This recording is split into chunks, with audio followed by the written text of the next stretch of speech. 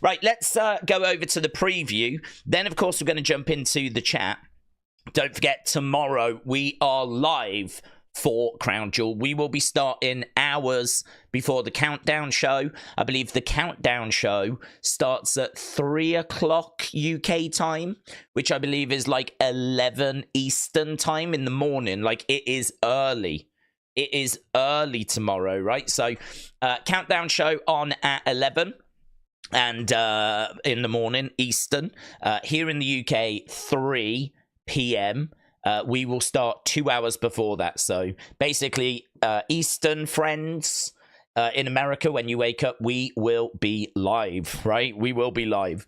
And we'll be going straight the way through the countdown show, straight the way through, obviously, Crown Jewel. And then we're going to try and do UFC afterwards. I do want to do like an unseen before that, so we won't just go from one stream to the other. There will be a bit of a break. I don't know if I'm going to be able to get an unseen done and a review. I would love to get both of those done, but my priority is that we get Crown Jewel done. I get the Crown Jewel videos done, and then hopefully we should have enough time to do the UFC show, right? So that's my plan for tomorrow. I wanted to be nice and clear on that because I thought there may be some questions that people might have about what the plan is. That is the plan, right? So with that being said, let's flip over and go over to the preview.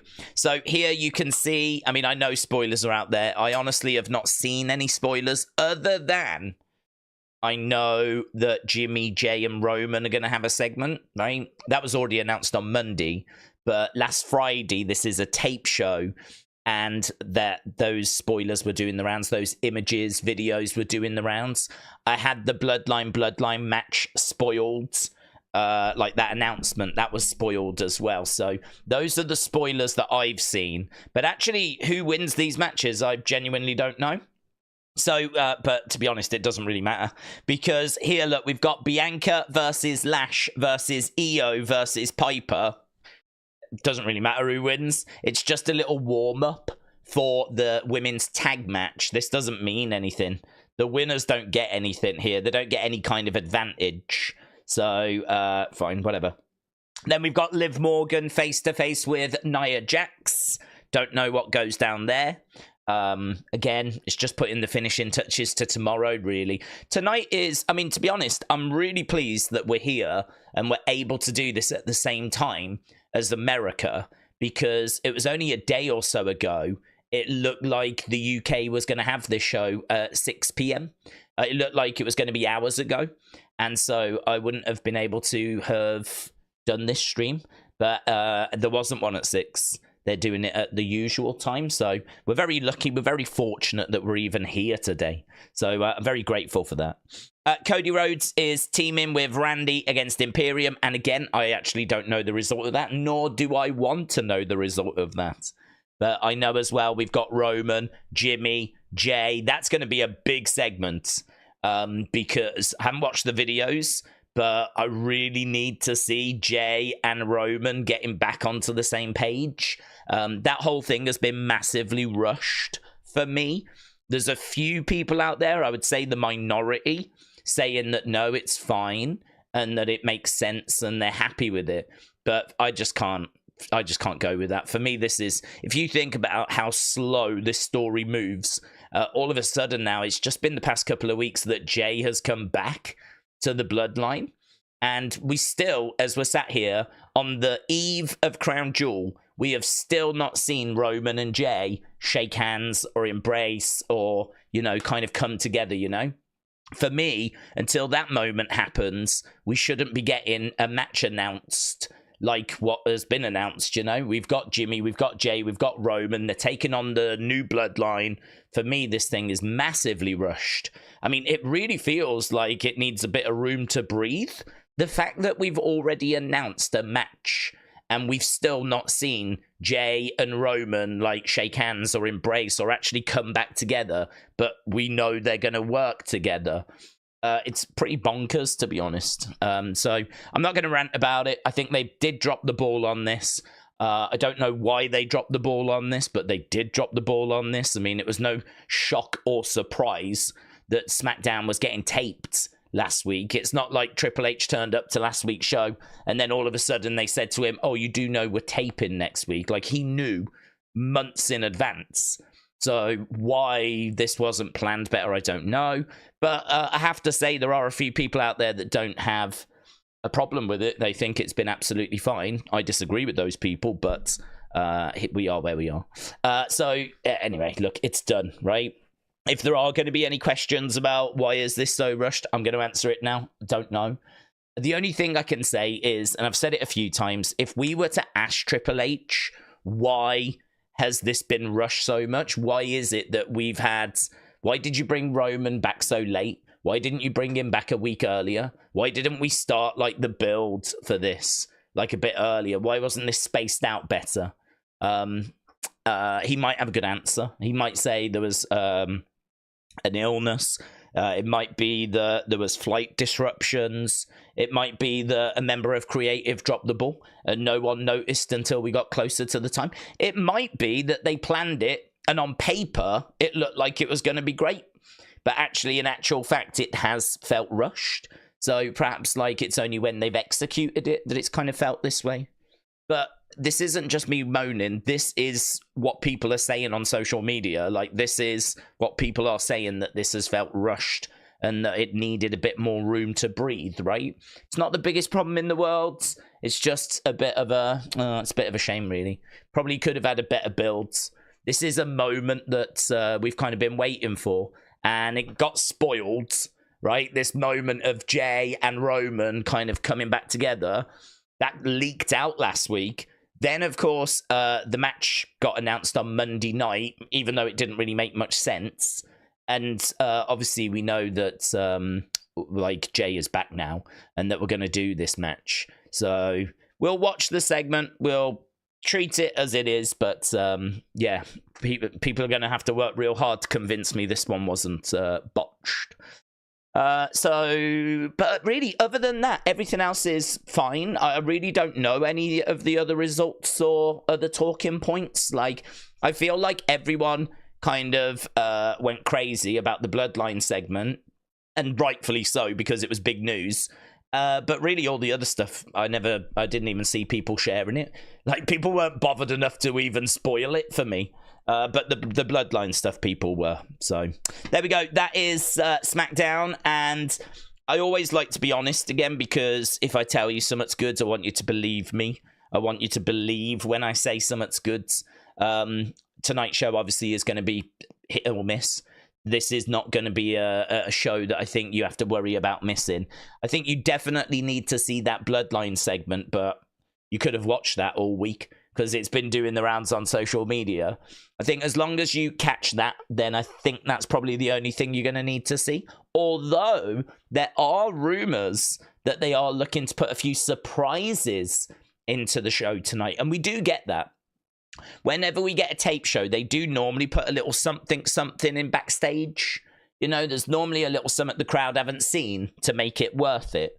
To make it, even if you saw the spoilers, like, this show is still worth watching. So I'm going to say, like, my excitement for this is so-so. I'm interested in seeing that Bloodline segment because I didn't watch any of the spoiler videos. I'm also interested to see what other surprises they've got lined up. But beyond that, it should be a go-home show. The kind of thing that we're used to seeing, you know. So there we go. That is SmackDown. Let's jump into the chat. Let's talk to Uncle Howdy. Hello, Uncle Howdy. Days, it's what I think. Much love to you. Thank you for everything you did in the company. You're probably like my all-time fave. I can't wait to see what you do. It's what I think it is. Much love to you. What are you referring to, buds? Baron Corbin. Has Baron Corbin put a message out? I've seen a lot of talk about, so 20 minutes ago, he put out a message saying, that's all she wrote, folks. It's been real, and I appreciate everyone who supported me.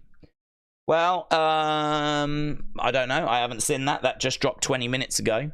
So that is interesting. We've got it right here.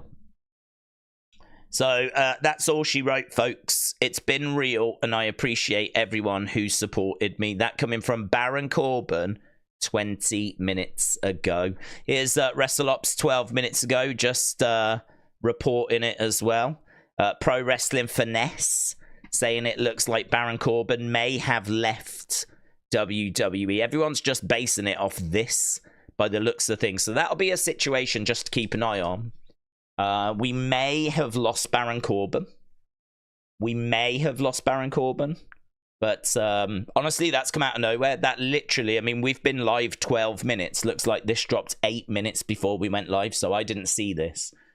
So very interesting. So Uncle Howdy, thank you for bringing that to my attention. Same with James. I can see a few people talking about it.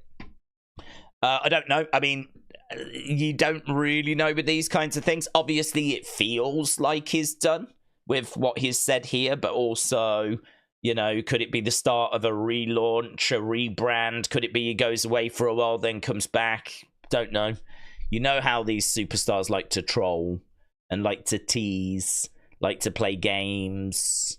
I'd say it's clearly not a good sign, and you know, if it is done, then of course we wish him all the best, but not sure yet. Not 100. I'd say 95% looks like it's done, but there's a 5% of me that's like, It's wrestling, man. It's ruined me.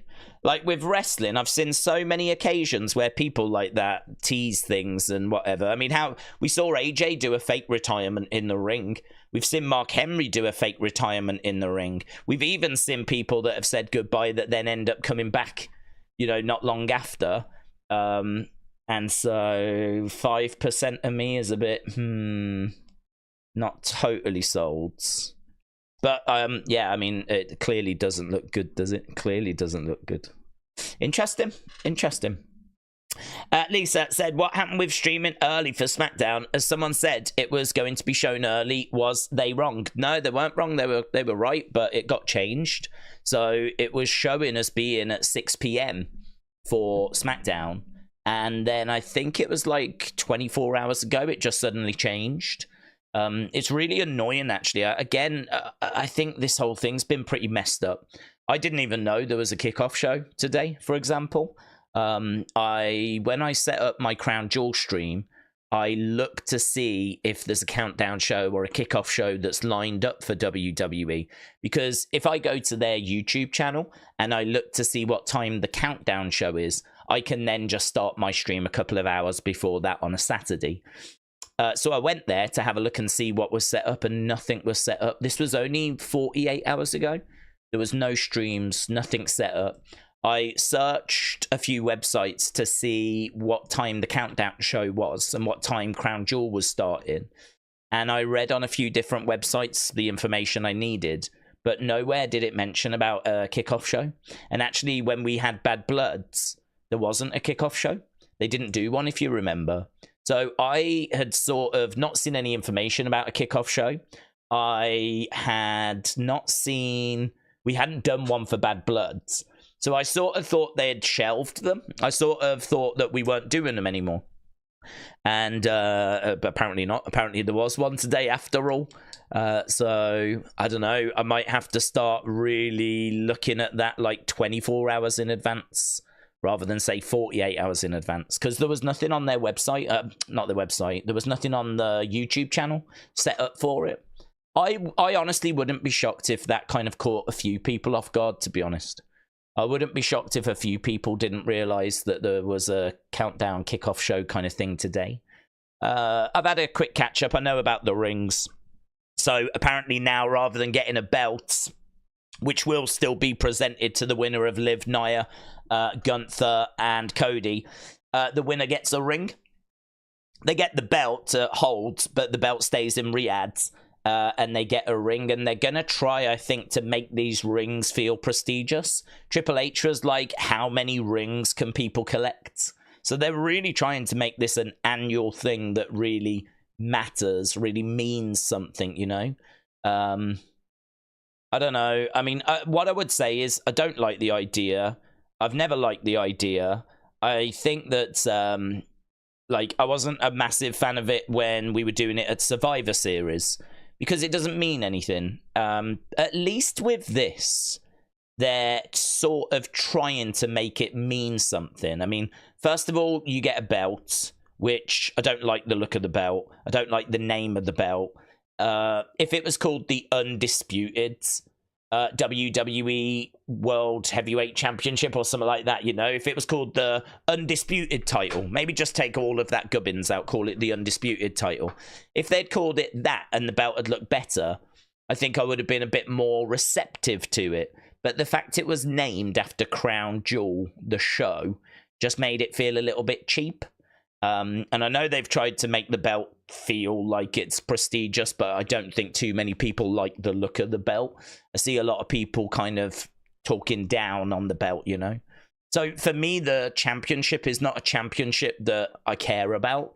It's not an award that I care about. Well, I would say that the rings are a bit better, actually. Because the thing is, with the ring, you'll always have that. You won't always have that belt, because, you know, you'll hold it and then, of course, you won't see it again. At least with the ring, you did achieve that. You reached that mountain. Not only did you become champion, but you also won that match, which got you that ring. And you can only get that ring if you're a champion at the time of Crown Jewel and win the match, right? So actually, the rings is a nice addition. I still don't care about them. Still don't think it's, like, you know, that big of a deal, but I will give them some credit and say that I do think it helps a little bit, because at least now they've got something that they can wear all year round. You know, all of a sudden now, how many times you go into the Hall of Fame, you know, that matters. Are you in the Hall of Fame? If you are, how many times, right? Have you got a statue? These are little things that we use to measure the success of a wrestler. How many world titles did they have? Did they go in the Hall of Fame? How many times in the Hall of Fame? Did they get a statue made of them? That's, in my mind, that's the ultimate. If you have a statue made of you, that is the ultimate. And only a few people get statues made. That is the level above Hall of Fame. I mean, Hall of Fame, we've got Queen Charmel, we've got Coco Beware, we've got, you know, people in the Hall of Fame that I don't know they had Hall of Fame careers. I would never take them out, but I'm not sure they had Hall of Fame careers. But above that is the statue level. Well, I'm not saying that this is anywhere near that, but at least now with these rings, there is something permanent that they can have to show that they achieved, you know, reaching a mountaintop of some sorts, you know. Not only were they champion, but they won that annual match where it's champion versus champion. So I do think this helps. A lot of people have said, you know, a lot of the moans, or some of the moans were that they'll win that match and then we'll never see the belt again. And that was the criticism people had. So, which I understood. Like, I agreed. You know, you win the match, you hold the belt, and that's it. We all move on with our lives. At least this way, there is some a bit permanent. So I actually really don't mind. I really don't mind the ring. I think it has added. I still don't care about them, but I think it has added. But no, in regards to like the start time for SmackDown, that had changed. Here in the UK, which I'm really pleased about, because, you know, I wanted to make sure I was here with you guys. William Hensey, shout out to you, my friends. WrestleBuzz, hello. Said, Days, Corbin done. Check the latest tweets. We've touched on it. Anna said, Days, I've tweeted you about Baron Corbin. He's done. And Tegan Nox is gone. Tegan Nox is gone as well. Are we getting like a cull, are we? The claim within WWE is the 3 departures. Indy Hartwell, Tegan Nox, and Baron Corbin. Indy Hartwell has apparently gone as well. Hartwell and Nox were working to find out if their deals were coming up in 90 days or if they were releases. So, top story, it looks like Corbin has gone then. And not only Corbin, but there's word of Tegan Nox. And I can't, that's so sad about Indy Hartwell. Really feels like Indy had something to offer. So that's come from Fightful Selects. I mean, is it just those three? Let's have a look at Fightful Select, shall we? See what Fightful Select are saying. Very unusual for us to get news of this kind of scale, isn't it? Very bizarre. Let's see what Fightful Select have said. 10 minutes ago, Tegan, Baron, and Indy are leaving WWE. Fightful Select has confirmed. More details to follow. Wow. That's definitely, that's a video, in it. I mean, that needs to be its own little quick video. I mean, there'll be people that are at work or driving or whatever that won't have heard this news. Let's do a quick video on that. Massive breaking news coming out of Fightful. Actually, you can see the tweet here from Sean Ross Sapp. This is on top of a tweet that came out from Baron Corbin earlier. He said, "That's it, folks. We're done. We're out. Thank you for everything." And so obviously that just came out of the blue. We hadn't heard anything from WWE. No confirmation or anything, but now we've got this from Fightful, and Fightful are saying they have confirmed this. So this is Sean Ross Sapp's tweet. So the claim within WWE is that these three departures, Indy Hartwell, Tegan Nox, and Baron Corbin, are the only ones that are leaving in this round. So it's been confirmed. We have lost Tegan Nox, which, no disrespect to Tegan, I don't think this is going to be the biggest surprise in the world. She just was not getting used on TV. And whenever she was, there wasn't really much momentum there. Like, they never really backed it up with anything. She would just be on TV, like, for a week or a couple of weeks, and then she'd be gone again, right? Baron Corbin, he went down to NXT to try and reinvent his character.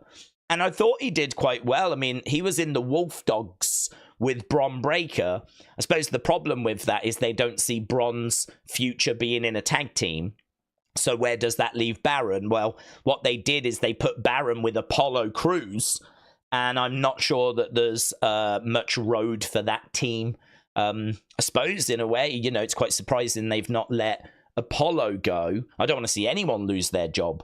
But if they don't have room for that tag team, I wonder why it was only Baron that was let go. So, again, I have to stress, I don't want anyone to lose their job. So I'm certainly not saying, you know, Apollo should have lost his job. But, yeah, they were in a tag team last I saw, Baron and Apollo. But it seems like it's only Baron that has been released. And then, of course, Indy, actually, I mean, I would say Baron and Indy are the two surprises. Tegan, I'm not that surprised by. But Baron and Indy, I mean, she's been doing quite a bit on social media. You know, there's been a lot of stuff for her, but not much on TV. I mean, if you look at how often she actually gets used on the shows, it is quite fleeting. I think it's surprising because she was very active on social media. You know, she was doing a bit of a fun kind of speed challenge with Candice LeRae, where they were both trying to do things quicker than each other. And so, you know, she's done a lot with Bailey. She did a bit around Halloween. She puts out a few cheeky pictures and whatnot. Like, she's quite active on social media. So, yeah, I suppose I'm surprised in that regards. But anyway, we don't have more details than that. All we know is that it has been confirmed by Fightful that Tegan, Baron Corbin, Indy Hartwell have gone. That is believed to be it for this round of releases. And obviously we'll get more details as and when those details come through. Shame, real shame. It's Triple H's idea. He fired 3 superstars tonight, says Matthew. Well, maybe. I don't know why those 3. Triple H has always had a soft spot for Tegan. He's always really liked Tegan. So it's quite surprising, actually, that he's made this call. But, you know, it's big news. Yeah, it's really big news. I'm surprised that it's hit now. I mean, I wonder if they're hoping that SmackDown's going to kind of bury the news.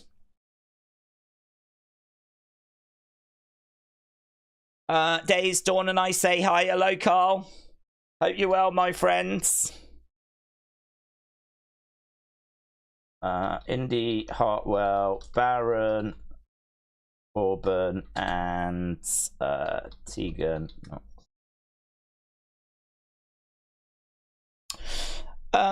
Should have made Baron and Apollo the new APA. Yeah, do you know what? Just a little behind the scenes. That's kind of how I do videos. I just do them in one take live, record them, and then like put them out. When you put out as much content as I do, you don't really have time for like multiple takes and stuff like that. So it does mean sometimes I say things in videos and my brain's like, not that you shouldn't have said that, but like, that could be taken the wrong way. So as I just recorded that and I said about it's a surprise, like Apollo hasn't been let go, my brain immediately went, oh, that doesn't sound good. That sounds like you want him to be let go, which is why I then spent a few moments saying, not that I want him to be let go. But the point I was making was the last time we saw them, they were in a tag team. So if you was going to let a load of people go, it's a bit weird you only let go of Baron. Unless, of course, they feel that there's a way of using Apollo, but they never use Apollo. So it's, I don't know, it's a bit strange. Like, it's a bit strange. But again, I have to go back to what I said. I don't want anyone to be let go, you know? I don't want anyone to be let go. So, like, yeah, it is kind of fun. Or funny, like, that you've got to see that live, you know? Because that is the kind of thing that goes through my head when I film a video like that. Ash said, I can make an argument that Roman, Jay, Jimmy versus New Bloodline opens the show, whilst Gunther and Cody main events at Crown Jewel. Bloodline only main event if something major and huge happens afterwards. Yeah, to be honest, I don't mind. I know there's people that are quite passionate on this topic. I know there's people that are really like, no, it's got to be this match, it's got to be that match. The truth of the matter is, I don't care about the Crown Jewel Championship. It doesn't mean anything to me. I'm sure that you can make it mean something. I don't doubt that. I'm sure you can make it mean something. But at the moment, it doesn't mean anything, right? And so it's a case that if that doesn't main event, I'm okay with it because it just doesn't matter to me. I'm not bothered. I'm not tuning in really for that championship. It's not a case that we're all sat here going, oh my God, who do we think is going to be the first ever Crown Jewel champ? No one cares. So, like, it doesn't matter.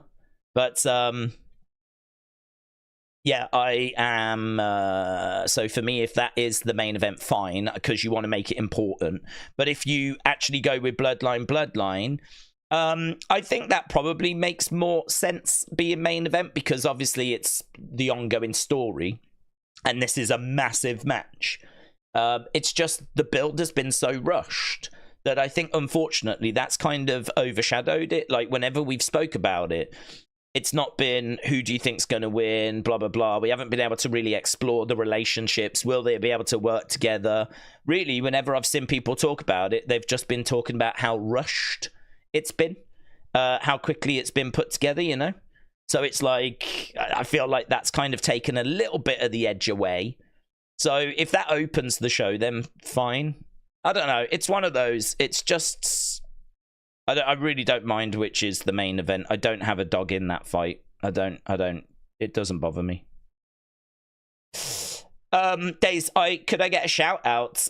Baron got released at Cold Edits 2011. Shout out to you, my friends. Batman Big Fan said, who's on the Mount Rushmore of the greatest WWE high flyers of all time? That's a good question.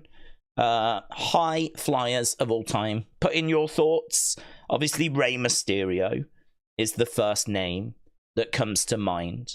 So I would go with him. Do you know another name which people might not go with, but I'm going to go with, is Owen Hart.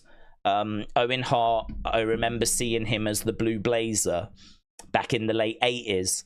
And he was someone that would be more willing to go up top. And even though I think as we got into the 90s, that wasn't really so much his game, he was very agile. And he also, more so during the Blue Blazer kind of periods, would be more willing to take those kind of aerial risks, you know? So for me, like, he might not be a Grand Metalik, he might not be a Kalisto, he might not be a Sin Cara, he might not be a Dragon Lee, he might not be a Luchador. But if I think back to people that were willing to go up top and actually take some aerial risks, Owen Hart really stood out in that period because there wasn't loads of people that were going up top. You know, like Macho Man going up top and delivering an elbow was really exciting. Superfly Jimmy Snuka as well, you've got to put in that list. If you want to talk about people that really, you know, made an impact, him going up and doing that splash off the top, you know, that was a massive deal. There was only certain wrestlers like the Rockers, Superfly Jimmy Snuka, the Blue Blazer. But, you know, you look at Hogan. Did you ever see Hogan going up top? You certainly never saw Andre the Giant. I think Warrior might have ventured up there like once or something like. But if you go down the list of like, did Davey Boy ever go up to the top? If you go back to that time period, it just wasn't really a done thing. So you could maybe Evan Bourne's a great shout. Jeff Hardy's a great shout. Rob Van Dam as well. Yes, Charlotte if you want to go for the women. So trying to go through the, I mean, once you get to the 2000s, you're right. That's when it all explodes. That's when, you know, we start taking more risk. But I definitely want to represent the early days. I would definitely want, I think in retrospect, I'd probably have to take the Superfly over Owen Hart. But Owen Hart would be one of the first names I think of when I think of that time period. So Ray, Superfly Jimmy Snuka. It's hard to not go Jeff Hardy in it. I mean, he flipping jumped off everything. So Jeff Hardy, I think, would have to be in there. Rob Van Dam's a tough one. Do you know what? I think I'm happy with Ray, Superfly Jimmy Snuka, Jeff Hardy, and then I think you can interchange the fourth one with like loads of different people. I like that question a lot. That's a good question. 1, 2, 3 Kid is a great shout, yeah. Obviously went on to be X-Pac. The Flying Bees, said Kate Pop Lover. Shane O'Mac, Bam Bam. Bam Bam for a bit of size. Bam Bam for a bit of size is not a bad shout as well.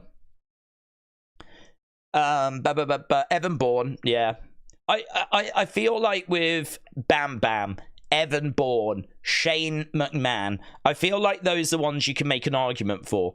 But truthfully, I don't know that they would be like cemented in my Mount Rushmore. I feel like Superfly is cemented. I mean, that was his whole gimmick. And I feel like Ray is the greatest, you know, kind of high flyer that we've had. So Ray, I think, was the very first name I thought of. So those two are definitely cemented. Jeff Hardy, I mean, it's just really hard to not include Jeff Hardy. I think those three are cemented. And then the fourth one would be probably ever-changing, depending on what day of the week it is. What time is Smackdown, said Lawson. Hope you are well. Lawson, hello, my friends. Smackdown is on in an hour and a half. We've just been dealing with this emerging news, which has kind of put a bit of a spanner in the works. Obviously, big news that there's been releases in WWE. I'm really going to miss Indy, actually. I know that there was a lot of Baron Corbin fans, certainly in France. A lot of Baron Corbin fans. Baron Corbin, for me, was someone that never quite got it together. And I think even down in NXT, never quite got it together. I really feel for him because he never got it quite together. And I don't think anyone helped him get it together. I mean, he went down to work with Shawn Michaels, work with the NXT developmental crew. And the best they could come up with was that Burn the Ships, which was fine. Burn the Ships was fine, but like his ring gear was atrocious. I really didn't like his ring gear. His entrance presentation was fine, but it didn't mean anything. It didn't carry over into his character. It's all well and good having the catchphrase Burn the Ships and having a nice entranceway, but if it doesn't mean anything, if it doesn't translate to your character, if there's not a way of you using it in your promos or anything, then you know, what does it matter? What does it mean? It doesn't mean anything. So, yeah, this was a real problem for him. And to be honest, The most captivating he ever was down in NXT was when he was in that tag team with Bron Breakker, as I said in that video. And that was never going to be the long-term future for Bron Breakker, was it? That was never going to be the long-term future for Bron Breakker. So, yeah, just like, I'm not massively surprised, I suppose. I'm surprised that they couldn't find something better for him to do, but they didn't. They then didn't use him on the main roster when he returned. So...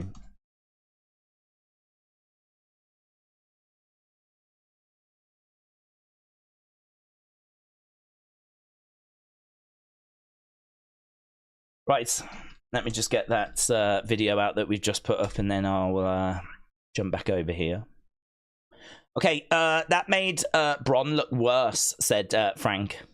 Connor said, Days, have you heard that we might have 6 legends at Crown Jewel? Goldberg, Lita, Mickie James, Armando, and Rikishi and The Rock.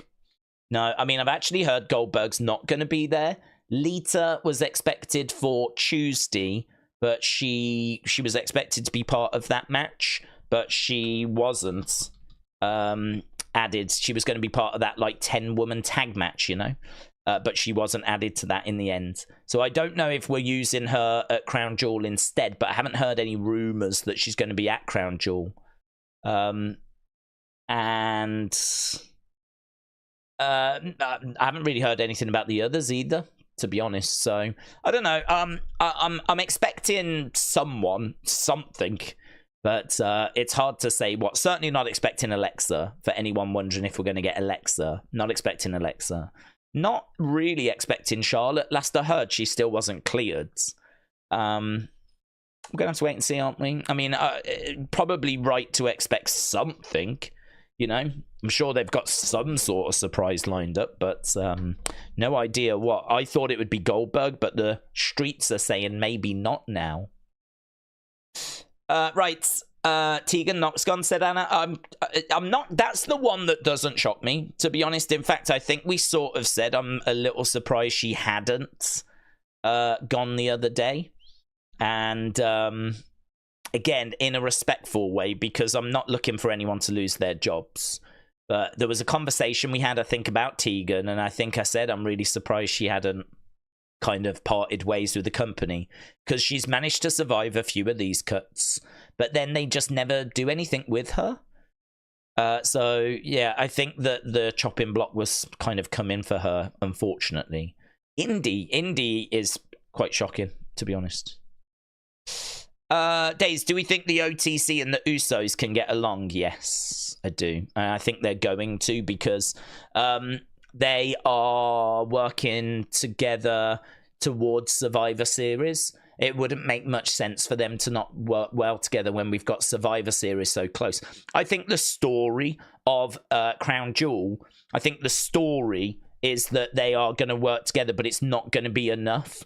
And then they're going to have to get the wise man. They're going to have to get Sammy. I think Sammy is a red herring. I think him talking to Solo is nothing. It could be that Sammy was in the parking lot, Solo called him over, and Solo was trying to, you know, convince him to join their sides, but Sammy wasn't having it. And what we saw was just Sammy having a word with Solo. I don't think there's anything more to it than that. I think if Sammy has to pick a side, I think he'll pick the side that's got Jay on it, his friends. He doesn't have any friends over on the other side, even if Solo now is trying to become his friend and trying to fool him that he is his friend. We all know that Solo didn't think twice about Samoan spiking the hell out of Sammy. You know, if you remember at the Royal Rumble, when Sammy turned on Roman, you know, Jimmy and Solo brutally beat Sammy down. It's funny because, like, people have been sending a video round of Solo saying that he all likes Sammy and all this, and they're like, oh my god, can't believe this has been foreshadowed. But those people seem to forget that Solo, after that point, beat down Sammy and didn't give it a second thought. So for me, like, Solo is probably, you know, got a little soft spot for Sammy. I don't dispute that. But, you know, for Solo, of course, it's family first, and he didn't think twice about beating down Sammy in that moment. Who didn't know? Jay. He got out the ring and walked away. Jay's a real one for Sammy. And I think that, I don't think that Sammy has ever forgot that. And even after what Jay said to him on Monday, which we were all appalled by, I still don't think that Sammy has forgotten that. So I think the story, I'm thinking the story, is that we do Bloodline. The OG Bloodline struggle because we all know it's 4-on-3. We know that the numbers are still in the new Bloodline's advantage. I think that OG Bloodline are going to need help. I don't know if Sammy helps them at Crown Jewel or if they have to go and recruit him after Crown Jewel. I can totally see there being an apology from Jay where he's like, I'm really sorry, man. I should never have said you're not family. You've been more family to me than my actual family at times. I can totally see that conversation at some point. And yeah, I think we're building to Bloodline Survivor Series, which is not going to be a shock for anyone, is it? I'm not telling you anything you don't already know or probably don't already think. And I think that's where we're heading. So if that is where we're heading, then it doesn't make sense for them to fall out or struggle working together, does it? Like, surely it makes sense that they get along at Crown Jewel. So Carl and Dawn, shout out to you, my friends. WrestleBuzz, hello. Days, your timing with recording a video, thumbnail making, uploading a video, all whilst live streaming is impressive. So thank you, WrestleBuzz. Yeah, I mean, that's a process which is very natural to me now because I've been doing this a long time. And for people that have joined us a long time, you'll know that we used to do those sorts of videos, like, not regular, but if there was like a title change, we sort of stopped doing it, to be honest, because I don't know why we stopped doing it, actually, but we did. Like, whenever there was a big moment or a big title change, I used to just go, right, I need to do a quick video on that. I'm very aware there's a community of people that are joining us live now, and I love you all, you know that. But there is also a lot of people which are not joining us live that are out for the evening, that have gone for dates or dinners or meeting up with family, or, do you know what I mean? They're stuck at work or they're stuck in a car on the way home, blah, blah, blah, blah. And those people are people that can't join us for a stream, but might be able to just have a look at a quick couple of minute video of like what's happened. And so I'm aware that there are people out there that will benefit from that as well. And of course, you know, it's good to just put that kind of content out onto the channel rather than it being hidden just in a stream. So yeah, we've done it. We've done that for quite a while, but it needs to be something pretty big in order to do it. Because I don't really, I find it a little disrespectful to you guys, of course, because you're here live and of course you want to interact and everything, which is awesome. So it's a bit wrong of me, I suppose, to take a couple of minutes away, but I hope people understand. But yeah, you know, it's big news. It's really big news, and I'm still sort of like processing it in my head. Hartley Tin Man said, Days, doesn't seem that far ago we had Corbin and Elia. Yeah. Do you know, it's true. I mean, Corbin did give some great moments. I think the burn the ships thing was good. It was a step in the right direction. It just didn't go far enough. Like, I needed to know why burn the ships. What's that about? Where's that come from? What does it symbolize? What is this about? You know, there was a brilliant NXT vignette where he burned all his old stuff, right? And he was like, it's time for a relaunch, reset. And he would, like, all these old things that were connected to his career, he'd put them in this fire and burn them, right? And it was really interesting seeing him do that. And it was really captivating. You were like, oh, let's go, man. You know, the great thing about wrestling is you can do just the worst stuff in the world, the most cringe stuff in the world. It only really takes one vignette for you to hit that reset button. If you do a vignette where, you know, you could have been a clown, right? And not even an evil clown like Doink, but like a fun clown that played with kids in the crowds like before the shows, and then occasionally got like the odd match, but you was a jobber and you always lost, and then like, you know, you'd be still like, I tried, you know, and the crowd would be like, yeah, you know, jobber, enhancement talent, but you know, you could have that sort of gimmick.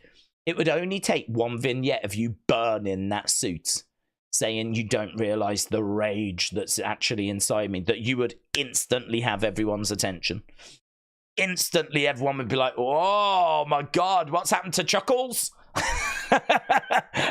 Oh my God, there's a dark side to Chuckles. And so then everyone would be super interested to see what you was about to come back with, you know? And like, what's going on? And Baron Corbin had that moment down in NXT. He did that exact thing, where he burnt loads of stuff from his past, teased this big rebrand, and then the rebrand was just pretty much him, but just with burn the ships and some ring gear that you could tell they were not sold on because they kept changing it. He had these like arm sleeves that said burn the I always hate that as well, by the way. When you've got like ring gear and it's got like letters down the side, I always think that looks tacky. He had burn the ships all down the arm. You could never quite read it because like obviously when he's fighting it might say E ships here because burn the is kind of hidden, you know. Like I think it looked tacky. It was unnecessary. I would have put him in something a lot bolder, cleaner. I would have done something like that. I never understood as well why, first of all, he never got into better shape, right? Because that was always a criticism, wasn't it? About his physique. I never understood why he never just went and hit the gym. I mean, if you're getting paid serious money, I mean, like if you're a main roster WWE superstar, you're in the hundreds of thousands of dollars at least. So, like, he's getting serious money. Why did you not just smash the gym and just get absolutely shredded to give yourself the best opportunity possible? So, I'm not into the body shaming thing. That's a whole separate conversation. Actually, Cody's come out with some interesting comments on that. Not into body shaming. I don't agree with it. But I think if you are a superstar on TV for WWE, I mean, if I was in that position, I'd flipping live in a gym. I'd live in a gym. I'd be, I mean, like, I'm on TV being seen around the world. Of course I'm going to get shredded. Of course I am. And even if it doesn't make a massive difference, it might just give you, like, a 0.5%, like, increase in your presentation. Just, even if it's just tiny margins, even if it's just tiny, tiny little improvements. This is something Cody has said, which I agree with, that those are the little battles you have to win. Because if you win all those little battles, it adds up to something huge. So, you know, get your ring gear looking smart, right? You get that right, that's a little battle won. Get your music right. If you win that, that's a little battle won. Get your body looking as good as you can. Even if you're, like, on the chunky side, right? Like, try and get into, like, some sort of shape. But to be honest, I think more presence is important than being ripped and shredded. For example, Yokozuna wasn't ripped and shredded, but, you know, it was Yokozuna. He was massive and he had a presence, right? Same with Bam Bam Bigelow. Bam Bam Bigelow wasn't ripped or shredded. He didn't need to be, but he had a presence when he came down, you know, and his ring gear, what he fought in, was like iconic with the flames. But also on his head, his bald head, he had his head tattooed. I remember that being a big thing as a kid. You know, Vader wasn't thin, but he had a presence. I can't say Baron Corbin had much of a presence other than just being tall. He didn't really have a presence. And I think, like, that could have been a little battle that he could have won. So, for me, like, he should have gone to NXT. He should have rebranded. He should have got himself winning these little battles, which I think he did try. I don't know about the getting toned, but the change in music, change in Titantron, change in ring gear. Like, I think they did look at that stuff. But I don't think they won all of those battles.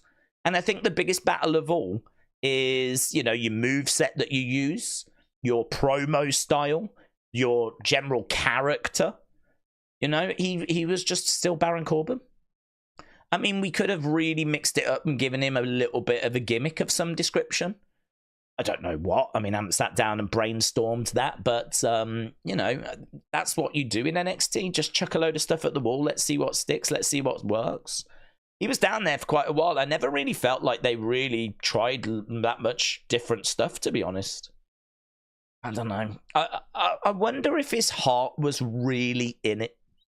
I know that might seem unfair, but, like, I just think if I was a wrestler and I was in WWE, I would have moved flipping mountains to have made it work. You need me jacked, I'll get jacked. You need me to live in a gym, I'll live in a gym.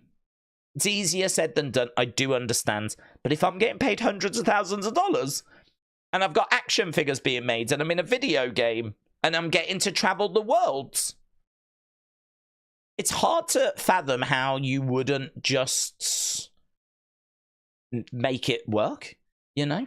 The only thing is, if he came up with loads of ideas and creative always went, no, no, no. He might have been amazing behind the scenes. I don't know.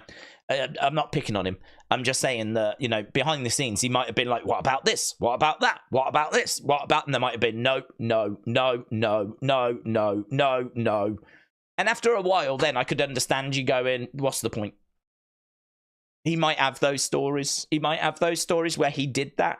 And it was no, no, no, no, no, no, no, no. And eventually I could understand him going, can't do anything here. So I would understand that then. But I don't know that's what's happened, you know. But yeah, look, oh God, there's so much to talk about. This is a whole conversation we hadn't even prepared for. We needed to start another hour earlier. Ethan Hill said Montez is a good shout for High Flyer.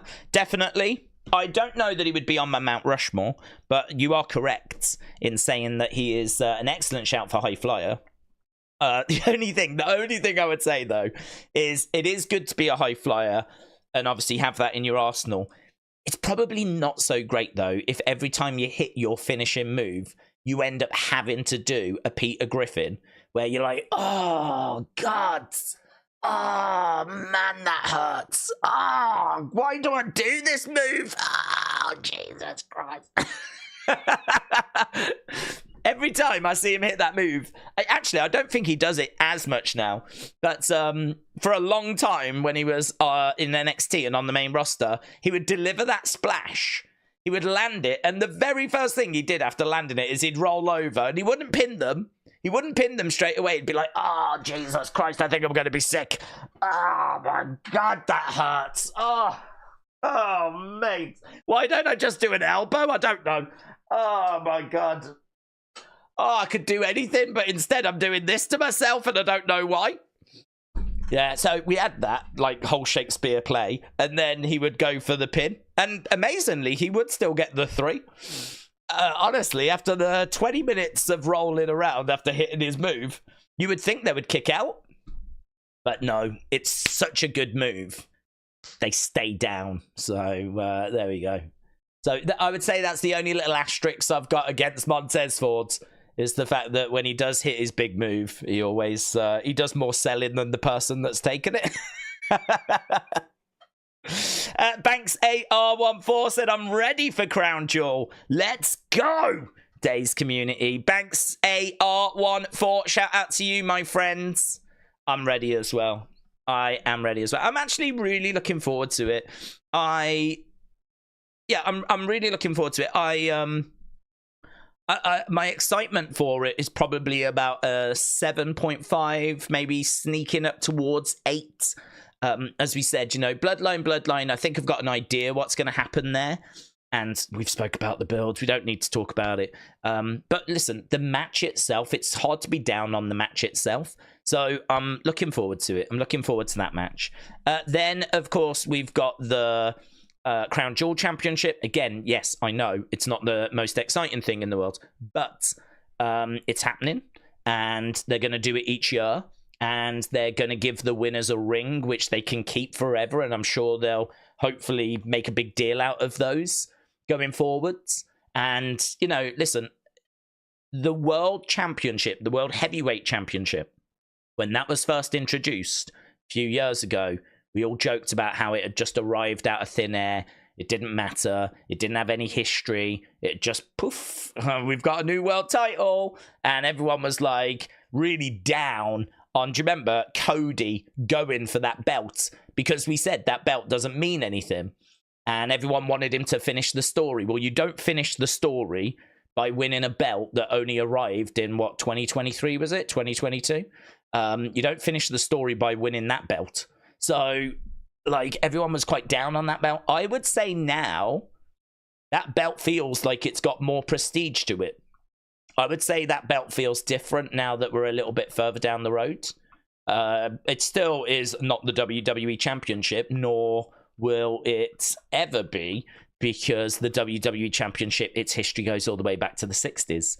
The belt that Cody has got is the belt Hogan had. It's the belt Bruno had. It's the belt Stone Cold had. It's the belt Triple H had. It's the belt The Rock had. It's the belt Roman had, right? So that World Heavyweight Championship, which just poof, magically arrived, that didn't mean much anything. No one, you know, it was a world title because they told us it was a world title. But now that there's been a few reigns, now it's had a few moments, now we've seen some dramatic matches where people have really fought hard to win it.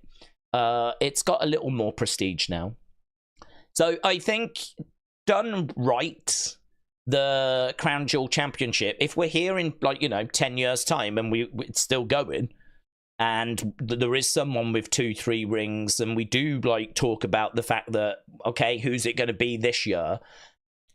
It might get some momentum, actually. It might get some momentum. I do think today's announcement has sort of helped it a bit in my mind, to be honest. I do think it has helped in my mind. So, yeah, those matches, fine. The Kevin Owens, Randy, I mean, that's going to be so much fun. Seth against Bronson, very similar. That's going to be a lot of fun. Women's tag match, don't give a flip. And I can't remember. Oh, the United States match in it. So that'll be all right. LA Knight, Carmelo, Andrade, you know, that'll be all right. There'll be some good action in that. Plus, you don't know what surprises you're going to get. Plus, also, it's wrestling on a weekend. We say this, you know. Normally, I have to do weekends where we have to do, like, UFC, just UFC, or some boxing. And I love them, and I love the people that join us for those. But even on those streams, I always say, wrestling is my priority. And so, to have some wrestling this weekend is really cool. I love it. I wish it was every weekend. So, yeah, I'm probably about 7.5 towards an 8. But, yeah, this ain't WrestleMania, you know? This ain't WrestleMania. But, yeah, no, it'll be good. I'm ready as well, Banks, and I'm pleased to hear that you are as well. We're going to have some fun with it. Carl and Dawn said, in my opinion on Corbin, you have to be a good face before being a really good heel. I can't remember him ever being a face. Thoughts? I wouldn't say that's an opinion I share. I think some people are naturally built for being one or the other. For example, MJF, I think, was a really good heel, but I didn't like him as a face. I thought he was too cheesy. I thought he was too silly. I thought he strayed too much in that sort of R-Truth kind of comedy. You know, I remember them doing, like, skits with Adam Cole and introducing the kangaroo kick into his matches, which, you know, got over with the AEW fan base, because that AEW fan base, they're going to love pretty much anything you give them. You know, I suppose in a way, just like the WWE fans are going to love pretty much anything we get given. You know, we'll be critical of it if we don't like it. But, you know, we're never going to walk away from it, or we're probably never going to be too harsh on it, right? But I thought there was a lot of stuff MJF did as a face. It was actually another reason as to why I really was starting to lose my, like, you know, affection for AEW. One of the things I loved about AEW was MJF and his heel work. And then they turned him face in 2023. And I didn't like it. I didn't think it fit. I didn't think it worked. A lot of people did. A lot of people enjoyed it. Fair play. I didn't. And for me, I just thought, you've taken one of the best heels you've got and you've ruined him. You've just made him cheesy. You've just made him cringe. I don't get this. I don't understand how this is going to be good for business. I don't understand how this is something people are going to want. I think, to their defense, they thought that it would work because he was so over and the people so loved him as a heel. Well, if you love him as a heel, you'll love him as a face. And for some people, that did translate. But it didn't translate for me. I actually thought him as a face was quite cringe. And I know he's gone back to being a heel now. I think that's the right move. But yeah, I don't know. I don't know that necessarily some people are born to be faces or born to be heels. I think there are many people that can do both. But I would say like Charlotte, for example. I don't think Charlotte works that well as a face, but she works well as a heel. I don't know why it is with Charlotte, but with Cody, like, he doesn't get this. But, like, a lot of people say Charlotte's only where she is because of her dad. But you don't really hear people saying that of Cody, even though it's absolutely true of Cody. I think because Cody ended up stepping away and then coming back means that people see him as, like, okay, he might have got to WWE because of his dad, but it didn't work. And he had to go away and he had to work himself. And then he was able to come back. So I think that's probably why he managed to shake that off. But with Charlotte, she got in because of her dad's. And then she's not really faced any hardship. She's just been given world title after world title, hasn't she? I think that's probably the difference. But she is also someone that I'm not sold on as being a face. I think she's a lot more... She's better as a heel. That arrogance, that I'm the queen, you know? People just, I think for that reason, find it easy to... hate on her, which is fine. I think it's worked to her advantage, to be honest. It's helped her as a heel. So yeah, I don't know. There's some people that are good as faces. There's some people that are good as heels. I mean, I'm sure John Cena would have been a good heel, but he was so good as a face, making so much money as a face. They never wanted to even really try it, did they? So I don't know. That's a hard one. I think the honest truth is, I think there's some people that are born to be faces. Some people are born to be heels. Some people have got the ability to do both. But I don't think everyone has that ability. Carl said, read my last super chat, please. Carl, shout out to you. I did. Please don't murder me. I did read it. I did read it. But Lisa said, it's a shame that Mr. Travels will probably not do AEW next week after Tony has possibly injected large doses of depression in Tommy's veins from his booking. It explains a lot. Well, that's, you know, I mean, I can't speak for AEW. I can't speak for what they're doing now. I can only speak for what I was witnessing in 2023. And again, there was people that were into the MJF face run. There was people that were really on boards with it, and that's fine. That's cool. I mean, it's one of those things where I can only tell people how I felt, like my honest thoughts of how I honestly felt after like watching and like, you know, watching each week and going on that journey. And it just really felt to me like they'd taken one of my favorite heels in the business and they'd ruined him. They'd turned him face and made him cheesy, in my opinion. And it was like, you've taken one of the rare things I liked about the show and you've now ruined it. You've now taken that away from me, which just added to the reasons as to why I stopped, because I'm not saying that was the reason, but as people know, I used to watch AEW for years and years and years, and the list of things that I enjoyed got smaller and smaller and smaller, and that's an example of one thing that I thought was good that ended up turning bad, and hence my list getting smaller and smaller. Shelf Presents, shout out to you. Max did it because he said that he could. He called out that he would turn face and that the marks would eat it up. Max knows wrestling better than some, it looks like, said Shelf Presents. Well, it didn't work. It didn't work on me. You know, he said that he could do it, and I don't think he did. He said that he could be a face and that people would eat it up. And as I said, there were AEW fans that definitely did, because people got into the kangaroo kick and, you know, all that kind of stuff. But it didn't land with me. I was never a fan of his face turn. So, I don't know. I think it's quite formulaic as to how to be a face.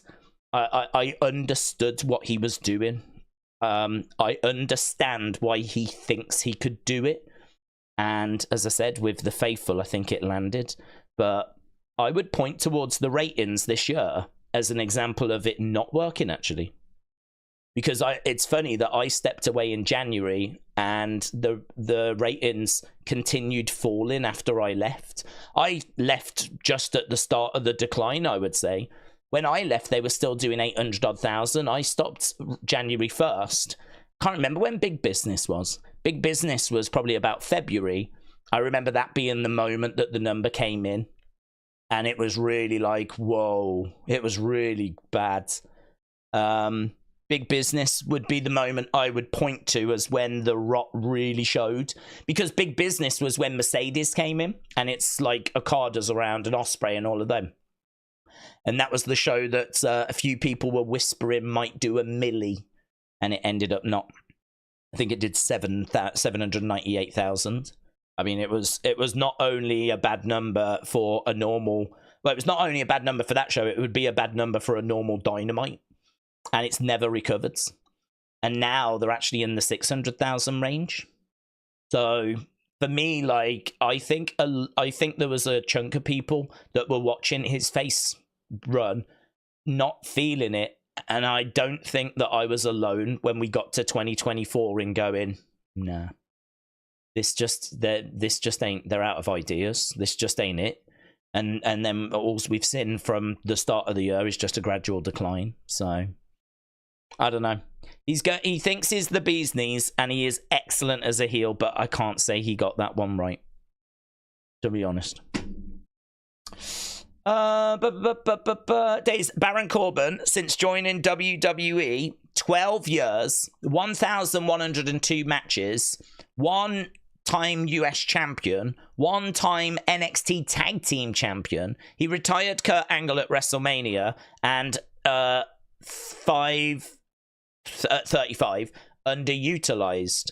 It's one that is Austin around that. There he is. Austin 316 was always a big fan of Baron Corbin, like genuinely a big fan of Baron Corbin. And I remember we always used to take the mick out of him because, you know, he never really got the best creative to get his teeth into. And honestly, I'm very disappointed to hear that he's gone. I do think there is something there. I do question why it didn't work. I do question as to, you know, because to be honest with you, I didn't feel it worked when he was in NXT the first time. He was never NXT champion. He didn't really ever compete for that title. I think he might have had the odd match, but he was never seen as being a true contender for the NXT championship. He was someone that, you know, got into feuds and he was fine. He was a steady hand. I mean, if I was to compare him to someone now, I would probably compare him to like a Tony D'Angelo, but maybe not quite as captivating. Didn't have as big a gimmick. He did have the lone wolf gimmick, which people enjoyed. But again, if you look at Tony has never been the NXT champion. He's had the odd shot at it, but he's never won it. Imagine if Tony just got called up now. So they always used Corbin. It weren't they never used him. He was always used, and he was in feuds, but it never felt like he totally cracked it.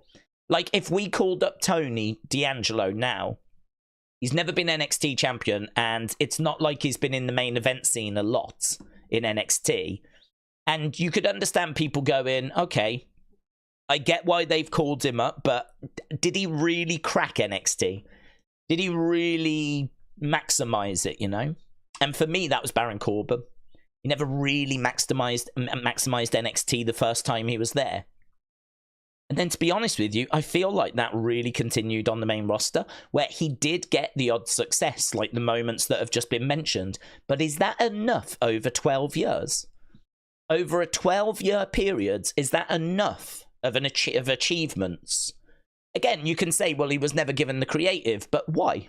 Why wasn't he given the creative? Why did they not give him the ball? Why was it always that others got the opportunity? I don't know. I don't have the answer to it. I feel really sorry for him, and I'm really sorry it didn't work. But something has never quite felt right. Same with Apollo. It's never quite felt right with Apollo Crews, has it? Things have never quite clicked. Never quite got in that group. I did enjoy him when he was Happy Corbin. I thought that was probably one of the best periods. Do you remember when he was like down on his luck? And he was like really disheveled. That I thought was a really good time. And then didn't he go to the casino and win? And then he like became Happy Corbin. But then they put him with Madcap Moss. And I just thought that pairing was awful. Do you remember they were like telling these awful jokes? That was just really bad. That just was not good. And he just sort of went from like one little gimmick to the next little gimmick to the next little thing. And do you remember when they put him with JBL? Do you remember that? He would come out with JBL. We had a big, again, we thought this is it. They've put him with JBL. JBL's going to manage Baron Corbin, and this is going to be what gets him to the big time. And there was a lot of goodwill towards him, but they just gave up on it. And actually JBL ended up like dissing him and like leaving him. And that was that. And I don't think it was long after that he went back down to NXT then. There was a lot of criticism of him being the one to retire Kurt Angle. Kurt Angle wasn't the person that Kurt wanted. I think he wanted John Cena. So, oh God, there's so much to talk about. There's so much with the history of Baron Corbin that we could get our teeth into. I wish it had worked, and I don't wish anyone to lose their jobs. I would feel happier if it turns out that these people just had not had their contracts renewed.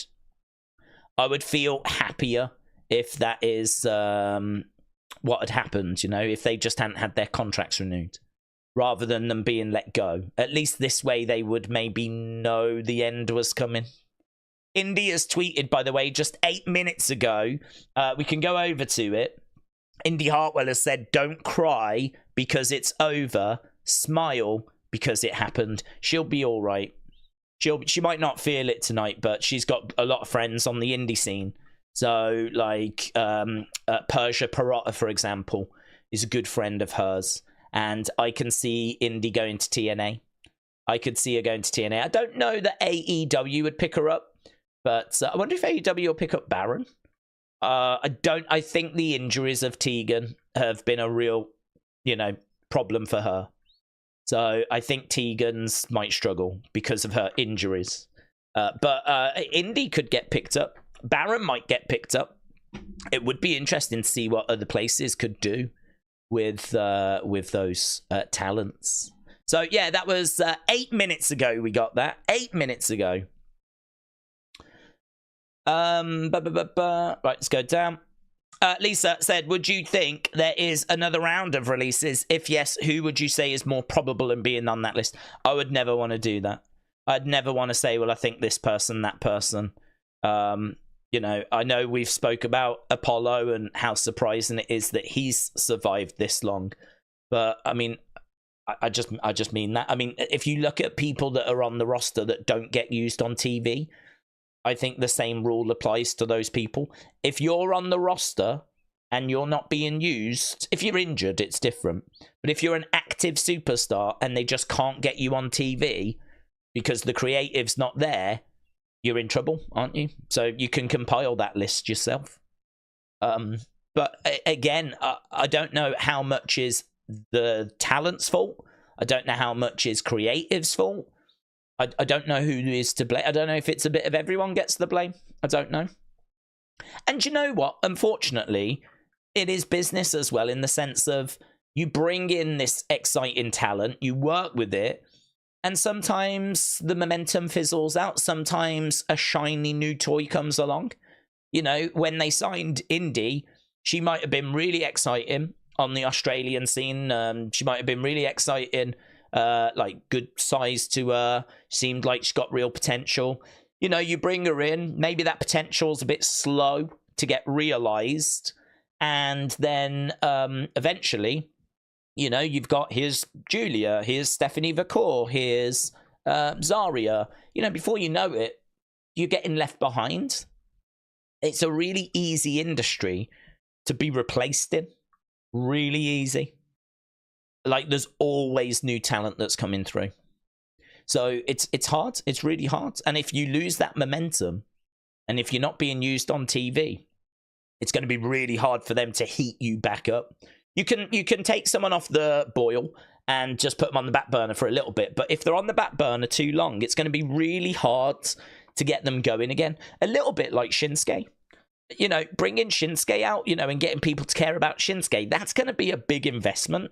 You're going to need him on TV week after week after week. You're going to need vignettes. You're going to have to do a lot of work to sort of reintroduce him. I mean, don't forget, every week, every show, there are people around the world watching for the first time. I have no doubt there'll be people watching this stream that have not joined us before. There's always new people coming in. Shinsuke will need to be reintroduced. And so will anyone that's been on the back burner for a while. So, yeah, I would never want to say, oh, this person, that person. I think it's just common sense as to who the people in trouble are going to be. It's the people that are not injured and not being used. Uncle Howdy said, I'm going to say this once. I understand people feeling the pain of their favourite wrestlers being gone, and I don't wish it on anyone. But still working there, getting fired, it's very most pathetic behaviour. Don't wish everyone still works there to get fired.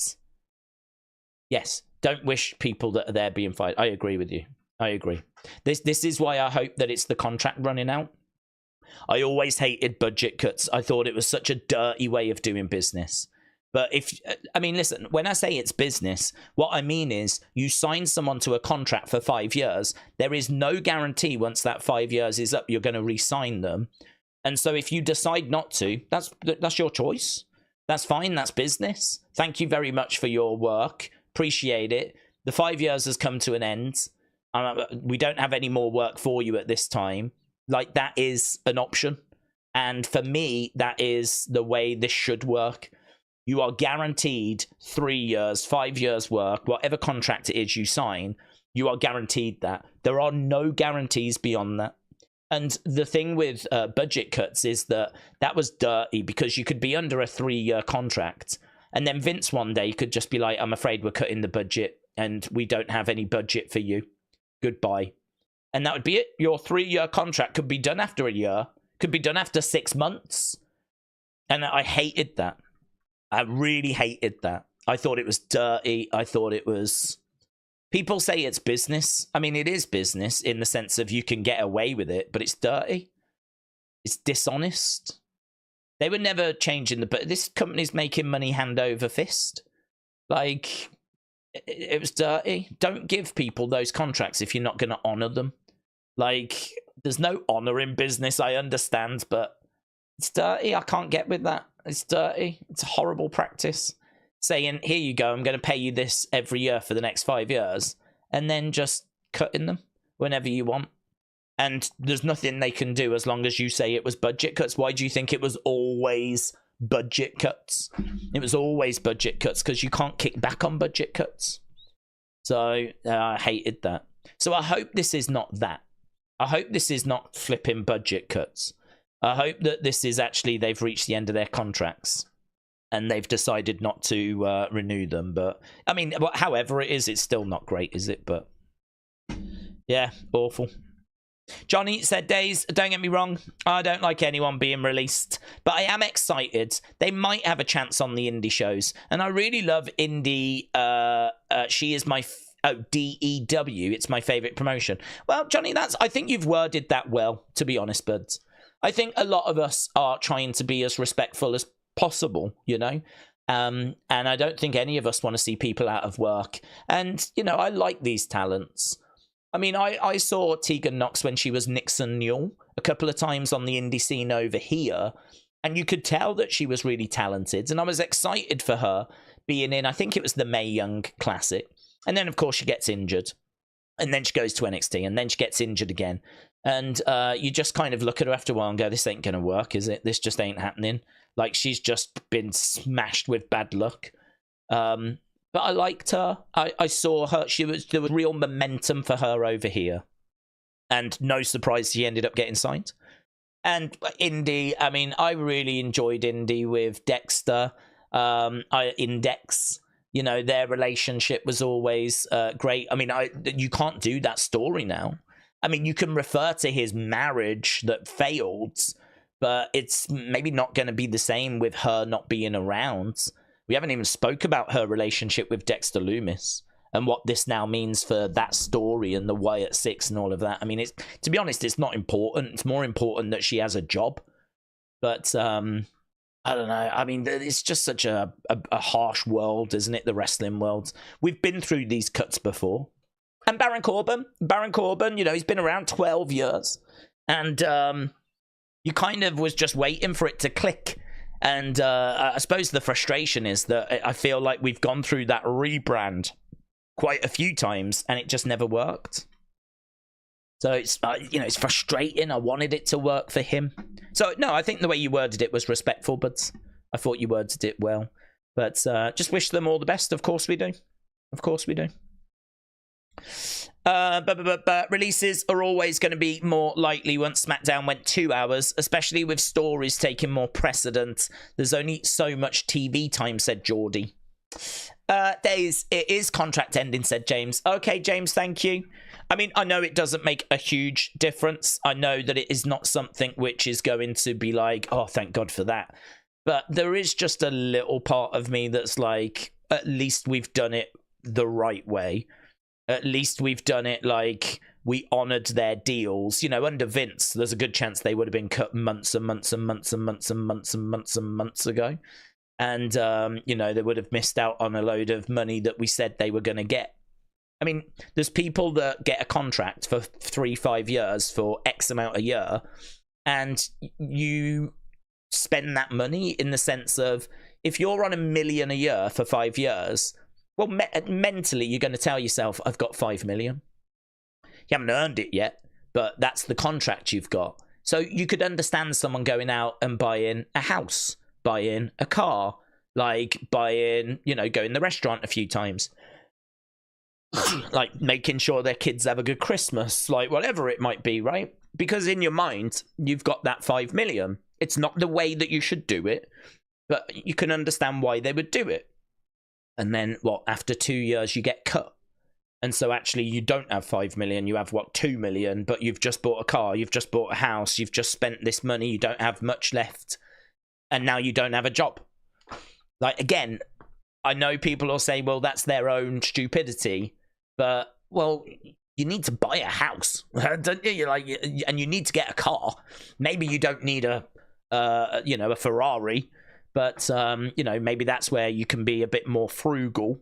But, you know, you can't be down on people buying a house, buying a car, looking after their kids, and just never knowing when that axe is going to fall. I just think it's dirty practice. It's really, I hate it. So at least, if contracts were honoured, then, you know, what the people mentally prepared for, like, this is how much money I will have, they, you know, did actually receive, they did actually get. So that's why it makes a difference. That's why it matters to me. But it's, you know, it's only very small, isn't it? It's you know, still wish that they found a way of keeping them around. But this is the problem as well. You know, we get excited when Julia comes in. We get excited when Stephanie Vacour comes in. We get excited when Zarya comes in. You know, Ethan Page comes in. Like, you bring Hikuleo in, Jacob Fatu in, Tama Tonga in, Tonga Loa in. Like, you bring all these people in. You're going to have to cut people. You're going to have to lose people because the roster is just getting bloated and bloated and bloated, bigger and bigger and bigger. The wage bill's getting bigger and bigger and bigger. And, you know, we probably shouldn't be too shocked that we have had to part ways with some people. Baron was a bad wrestler. Maybe DPW should sign everyone that WWE released, said Ajad Khan. I don't know who DPW are, to be honest.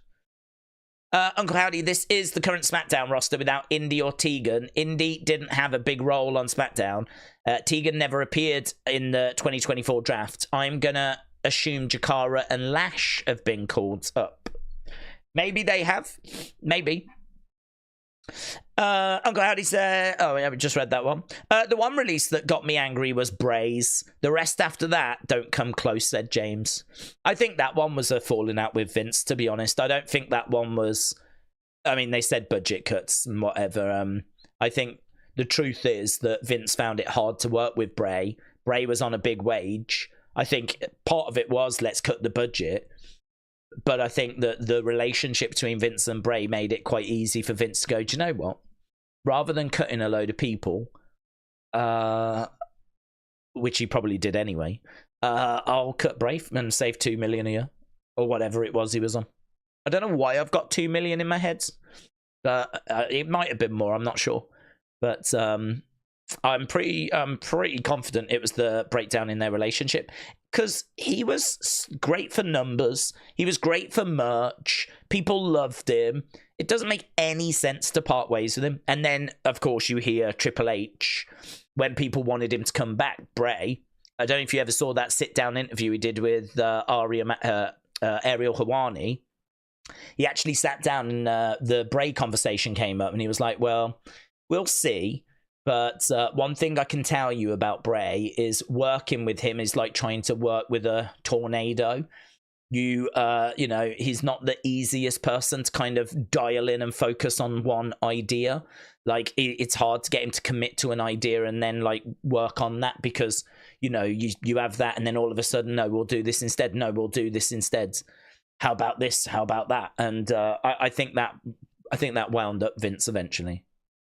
So I always took it as a breakdown in their relationship, which, you know, a real shame. It did obviously provide us with the moment of him coming back, though, which was amazing.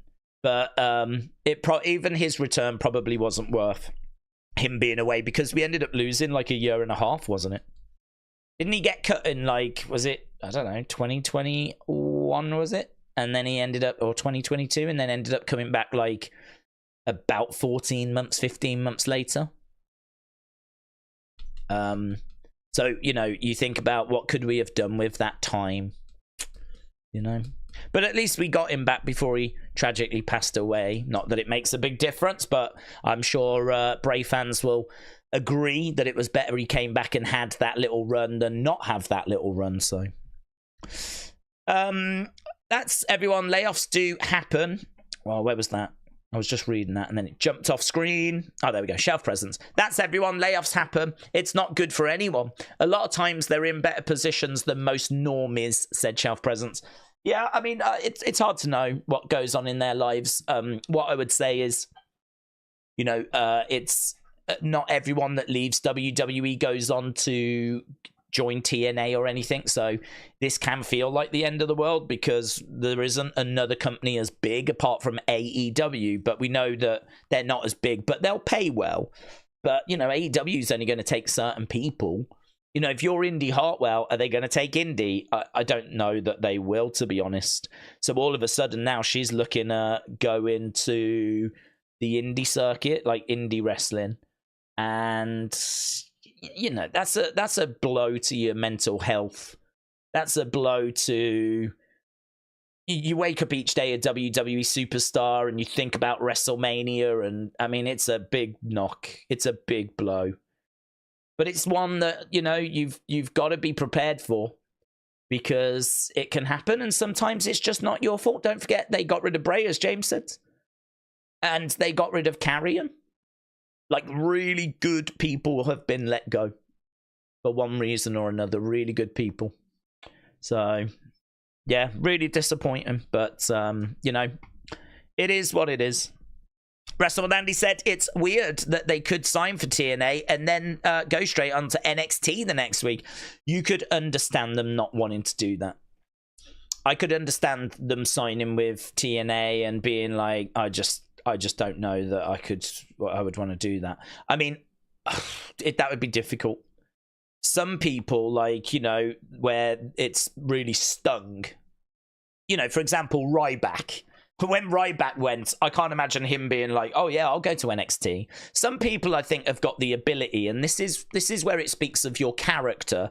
Some people have got the ability to go, okay, I am gonna try and maximize every opportunity that comes my way. So if they want me to go to NXT, even though WWE have just let me go, I'm gonna do it. Look at Ash by Elegance, Dana Brooke. She was let go by WWE, but she still showed up at, what was the show? It was the one at the Apex, wasn't it? I forget what that was called.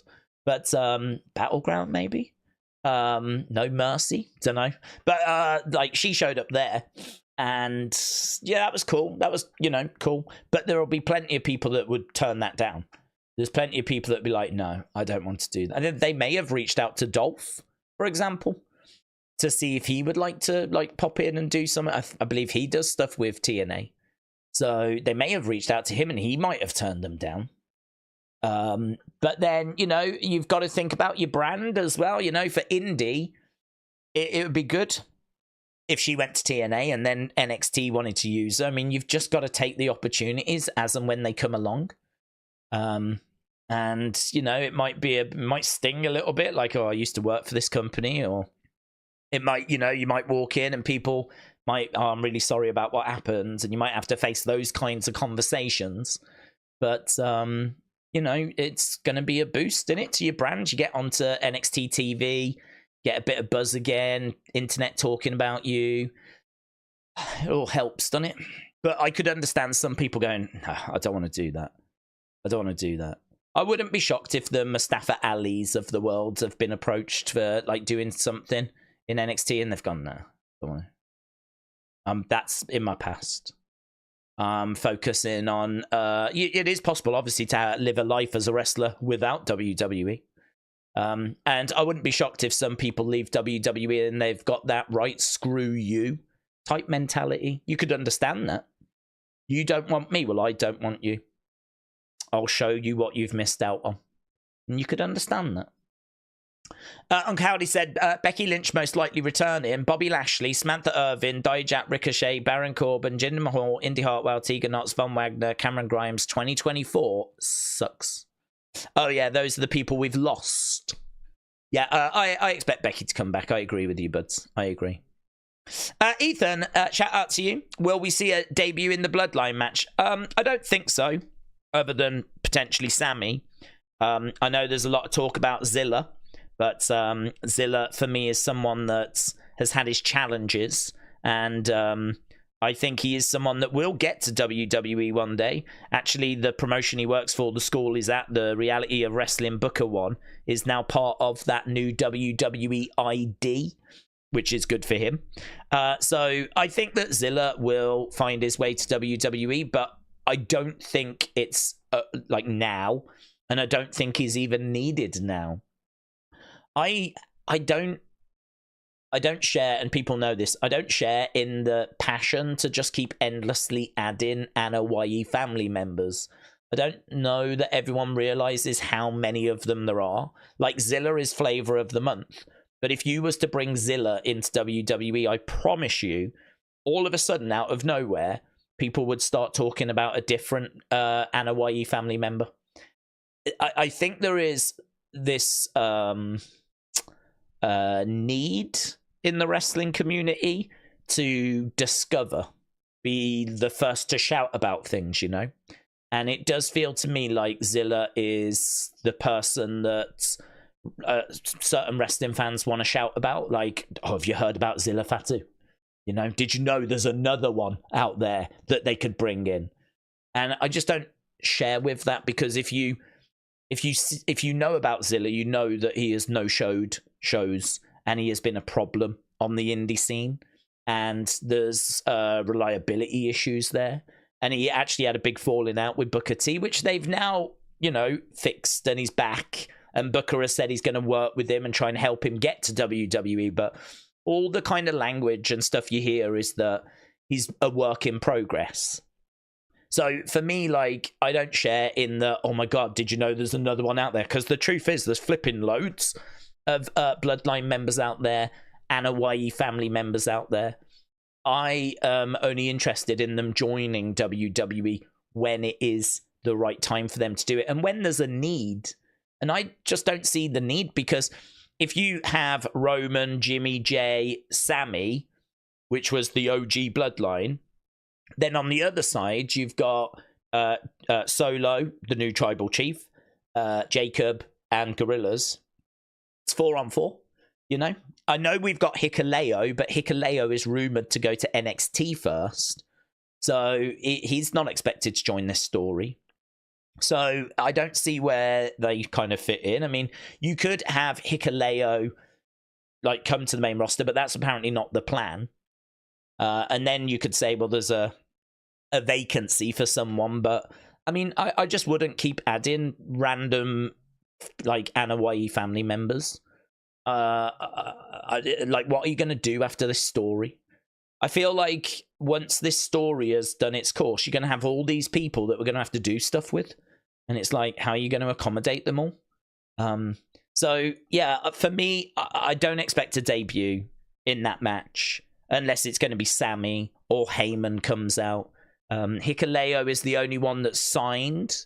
There's no word on Zilla being signed. So Hikuleo is the only one that's signed. And he is rumored to be going to NXT. So, yeah, there's lots of stuff that's going on. There's lots of directions that we can take these things. But at the moment, that is the destination for him, apparently, NXT. Right, where are we? We've got 23 minutes. We're flying through this. Days, people were saying that Indy was dull and boring. People were saying that Tegan was injury prone and boring. Those people are pulling sympathy card for these two superstars that were released today. Well, I'm not going to blame people for that, Uncle Howdy, only because I think it's nice to show sympathy. I think that it's one thing to criticize people's presentation and their characters, but it doesn't necessarily mean that you want to see them lose their jobs. So I'm not standing up for like these people, but I'm just saying I have complained about people, wrestlers, and about how I don't feel that they have quite clicked, or they're missing something, or the promos could be better, or you know, you criticize. Everyone criticizes like things that we see, like, oh, that promo could have been better, that match could have been better, blah blah blah. We've all got our favorites. We've all got people that, you know, we don't like so much, right? Although saying that, people I don't like so much, it's quite a small list, to be honest. And I would really struggle to name 5 names of people that I don't like in WWE. It's, I think, quite a small list.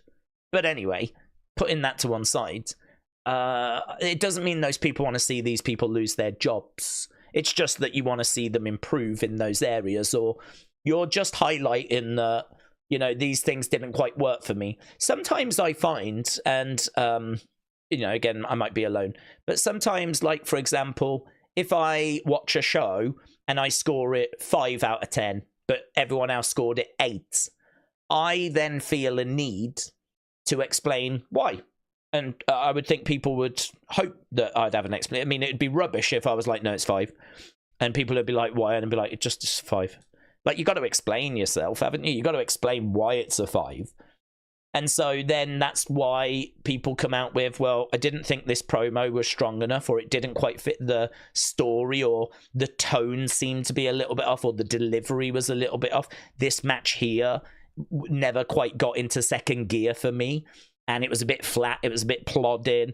Didn't really have me on the edge of my seat. Kind of as predictable. We knew which way it was going, and it didn't really do much for me. Like, this is where, you know, you bring in your criticisms. And sometimes it's just to explain a score. Sometimes it's just to explain why you think a certain show is a certain way. But again, it doesn't mean that you want those people to lose their jobs. It's just you want them to make the improvements, which would then allow you to give the show a higher score, in your opinion. So I'm not too down on people doing that, to be honest. I'm not too down on that. I mean, I think if people are going, oh, they should lose their jobs, they suck, they're useless, load of rubbish, they're never going to get this, then they get fired and you're like, oh my God, she was such a queen. You know, that's a different story. That's a different story. But I'm not sure if there's people doing that or not. But yeah, I think if you are critical of people, but you do it in a constructive way, in the sense of, I love their in-ring. I'd love for their promos to get better. This is why the show score was a bit down. I'm all right with that. We do that. I'm all right with that. I think there's a difference between that and wanting people to lose their jobs. Johnny said it's very hard for me to watch AEW these days. It's like they're not even trying. The shows are not good. Why do you say the shows are not good? AEW fans will just get mad at you. I want old AEW back. Oh, okay. When you say the shows are not good, AEW fans get mad at you. Well, I to be honest with you, but I don't watch it and I don't engage in it in the sense of, honestly, on a Wednesday, the only way I know it's even on now is when I go into my list to compile Unseen. I go down that list and everyone's talking about AEW. That's the only, and there's been quite a few weeks where I've looked at it and gone, oh, yeah, it's Wednesday. So I won't even know or remember that Dynamite is on until I go into that list and Dynamite's happening there and then. And I'll go down that list and I'll be like, oh, yeah, that's right, it's Wednesday. And then I'm like, oh, God, I've got to get through all this AEW stuff, like to try and get to the WWE stuff. Because on a Wednesday night, everyone talks Dynamite. Even the people I follow that talk about WWE, they talk about Dynamite. So I'm like, oh, God. Then I have to go through and scroll through all this AEW stuff to find the WWE stuff I want for Unseen. So, to be honest, that's kind of the only way that I even know about it now. There's even been pay-per-views recently. I didn't even know they were happening. Like, it really has kind of just dropped completely off my agenda. It's why I can't really talk so much about it these days. I get to see the odd little clip, of course, you know, like the bag and be it suffocation and the syringe. Like, you know, I get to see those clips and bits that are doing the rounds. But really, other than that, I couldn't tell you a single story that's going on at the moment. I know Bobby arrived. I saw that. We chucked that in the other folder for Unseen. So I saw that Bobby had arrived. But outside of Bobby arriving, I'm not sure I could tell you one story that's happening in that company, nor do I need to. It's just not on my agenda. I'm not interested in hate watching. I'm really not. I'm going to give you a piece of advice, and you don't need it, but I'm going to give it you anyway. They say that you are the people you surround yourself with, right? So if you surround yourself with people that are negative and down and depressed and moany and like, you know, depressing and all that, you will reflect that. That will become you. You will become that because you are surrounded by that, your friends, your family, whatever it might be, right? If you surround yourself with positivity and people that are more, you know, glass half full, and then, you know, that will rub off on you as well. I really think if you hate watch, it is not having a good effect on you. It's not. You might enjoy it. You might get some sort of enjoyment out of it. But I don't think it's doing much for you as a person. I don't think it's helping you as a person. I don't think it's enlightening you or enriching your life. You know, I don't think it's helping. Hate watching is just not something which I'm interested in. And you do see a lot of people that just watch AEW. I don't even know if they do anymore, but there used to be people that watched it just to hate on it. And I gotta tell you, man, I really don't think those people are happy people. I really don't think those people are living happy, fulfilling lives. If of all the things in the world you could choose to do, you choose to do that. Rather than watching something you do like and you do engage with, you actually get your enjoyment from watching something that you don't like so that you can criticize it, so that you can get into arguments with people that do like it. Imagine that. Imagine that. That would be like watching flipping, I don't know, Love Island, just so you could hate it. Just so you could go on social media to tell people that do like it that it's rubbish. My advice would be, don't watch it. That would be my advice. My advice would be, don't watch Love Island. Watch something else instead. Do what I'm doing. I used to watch it. I got enjoyment from it. That enjoyment tailed off, and so I stopped. And I feel great. So, yeah, that would be my advice. But there are people out there that just really do enjoy that, you know. I think Days is a secret AEW fan, really, said Shockwave. Love it. I've got a Tony Khan tattoo on my penis.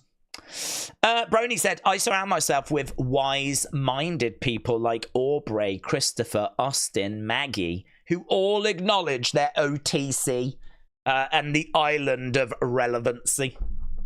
Yeah, I listen, I really believe in that. I really believe that Scottish Nightmare said, I only hate watch wrestling days. No, that's fine.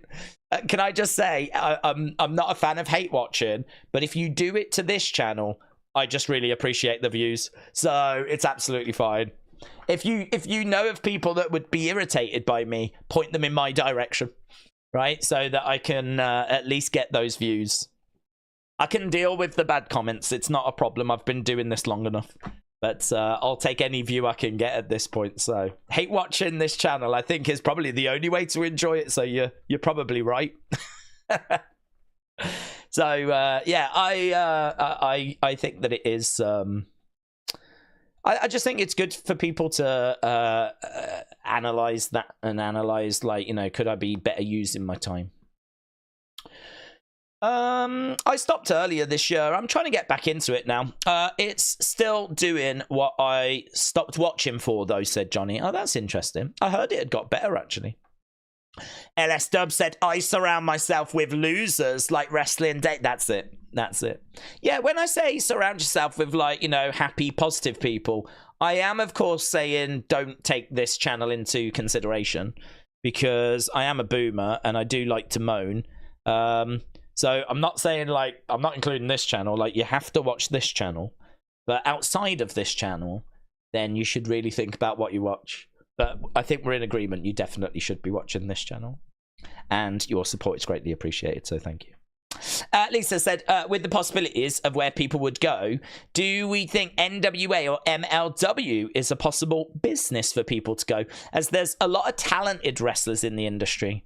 Well, I mean, yeah, they are. The only thing is they ain't going to pay well, and they are only going to be able to take so many people, you know? There's a lot of wrestlers out there. I mean, if you think about all the wrestling schools that are constantly training, and yes, there are constantly people retiring. I don't know what that ratio is, though. I don't know if the number of people retiring is greater than the number of people coming into the business. I would imagine there's more coming in than going out. And I would imagine that it is not easy to find spots on cards, you know. I mean, it's difficult, isn't it? Because each promotion can only showcase so many people. Each promotion has only got one show, one ring. And so there's a lot of shows, but it's hard. It's really hard. You can make a living on the indie scene. You know, Matt Cardona has shown that you can do really well on the indie scene. But even Matt Cardona has made no secret about wanting to get back to WWE. A lot of people that leave WWE, I think, secretly hope to try and get back there one day, you know?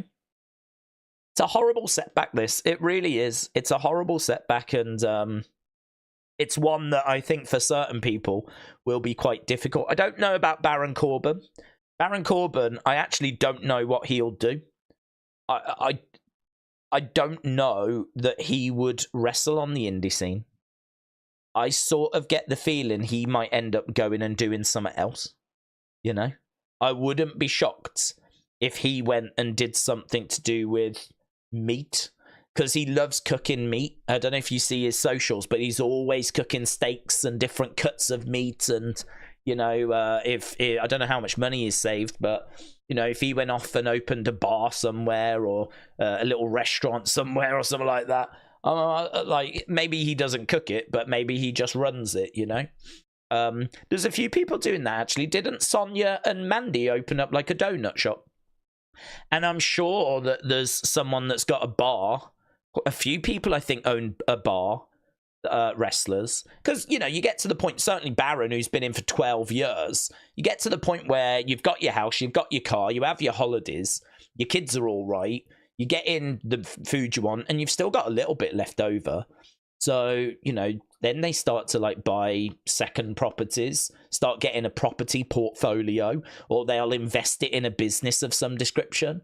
So I wouldn't be shocked if he actually ended up leaving wrestling.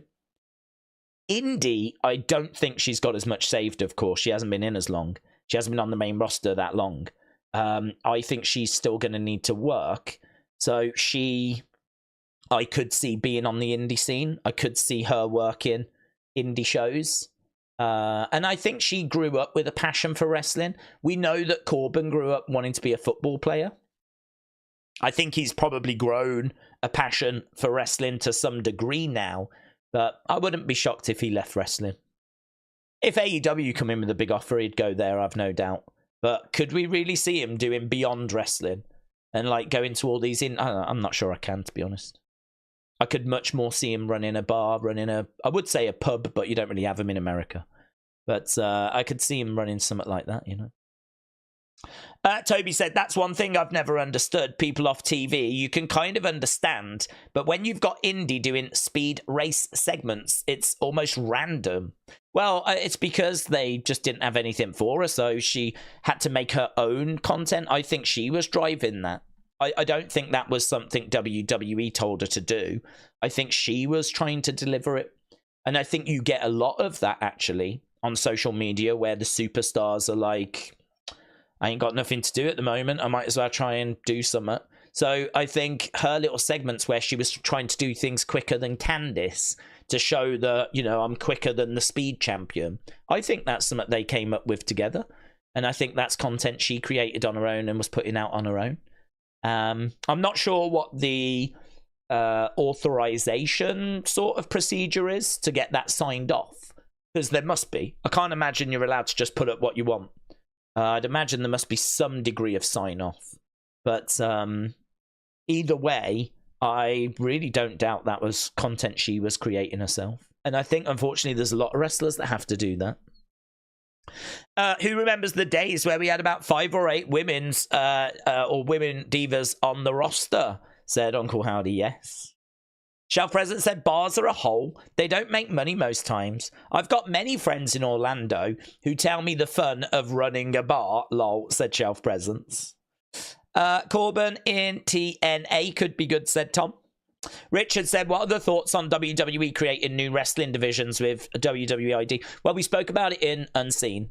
And I know not everyone's able to tune into Unseen. What I would say is that Unseen is a daily video that I put out where I really round up the news. It gives me an opportunity to kind of talk about the stories, give a few thoughts. But yeah, with that, we did dig into it a little deeper in Unseen. And yeah, I'm happy to repeat myself here. I think it's brilliant. One of the criticisms I've had for NXT is that we're not bringing in enough indie talent. You know, we bring in, say, Ethan Page, and we bring back Sean Spears. We've brought in the likes of Julia and Stephanie now, which is brilliant. But it would be great to see us go to the indie scene and bring in some like male talent, and that's something that people are kind of calling out for. You know, is they would like to see some, but I don't know what indie talent is out there, to be honest. I think the indies have took a real hit since the pandemic. I don't think there's as many promotions around anymore as there used to be. There's certainly several that I was aware of that aren't around now following the pandemic. I think it's been very hard out there. So WWE have got this Next in Line program, which is where they reach out to promising athletes at high school and colleges and whatever. And basically, if they want to pursue wrestling, we'll take them and teach them from scratch. And that has worked really well for someone like, say, a Tiffany Stratton, who was a gymnast, and we've turned her into a wrestler. It worked well for Bianca Belair, who was CrossFit, and we turned her into a wrestler. Lash Legend, who was a basketball player, and we turned her into a wrestler. NXT has shown itself it's got the ability to just take raw ingredients, raw talent, and we can make stars.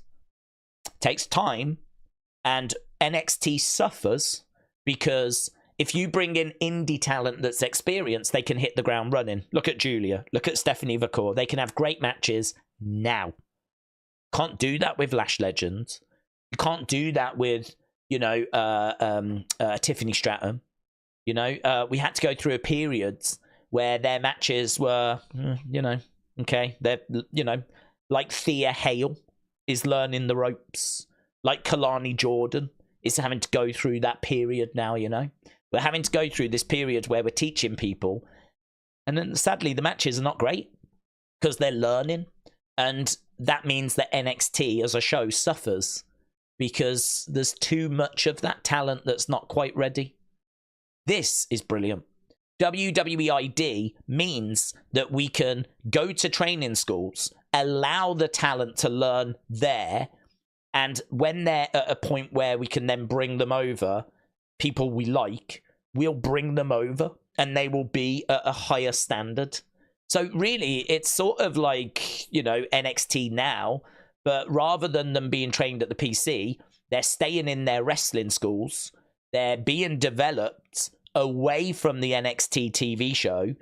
And it's only when they're at a certain level that we'll bring them in and put the finishing touches, if you will. So NXT will finish, you know, the journey off for certain people. And that means that when we bring them in, there'll be a much higher caliber. And it means that the show should be getting a very regular injection of good, talented indie wrestlers, which is brilliant. Imagine that. Imagine only getting a good chunk of your stars once they've learnt the basics and they've got those, you know, so-so matches kind of out the way. It should make the NXT program better. It should give WWE more options. It should, as said as well, cut a supply line for AEW, because if you're at those schools, yes, you can leave those schools and go to AEW. Nothing's stopping you doing that. But WWE are not going to allow AEW into those schools, right? So that means WWE can sit you down and sell you the dream. Hey, do you wanna, you're great. Really like your stuff. Do you want to come to NXT? Watch one of the shows, meet Shawn Michaels, do a bit of training at the Performance Center. Because, you know, we've got our eyes on you. We've got plans for you. All of a sudden, if you've got the biggest wrestling promotion in the world saying they like you, they've got plans for you. Do you want to come and meet Shawn Michaels? All of a sudden, you know, you've sort of, you know, you've gone a good distance there to getting them to join, I think. So, yes, that talent is still going to be free to join AEW, but AEW are going to find it hard to get to that talent. And equally, WWE can already start the ball in motion. So for me, there's a lot of dubs here for WWE. I think this is a brilliant move for them. I don't think it's so good for AEW. I think it's good for the schools because I'd imagine there's financial reward for them. I'd imagine there's money that comes their way as a result of this. So it's good for the schools. I would say it's good for the students. I mean, they've got options. They don't have to sign with WWE. Nothing can make them sign. You're a free person. It's not like you go to that school and that's it. You're locked into WWE. Not at all. So, you know, I'd say it's good for the school. I'd say it's good for the students. I'd say it's good for WWE. The only people that really miss out are AEW. Because all of a sudden, I think they're going to find it harder to get to that indie talent. Certainly the ones that are a part of those promotions that were listed. And you know that WWE are going to expand that list. I got to tell you, if I'm AEW right now, I am doing the exact same thing quickly, and I'm getting as many promotions locked in as I possibly can. As many promotions as I can, because you are cutting off my supply line. Where am I going to get wrestlers from? If I'm AEW, I'm going to have to either rely on the wrestlers WWE let go, which annoys the AEW fan base because they already say that AEW is too full of talent, you know, ex-WWE talent. So that already annoys the AEW fan base. But where else am I meant to get talent from? I mean, they get a bit from Rev Pro, and they certainly get a lot from Japan. But yeah, I mean, this just makes it harder, to be honest. So, no disrespect to AEW, but as a WWE fan, I like it. I think it's a good move. Okay, here we go. We are starting over to the show. I really think we should have started another hour early, you know. I feel like we've still got loads that we could talk about. But I didn't realise that 3 superstars were going to be flipping let go during the stream. Right, let's get these things going. There is the inaugural Crown Jewel Championships on a plinth.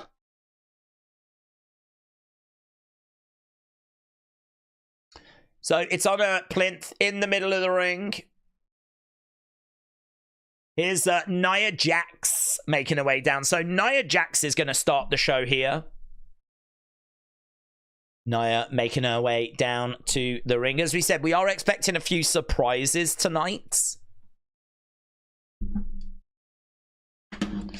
Okay. Kian said, I've started putting my Christmas decorations up early today. I'm so excited for Christmas. Any plans over the Christmas holidays? I can't wait for Survivor Series. I don't have any plans, but no. I don't have any plans because, well, the family will come over one of the days. There's always a day, I think it's the 28th, where the family come over.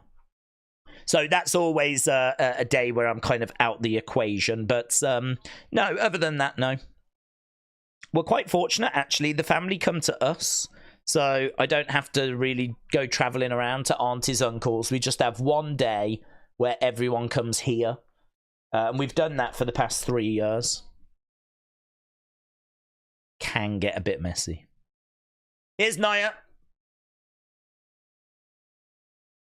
There's only one thing on my mind, and that is the Women's Crown Jewel Championship. If you haven't noticed, I usually get everything I want. Have you heard about the noises Samantha has made on social? Yes, I wanted to just wish her well, but she's been very anti-WWE, said Brett. She said that she loves WWE. It's just she didn't love announcing. I agree, it's a shame to hear that. We've actually got USA in the top right corner as we're watching TNT Sports, right? That is so unusual. We never get that. That must mean that we're getting the feed from the USA network.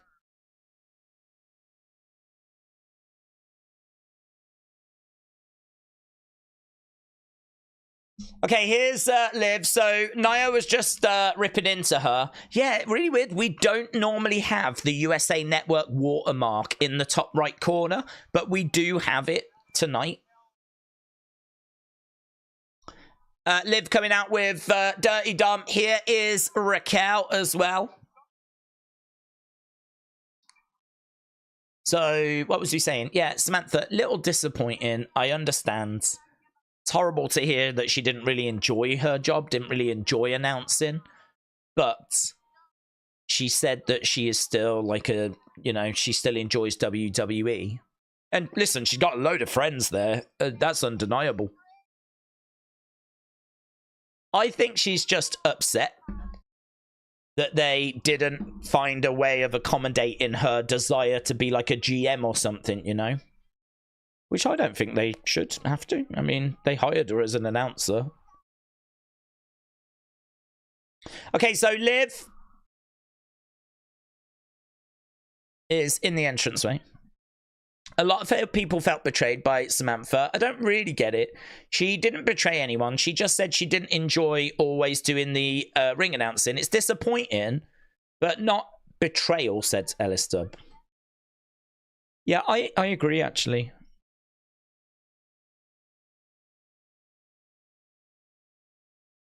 Last time we fought, I won, said Liv.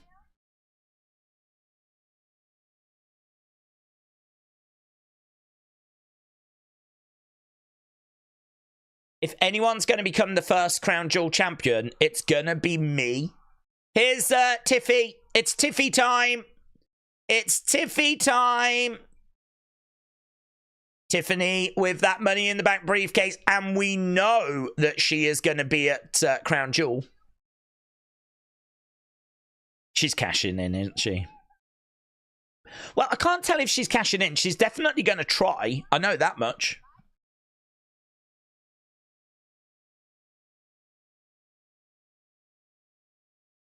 She said she's going to become the new Women's World Champion.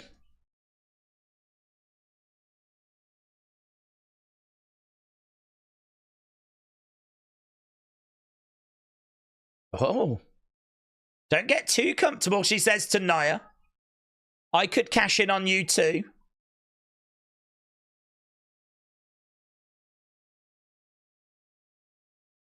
Wow, Tiffany's like, don't get too comfortable.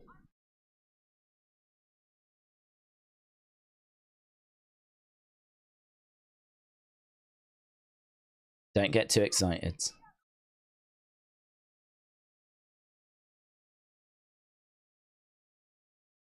You're both starting to pee me off.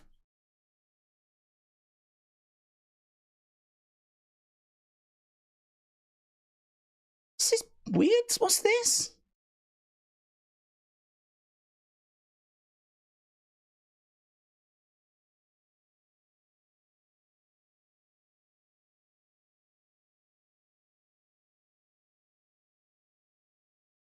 If I take that title, does that mean he comes with me? Dominic's like, no. I could use a little dirty in my life. I could use a little dirty in my life.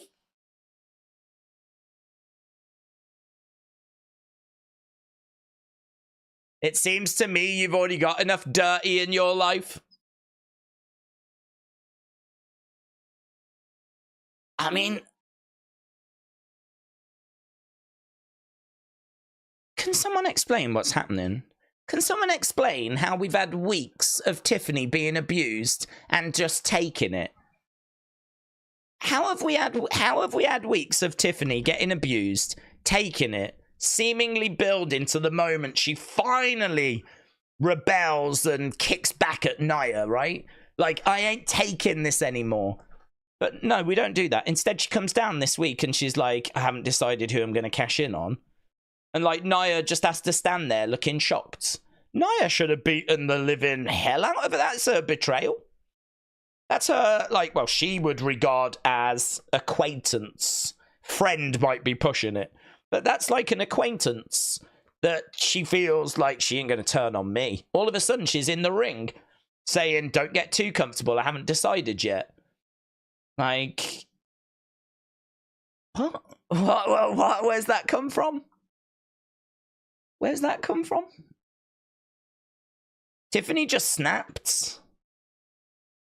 But it's a weird way for it to happen, isn't it? Like, in my mind, she was going to be getting, like... In my mind, the way that you would do that, and maybe this is my fault because in my mind I'd already booked it. But, like, in my mind, you have Nia abuse Tiffany week after week after week. You build up the sympathy from the crowds. You do very similar to Otis, where the people are like, come on, Tiffany, do the right thing. She doesn't care about you. And then Tiffany, like, makes that choice in the moment. She doesn't come out and say, I've got a choice to make now. She comes out now and says, Liv, this is my friend. I will never cash in on her. I'm coming for you. That's what you say now. And then, of course, later, backstage, Nia bullies her again. And, like, Tiffany's all, like, you know, and the crowd are like, come on, open your eyes, Tiffany. But right now, you don't say that you're going to cash in on Nia. It's only at Crown Jewel when you come running down and you've got that decision to make in the moment that you nail Nia with the briefcase. The crowd goes crazy. You pin Nia. Tiffany's the new champion. Nia's livid at the betrayal. And we're done. Why would you have this conversation now? Of like, I haven't decided who I'm cashing in on, and poor Nia Jax has to just stand there with her mouth open when she should be beating the living hell out of Tiffany. You've got a choice to make. What? After everything I've done for you, you've got a choice to make. That... look, people might be disagreeing. I haven't had a chance to read yet, right? But the only thing I'm going to say is this. Something over these past few weeks has felt different in the sense of rushed.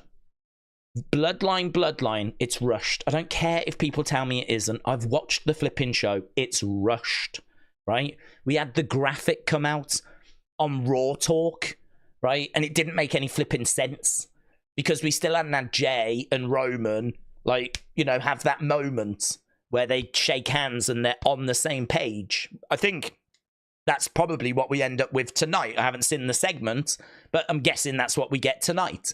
So you wouldn't announce that match until after they've had that moment, right? But the whole Jay coming back thing has felt rushed. Motor City Machine Guns, right? They come out to, you know, good applause, but people aren't going crazy because people don't know who they are. There's people, some in the crowd that watch TNA that are aware of them. But, you know, it's been well reported that, you know, it's pretty quiet for them at the moment, right? And understandably so. Like, they've won the titles after, like, they're in their second week.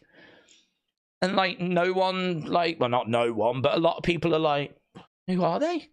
What, like, and the way they won was because of outside interference. So it hasn't even made them look good. They seem like undeserving champions because if it weren't for the outside interference, they wouldn't be champs. So, like, you look at that and you're like, that doesn't make any sense. Why have we gone with them instead of Street Profits? Why have we gone with them instead of DIY? Why have we gone with a team that the majority don't feel any emotion for when we could have had, like, a real nice moment for the Street Profits? Or we could have had a real nice moment for DIY? Like, that doesn't make any sense. The Jey Uso thing doesn't make any sense. Now we've got Tiffany coming out. This doesn't make any sense. They're not major things. I think the Jay one is. They're not major things, but they are just all happening in a very short space of time, which just makes me go, what's happened over these last 2 weeks? Why this? We haven't been doing this. Have we got a new writer? Has there been some issue in the creative room? Has someone in the creative department fallen sick and someone else has had to pick up their workload? What's going on? What's this? Why did you do such a major thing like Bloodline, and that segment on a taped show as well? Why did we have spoilers for a key segment? Why is Nia trying to help Tiffany win this match when she's just had to hear Tiffany say, I don't know who I'm cashing in on yet? Why is Nia distracting the referee right now as if they're friends after what Tiffany just did? What's going on? Liv's just picked up a win in this opening contest, a very short contest. Let's get match scores. Liv wallops Tiffany with this briefcase. Nia has got this briefcase now. She's walloping Liv. Oh, yeah, hard actually. She goes up. She's going to look for... Annihilator connects on Liv. Oh, she proper leaned back as well. That can't be a fun move to take, can it? That Annihilator can't be a fun move to take. Oh, do you know what? She proper landed it as well. I just saw the replay. She proper landed it. Oh, my God. Okay, I want to see this flipping relationship between Tiffany and Nia now. Mark's there again. That was stupid and the match sucks, said Joel. Miss Clown said, I'm looking forward to the Newcastle match. LB said, I logged on to hear you say 3 superstars were released. Yes, LB, we did a video on it, but it's on the channel. But, I mean, I'll tell you, it's Indy Hartwell, Baron Corbin, and Tegan Knox. Where was the video of Tommy Toy Travels in the Slender Man on Grimm's Toy Show? Oh, I don't know. I'd have to find it for you. It was an old one, of course.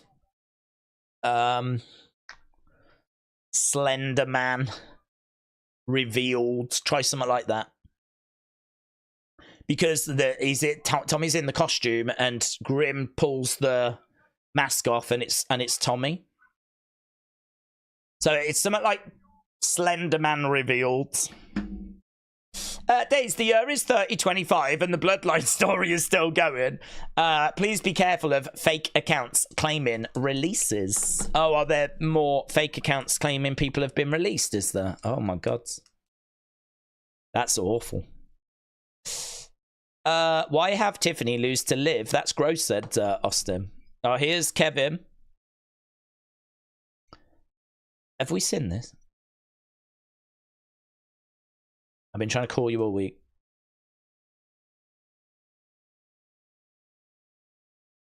I'm sending this video to WWE.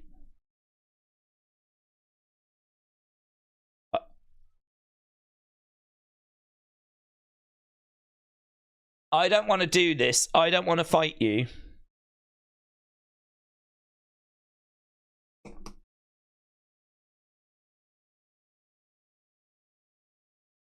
Wasn't there a kickoff show hours ago where he was going mental at him? Are we meant to know this is pre-recorded?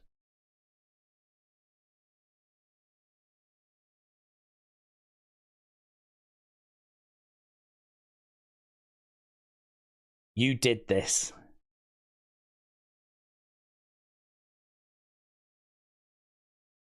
He looks so sad. See you Saturday, buddy. Well, that's a very different tone to what I saw doing the rounds earlier. I still haven't watched that kickoff show, but I've seen a few highlights. The ring thing is the big one, isn't it?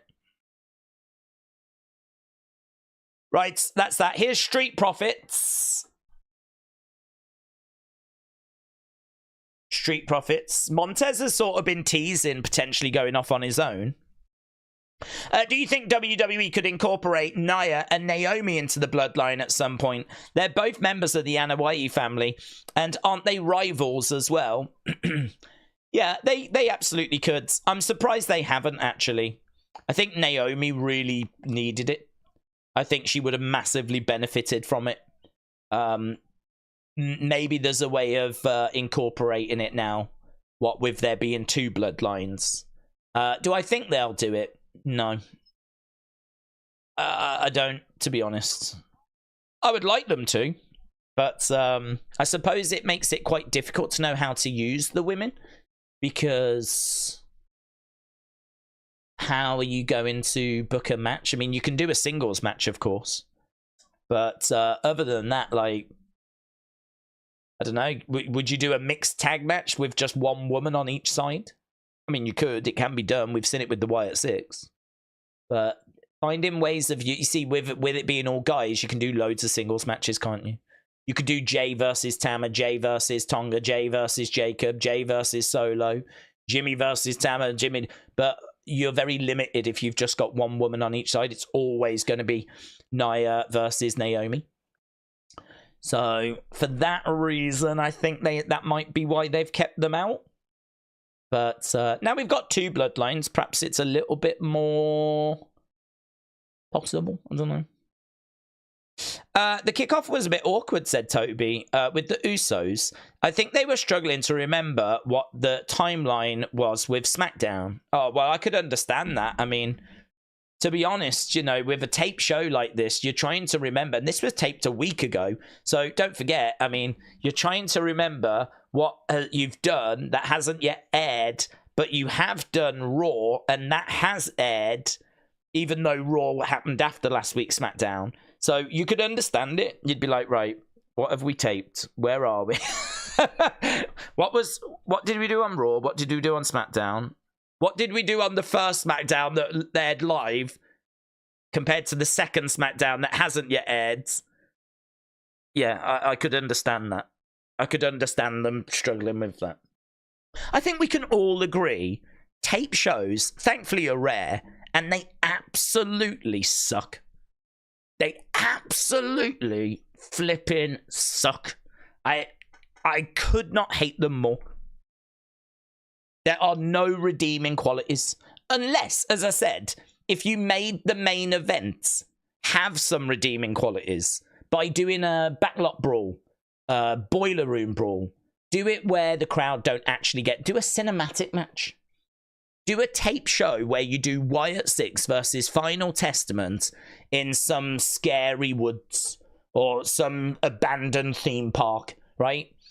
A ghost house, whatever. I don't give a flip, right? But do something with the fact it is a taped show, which will allow you to do something different rather than just film a load of segments in front of a crowd that are then going to put spoilers up on social media.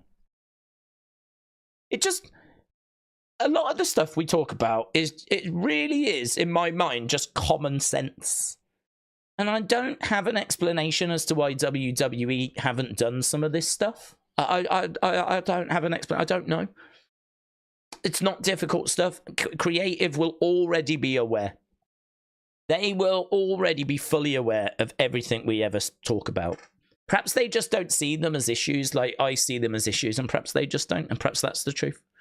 Perhaps the things that I get frustrated by, they're not bothered by. Doesn't matter to them. I don't care. They've got bigger fish to fry, which I could understand. There are bigger fish to fry. You know, does it really matter that Tiffany Stratton has just told Nia, or I don't know who I'm cashing in on? I mean, I don't like it. I don't think it makes sense. But again, in the grand scheme of things, does it make a massive difference? Perhaps I'm just a boomer. Oh, gods. Perhaps I'm just a boomer. Or perhaps I've just got standards.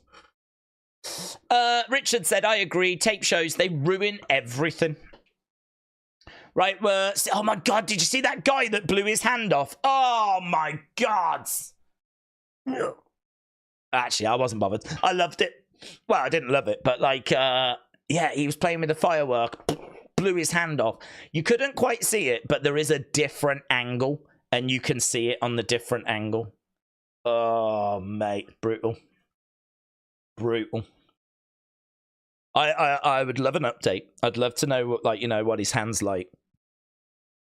Don't search it if you are someone that gets upset by, like, that kind of stuff, you know. It's bad. He blows his hands off, and you can see it. But they are horrendous taped. The people who hate tape shows probably read the spoilers, says Mayor Pete's. Well, I don't know about that. I can only speak for myself, and I really do try to stay away from the spoilers. The only reason why it's so difficult is because I get tagged in it, or the people that I follow to try and create Unseen, they put those clips out. But I would happily take a lie detector. I have not watched a single clip. I haven't watched a single clip from last week's show.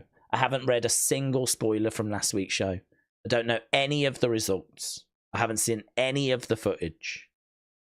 I don't know anything apart from the only thing is I knew about Bloodline because it was on Wikipedia when I went to do my predictions, and the thumbnail of one of the videos that is going to happen tonight obviously had an image on it. So without even clicking it, you could see like a picture. And then, of course, you click the thing and then it presses play and you watch the video. But I didn't watch the video. I just saw that picture and I couldn't help that. I got tagged in it so many times. And I'm not going to say anything, but to be honest, it's not a spoiler. It's just Jimmy, Jay and Roman all being in the ring at the same time, which was a spoiler last Friday. Because if you remember, Jimmy and Jay hugged last week, yeah?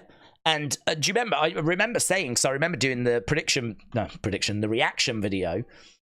I remember saying, what does this mean for Roman? Has he just gained Jay or has he just lost Jimmy? I distinctly remember saying that last week when they embrace and you see Roman in the entranceway and he's sort of looking at the ring. You can't tell if he's happy or if he's sad. So has he just gained Jay or has he just lost Jimmy? That was, for me, the cliffhanger last week. And then, lo and behold, there's flipping, literally an hour later, pictures of all three of them in the ring together.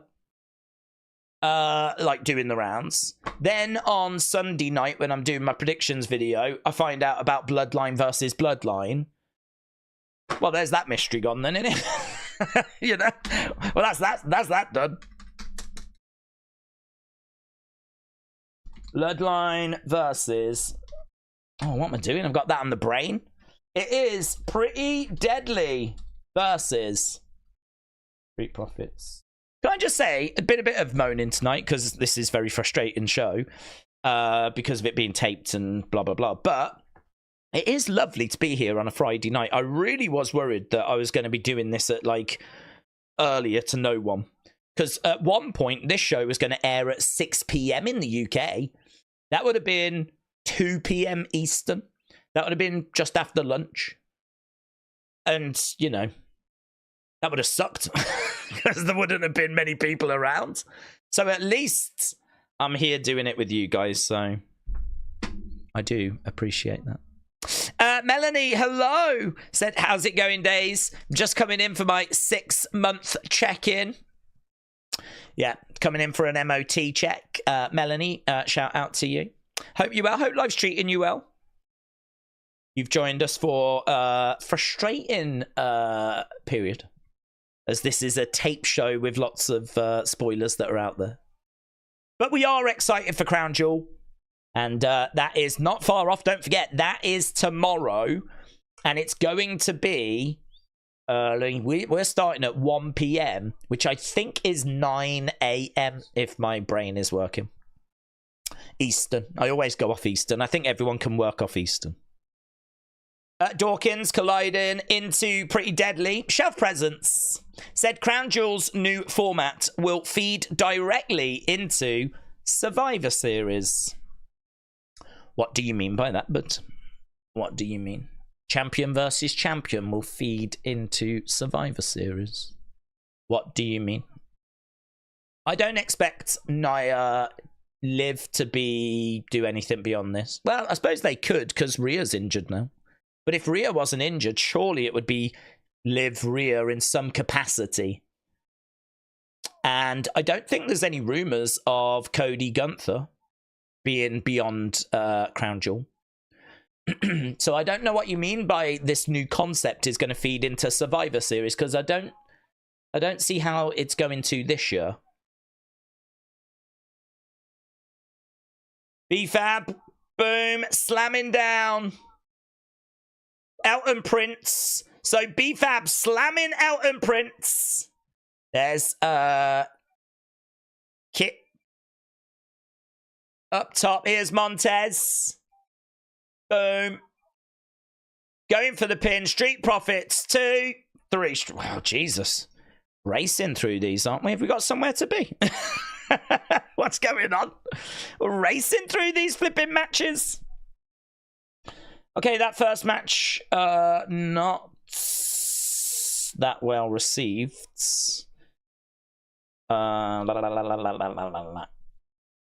Okay. Okay, good.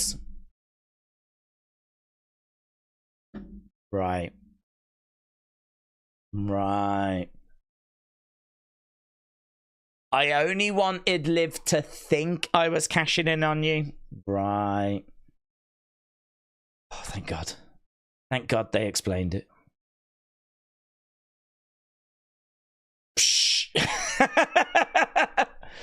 Candice and Indy.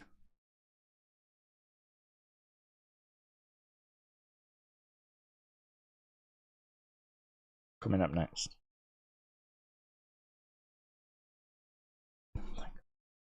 You know, it makes me feel so much better.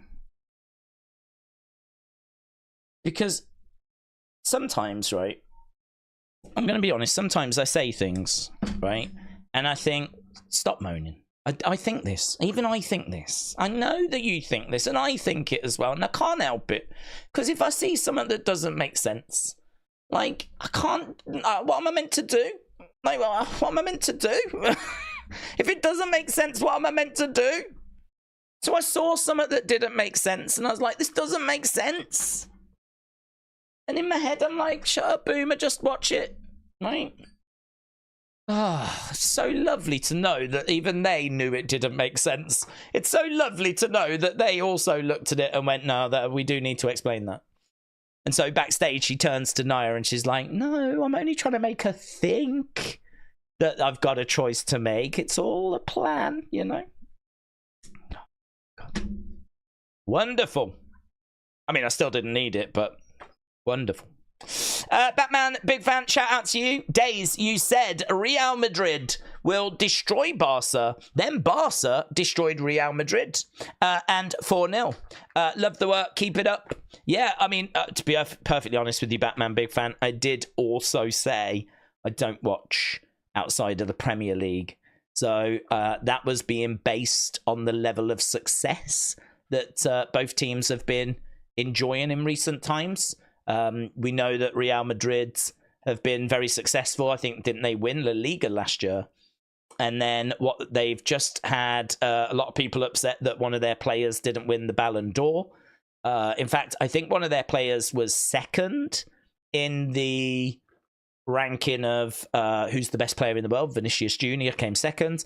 And they had a player at third in Jude Bellingham. So they had the number 2 player in the world. They've got the number 3 player in the world. The number 1 player in the world is at Man City. They've just gone and signed Kylian Mbappe, who I think is also regarded as one of the best players in the world. Although I don't know where he was in the Ballon d'Or, but he's widely regarded as one of, if not the best player in the world as well. So yeah, honestly, I looked at their recent success, and you go, well, feel pretty good for Real Madrid. So Barcelona getting a win, not even scoring 4, but just getting the win, I was surprised by. I really was. But I'll also be the first to admit I just don't follow Spanish football. It's I had a few people saying, will you stream the Clásico? It's like, dude, I've never even watched the Clásico. It's not part of my agenda. I don't follow Spanish football. I don't follow German football. I don't even get a chance to watch much of the Premier League, but I follow it. And if Man United are on and I can watch it, I'll watch it. But yeah, I feel a lot more confident with predicting Man United than I do Spanish football teams. But predicting Man United's quite easy. Are they going to win? No. That's it, pretty much. Are United going to win this? No, they won't. It'll be either a draw or a very painful defeat. I feel pretty good about that. So if you want a Man United prediction, that's what I'm feeling. Who knows how the new manager will do, though? Who knows? Will he be good? I hope so. Here's Naomi. So this is what Bailey and Naomi taking on... Oh, I haven't got my poll up. Bailey and Naomi taking on Candice and Indy. Oh. I wonder if she's round with Candice and everyone tonight, or I wonder what's going on. I wonder how Grayson's reacted. He had a soft spot for Indy. Obviously, both of them coming from the same part of the world. I'd imagine there's a lot of people. What about Dexter? I wonder how Dexter's taken the news. He had a big relationship with her. Here's Bailey, and oh my god, I am so not with it. I need to change this. Bailey and Naomi versus... Who's these boomers? Indy and this. There we go. Right. Felix said, I've never been so disgusted watching a SmackDown. It's pretty wild, isn't it, that someone they've just let go today is going to be on this show. I find NXT tape shows to be easy to watch, said Big Time. Sometimes you can't tell the difference. Remember the injury angle with Ridge and Dragunov? It built intrigue for a taped show. I think it's just not as important, NXT, because people don't engage with it as much. And, its stories kind of play out and... They don't get spoiled. I mean, I suppose they do get spoiled more these days, but like NXT has been taped for ages. Back in the day, NXT would be taped, and then they would play. They would just play them like they'd tape a whole month's worth, and then they would just play them throughout the month. And spoilers would be out there, but I think the NXT audience used to be very respectful. Now, everyone's just so about engagement and likes and views that I think a level of respect has sort of disappeared a bit. But yeah, I mean, look, with NXT, it's developing talent that's it's not the same comparison as the main roster. It's not the same comparison as a big storyline like the Bloodline, where we've been waiting for them to get back together, Yeah, that's true, actually. It was only last week Indy came running down, got chucked into the barricades. God, it's bonkers, isn't it? Watching her now on... this is bonkers. In a way, this is all Bayley's fault.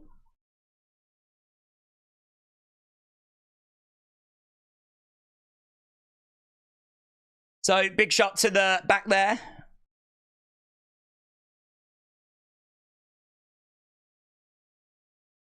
Forearm strike.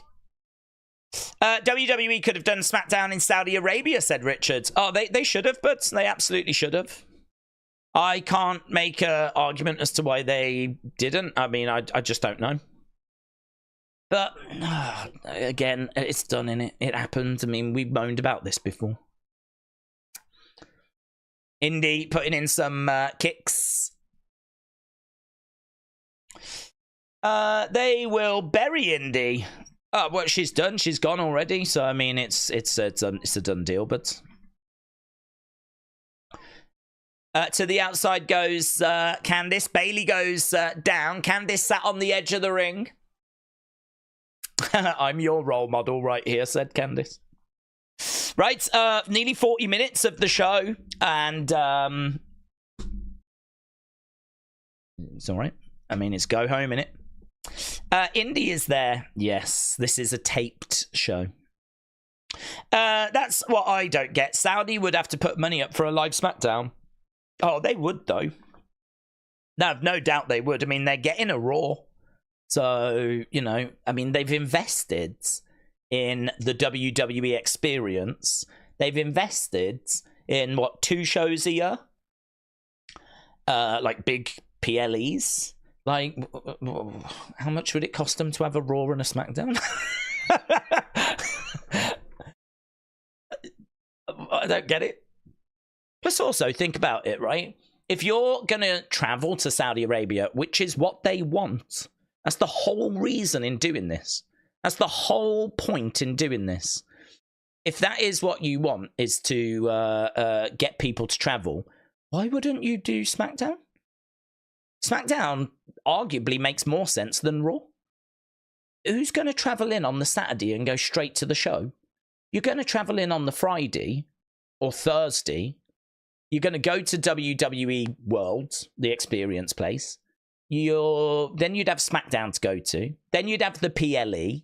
And then you'd probably fly back, what, Monday? Maybe Tuesday? But, I mean, if the Crown Jewel is on Saturday, I wouldn't be shocked if someone got a Monday flight. So, I would argue it makes more sense to do SmackDown in Saudi Arabia than it does the Raw. We've always managed to get on a plane straight after the show and be wherever we need to be for Raw on Monday. We've never struggled with that. We've always got on a plane in Saudi Arabia and managed to get back to the USA by Monday. Oh, I'm sure it's tight. I'm sure it's not ideal, but it's possible. So yeah, of the 2 options, SmackDown would have made way more sense to have done live in Saudi Arabia. Plus also, they did a flipping kickoff show in Saudi Arabia where a load of people came out to watch and see the superstars on this kickoff show. So you had a load of people. It doesn't matter. It doesn't matter. Oh, it doesn't matter. Oh, Jesus Christ. What's up with this company? Organising this? We've never had these conversations. This has never been as bad as it's been over these last week or two. Summit's going on. Summit's happened. Someone's dropped the ball. Some department needs tightening. Someone's got questions to answer. I would love for these frustrations to get fixed, and I agree with all of you. Just do SmackDown live in Riyadh. I never did I think I'd sit here campaigning for them to have another show. Never did I think, oh my God, why can't we do another show in Saudi Arabia? But that's exactly what I'm thinking. Let's give them SmackDown. God, even if they don't want it, just do it on the street outside. It would be better than having to do these flipping tape shows. That'd be sick, actually. Imagine if we did SmackDown in that building where they did the kickoff show today. The WWE Experience. That's got a ring. Imagine if we did it there. It's got an entranceway where you can, as a fan, have your own entrance done. So we've got an entranceway. We've got a ring. Granted, it can only hold, like, 100 people. But that would be different, wouldn't it? That would be pretty sick. That'd be pretty sick. I would imagine Crown Jewel's probably set up anyway. The ring and everything. Just do it in that arena. Just do it in that building. Even if you don't sell it out, don't matter. Just tarp a load of it off. Who cares? Hey, don't bother AEW. Right, we are back to the action. But some characters won't work in other companies, said Real American Nightmare. For example, the full MJF heel character wouldn't work in WWE. No way would he be able to say, fire me, you effing mark. He would have to tweak it, and there is a question about how much he would get away with that. I think it's a good point. It's definitely one that we've kind of mentioned before. Like, would he be able to do it in a more PG environment? But I think that he would find a way.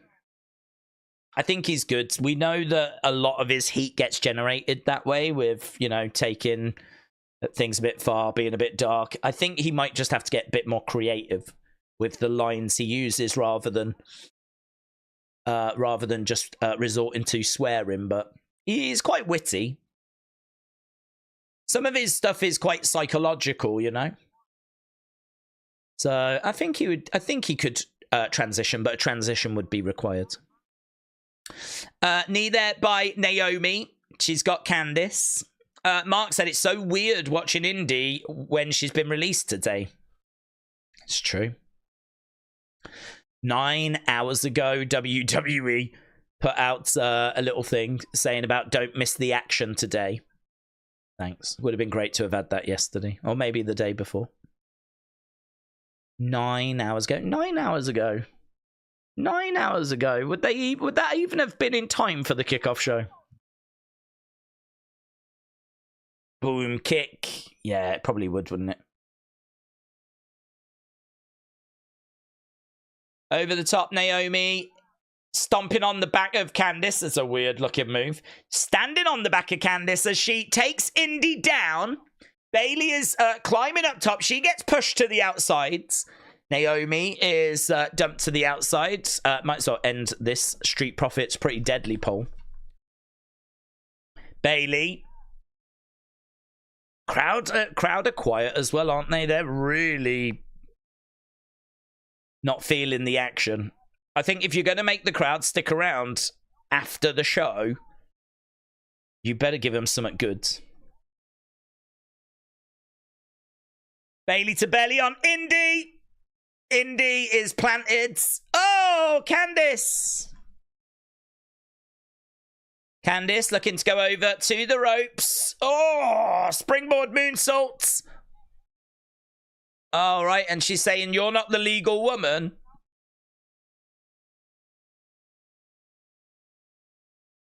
Oh. Huh?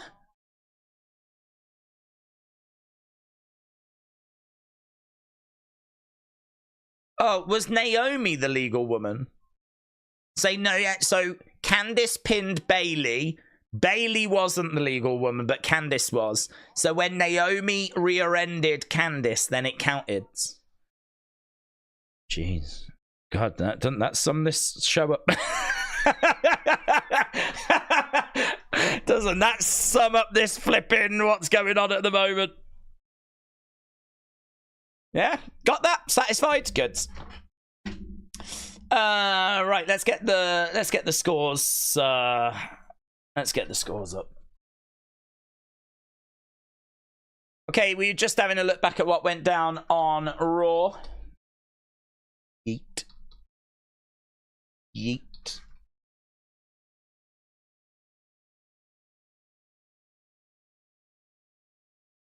Do you know what? When the best part of the show is when they explain another part of the show that didn't make sense to begin with. I don't think it's a very good show. My favorite part of the show is when they corrected something or explained something earlier in the show that I really hated because it didn't make any sense. I feel like I'm back to where I started. I don't feel like I've gained anything. My favorite part of the show is the bit when they explained a part of the show that didn't make sense. I don't know if you can read between the lines. It's not going well. It's not going well tonight. It's not going well. You can call me a WWE hater all you want. I'm just, I have to be honest. I don't want to tell you something's good. And people will be like, you say that every week. I'll be like, well, actually, no. Do you remember that Go Home show that we were very critical of? And you'll be like, oh, okay. Respect. I do remember that. Days Crown Jewel Countdown show started at 3 our time on YouTube. Started at 3 p.m. our time. Did it? 3 p.m. our time. So, what's that then? 9 hours ago? So, 9 hours, 7, 8. Oh, God. No, it's about... So, literally, they probably dropped that about the same time then. So, that graphic dropped about the same time as the kickoff show was starting. Okay. I'm not even surprised anymore. Right. It's always the same. When Candice is in the ring, her work is terrible. The timing is off. She hesitates too much. Naomi does something similar at times. Sticking them together, not a good match, said Undercover Manager. K-Dub said it's a go home. I don't have high expectations. It's true. And not only that, it's a go home where the thing has been spoiled. But I didn't see spoilers, so I didn't know these matches. Yeah, you're right. You're right. Days, it's being taped in Saudi for Raw on Sunday. Oh, they're taping it on... Oh, my God. Is it taped? So we got another... Oh, my God. No! No! So you're telling me that they've managed... to make it back in time in the past so that we could always have a live Raw. Yeah? That's what you're telling me. They've been able to do that. And what they're doing now is they're going to tape it on Sunday so that it's no longer live and there's going to be spoilers out there on social media. Oh! No!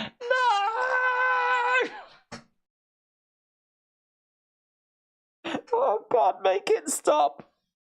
Make it stop. Ooh. Oh, my God. They're doing this on purpose. Honestly. They're trying to get to me, guys. They're trying to get to me. They're trying to make my head explode or something. I don't know what they're trying to do. I am now taking this as a personal attack. They've got together and they're like, right, guys, let's brainstorm. How are we going to flipping annoy him? How are we going to wind him? How are we going to really wind him up? He's had it too easy, too long. How are we going to really annoy him? How about if we get the Bloodline to reunite, but we'll do it on a tape show and we'll put spoilers out there? Yeah. Let's do that, shall we? How about if, you know, the shows we do, the Raws, that we do live after the Saudi shows, how about we record them on the Sunday, so spoilers go out on Sunday night, so that when he watches it on Monday, all the spoilers are out there? Yeah, that'll wind him up. Oh, what else we got? How about we have Tiffany say to Nia, I've not decided who I'm cashing in on yet, right? That'll upset him. He'll get annoyed by that. But what we'll do is later in the show, we'll have her say, no, I didn't really mean it, right? Because then that'll annoy him. And then, like, he'll be like, oh, okay, right, fine. Yeah, that's a good idea.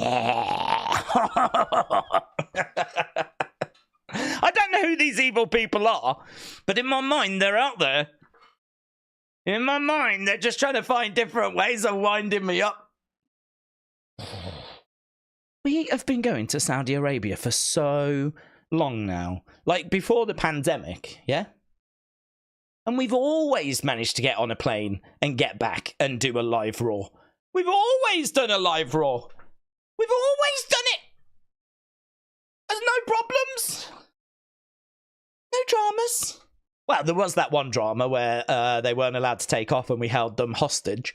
But apart from the hostage drama, there's been no other dramas. Do you remember when they were sat on the plane and the plane wasn't allowed to take off because there was some dispute about money? So technically the wrestlers were being held hostage. That was lols. That was lols, weren't it? That was a bit of news, weren't it? Oh. We don't even get them moments now.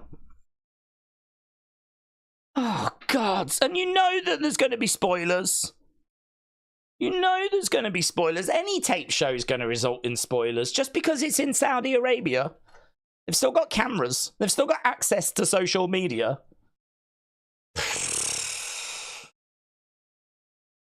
We've never needed to tape that Raw. Why are we starting doing it now? What's happened? Hey? What happened to the game I love? What happened to the game I love? Who's coming out now?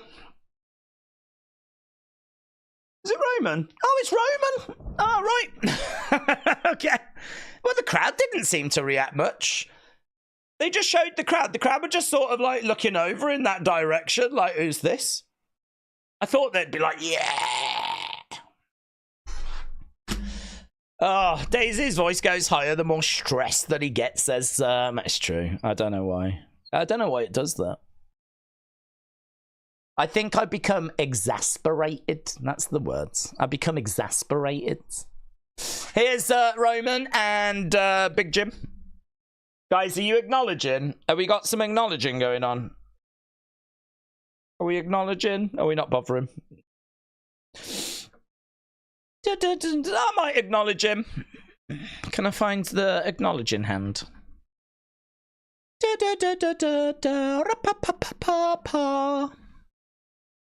Oh my god, I'm so looking forward to just getting to Crown Jewel, and I'm so disappointed about Raw now.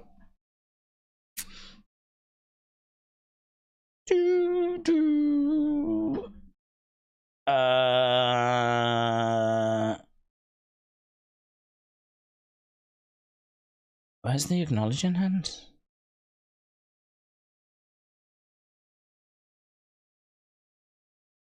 Can't find it, so I've just had to go with some others instead. There we go.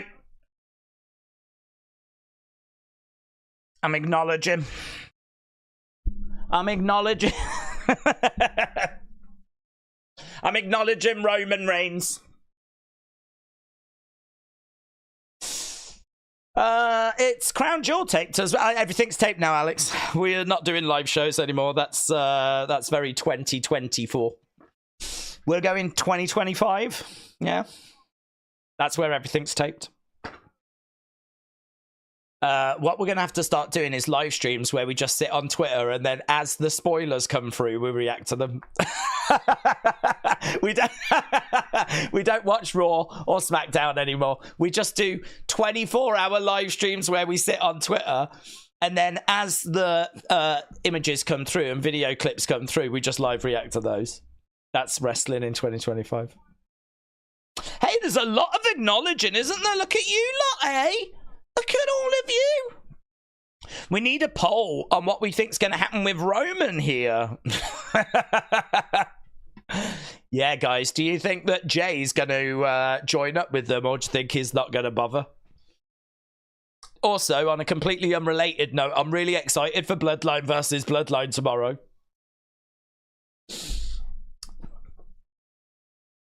It's one of life's great mysteries, isn't it? Roman has made his way down to the ring. This is how we're going to be going from hour 1 into hour 2. Lisa, shout out to you.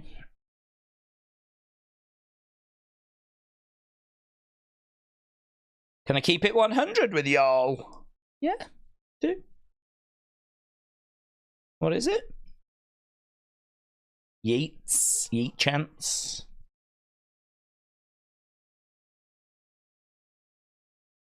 My tribal chief, says Big Jim.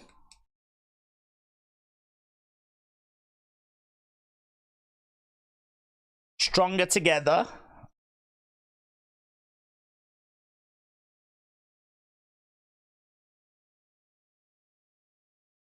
What did he say? We're not solid. I love you. Listen to what I'm about to tell you.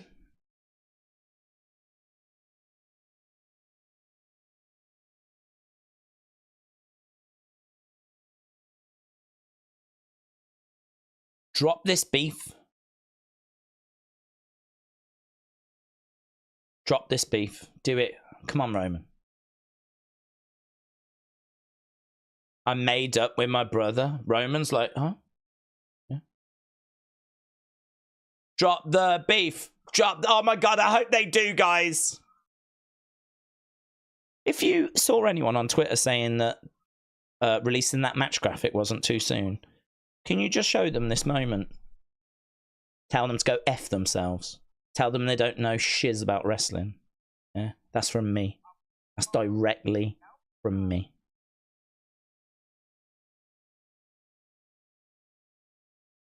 I'm going to stop complaining for the next minute.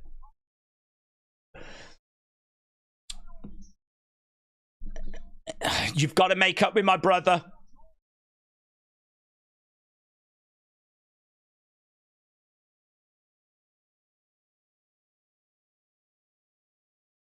If you don't make up with my brother, we'll fall to Solo and his bloodline.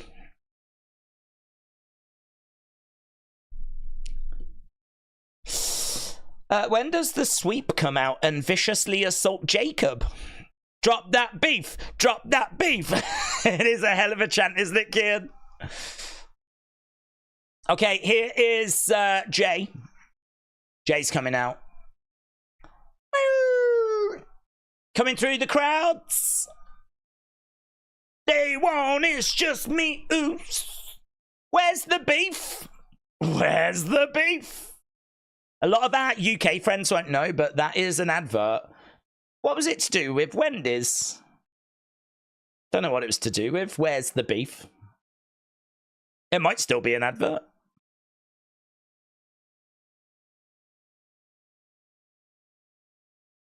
Here we go, making the way down. Did you know that there's... I did a video on it, but I don't think I ever uploaded it. I wish I had, because it's one of my favourite videos I've ever made. Did you know that there was a woman from an advert that was...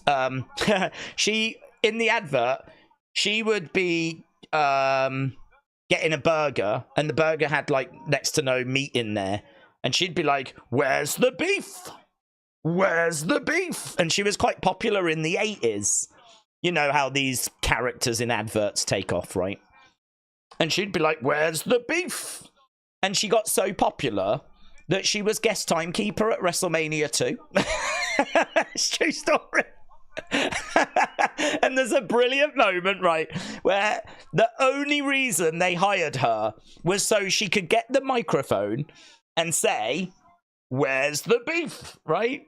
But the thing is, she put the microphone in her hand that she waved away, so you couldn't hear her. When it came to her moment, she goes, where's the beef? But the microphone's here, so you never hear her say it. It's one of my favourite wrestling moments ever. It might be my favourite WWE moment ever. The fact we hired a really old woman just to say one line, just to say one catchphrase. And she botched it. She botched it so bad that she waved her microphone away and you never actually heard her say the line. And that was it. That was it. She appeared for all of 5 seconds just to say that one line at WrestleMania 2. It's my favourite. Honestly, it's better than Cody finishing the story. I flipping love that woman. Where's the beef? Amazing. Upload that video, said Travis. I love it. I should. It was one of the lull moments when I was doing those, like at the start of the year. I did a series of videos which was just based on funny moments. And that was actually, that moment was the moment that inspired that video series, but I don't think I ever, unless I did actually, unless that did get uploaded. Wonder if that one was, I'm gonna have a look now. I'll have a look for you. Maybe that one was one that went up. 20 of them went up. I'm having a look. Jay's in the ring, by the way. Lol.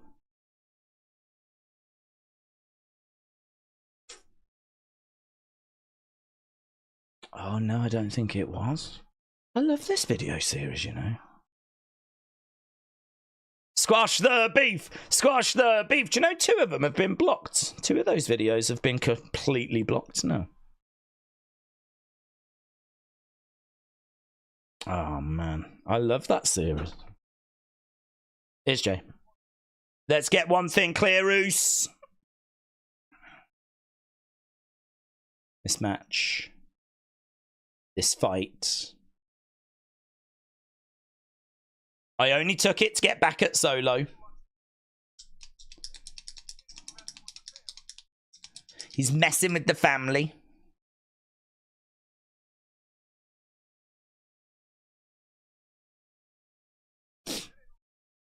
This ain't all the way fixed yet. Good.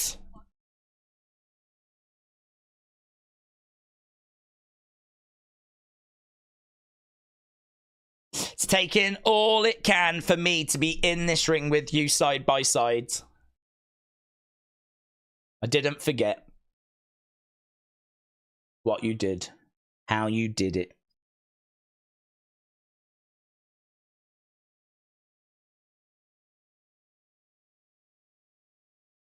So Jay said physical damage, emotional damage. Let's go.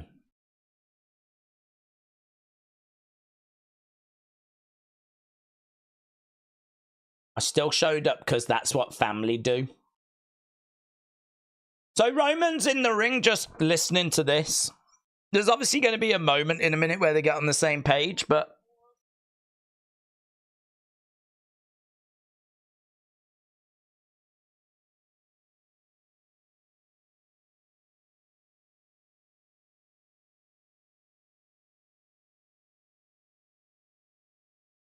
this go around.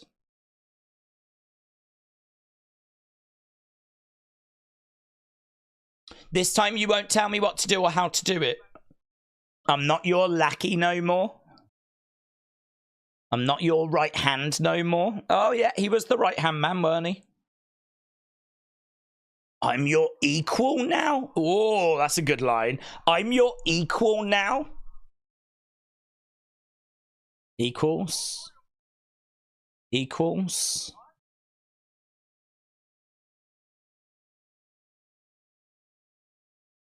Side by side, and we'll run this thing like we did back in the day. That's a big line, that is. Equals. I'm telling you right now.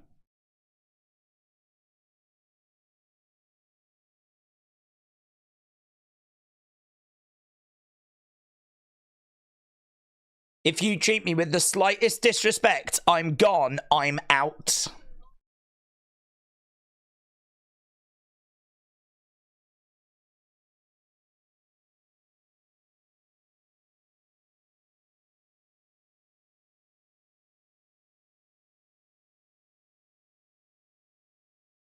You can act like my cousin and not the tribal chief.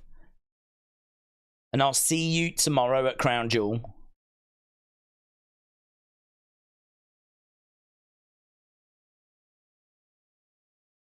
So Jay is saying, do you agree? Are we going to do the damn thing? Roman wants the microphone in a very Roman way. Give me the microphone.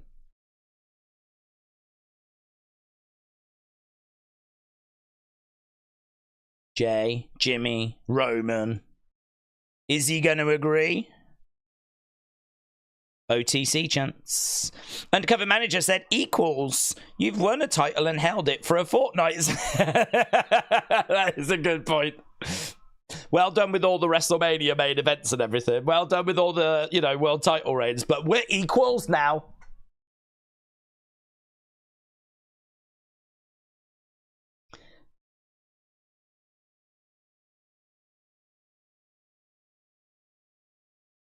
Roman says yeets. Roman says yeets, and the crowd reacts.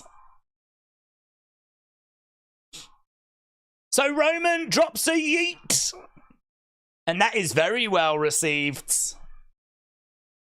Crowd are yeeting away.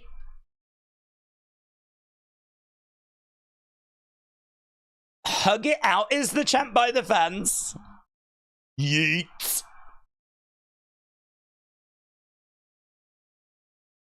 Who, if they're putting the ones up though, who are they acknowledging? If they're all equals, then they're not acknowledging Roman. Does that mean he's not the OT? Oh God, what? So Jay's putting in. Are they acknowledging the people now? Who are they acknowledging? Roman in the middle. So all three of them putting the ones in the air. And that is the image that was spoiled. That's the image that I saw without even clicking on a video. All three of them with the ones in the air.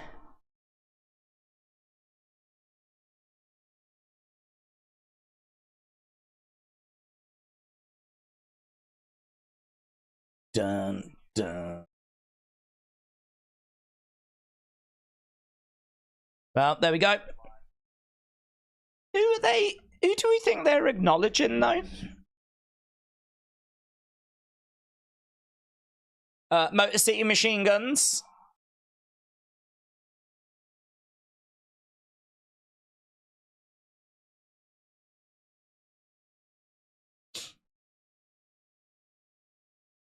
Hello, A-Town Down Under.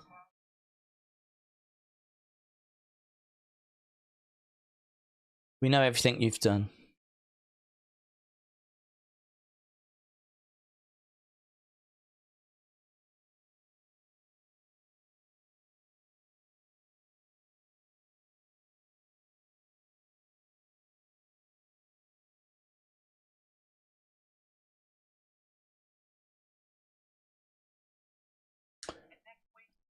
Okay, so Motor City Machine Guns on Grayson Waller effects.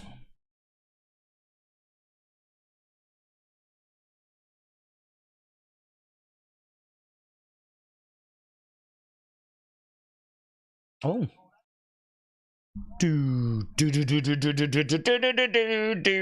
Maybe they're just acknowledging family, said AKF. I like it. Don't get me wrong. I like it. If Jay said about equals, he can still be their leader. It's just a bit more about respect, isn't it? Well, I think that's what he's saying. I guess that they're all equals. They can call themselves the Trinity. See what I did there, said LB. You're bringing... They're acknowledging me, said Cole. Wow, that's because they don't want to get bumped off, Cole. That's why. They've heard about you and your reputation. Batman, big fan. Shout out to you, my friends. Appreciate the support. We are now into the second hour. And I don't know how this show ends, actually. Oh, it's probably going to be the Cody thing, innit? Cody Gunther. Cody... Who? Cody and who? Cody and someone against Imperium. EO Sky's going to be in action. Right, let's do halftime score, shall we? Halftime scores, everybody. It's the halftime scores. I really want to know your halftime scores. Put it in the chat. Halftime scores, everybody. It's the halftime scores. Are you happy? It's the halftime scores. Are you happy or you sad? Halftime scores, everybody. It's the halftime scores. I should get that recorded. If I got it recorded, I could just press play then. Just sit here like this. Okay, Word of Wrestling with 5, Denis with an 8, Draco with a 6, Abdel Hamid with a 4, Ryan with a 5, Dave with a 6, Pillskin with a 7, Matt Pete with a 7, Spartan with a 9.9. Take that off. We've got By the Bonfire with a 4, not JPED 6.5. It's Cody and Randy, said Jim. Thank you. Finley with a 4, Rays with an 8. We've got RJ with a 4, Nita Nitro with a 4, John with a 9, Pappy Crocs with a 4.5. James said those fake accounts are trying to say that Theory and Waller have been released. It's pathetic. It is pathetic. There's absolutely no need to do that, reason to do that, unless they're just trying to get engagement any which way they can.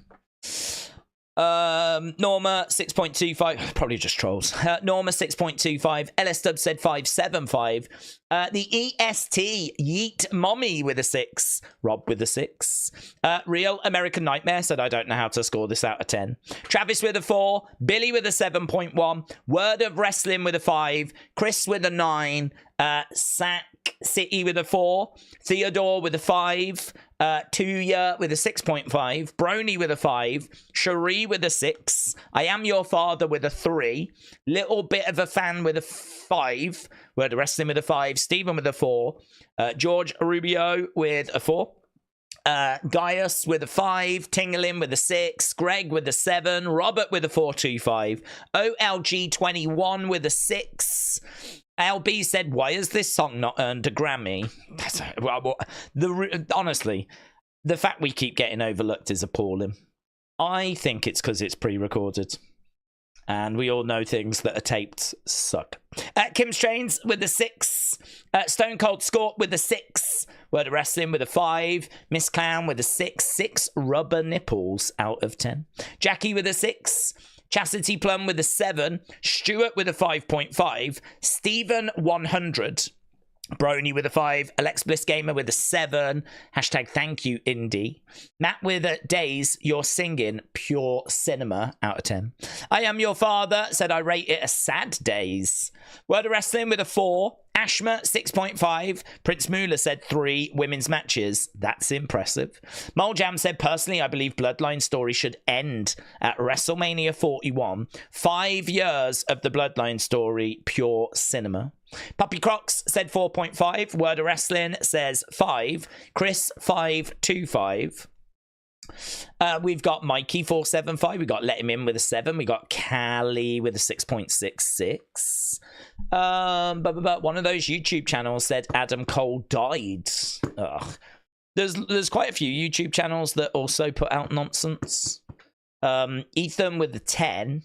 Wasn't the one that was actually run by Wrestle Talk or someone that they very much advertised as just being not? They would never put out something like that. But there was a channel that like Cultaholic or What Culture or Wrestle Talk or someone big was running that was just made up nonsense. I don't know if that still runs, actually. I don't know if they still do. It was like, I can't remember what it was called now. Here's Piper Niven. Oh yeah, I hope everyone had a good Halloween. I've got quite a lot of community pictures in the folders for Unseen. Unseen might be a little bit later tonight because, of course, I'm flipping drowning in release news. People tagging me in lots of bits and bobs. Hello, we've got... Oh, yeah, I forgot about this. This is the Fatal 4-Way thing, innit? Piper versus EO versus... I think it's Bianca, isn't it?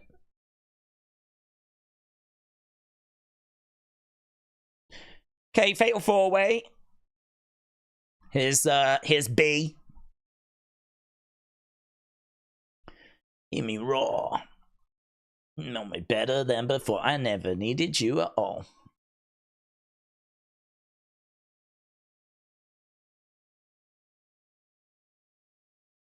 Jay Cargill and Bianca. Is that what Jade's going to be wearing at Crown Jewel, do you think? Because that's like a whole bodysuit. And I wouldn't be shocked to see her wearing that at Crown Jewel.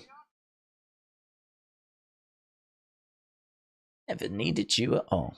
Dun, dun, dun, dun. I wonder how long till I get Sean Ross that blocked me. Oh my god, yeah, you're free again, James. George Mann said, unless I've missed some, why did Corbin get called up like Dijak just to get released? It's great talent wasted. Do you know, it's a really good question, that. Same with Kiana James. I know she's injured now. But why would you call people up if you so obviously don't have creative planned for them? It's a really good question. Do you remember they called up Odyssey Jones and then just left him sitting around?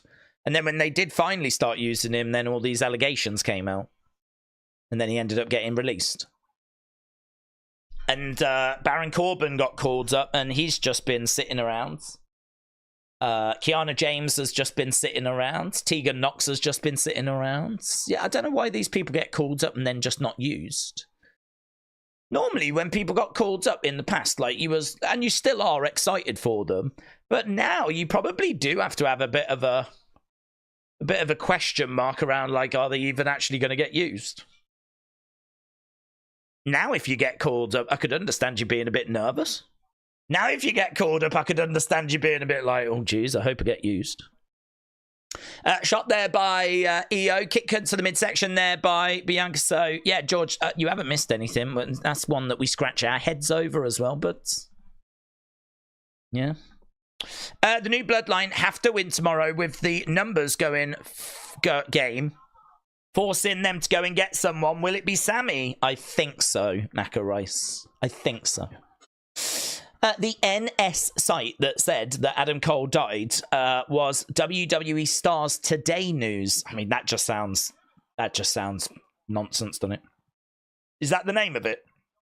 WWE Stars Today News. I mean, straight away, I'm clicking off that site. I'll look at PW Insider and Wrestling Observer and Fightful and Wrestle Votes, but if I click on something that's called what was it called? WWE Stars Today News, I'm off. I'm off. Lash trying to pick up Piper, and she couldn't quite get her up. Piper picks up Lash very comfortably. Lash, though, goes back onto her feet, goes for a shot against the ropes. They both clothesline each other, and they both go down. Lash down, Piper down. Bianca, springboard into a moonsault. Lovely. She pins Piper and Lash. But EO makes the save. Can I just say, little moan, you know I love them. If I was in this match, I would sit on the outside. I wouldn't give a flip about winning this. In the world of kayfabe, I'm meant to believe that this is live, I believe. I think I'm meant to believe this is live. So why would I want to get injured the night before Crown Jewel? I think I'm meant to believe this is live. I really don't know. If I'm meant to believe this is live, I promise you, I'm just sat in the entranceway. I'll probably bring down my own Uncle Howdy rocking chair. And just be like, you lot batter each other. I don't give a flip. I'll see you tomorrow at Crown Jewel. Bianca goes into the barricades, and she is hurt. They did an Adam Cole 89 2024 clickbait BS on the thumbnail. Well, listen, I mean, I would... Well, first of all, I wouldn't see it because I would never engage with a site like that. But I would have no problem with reporting that.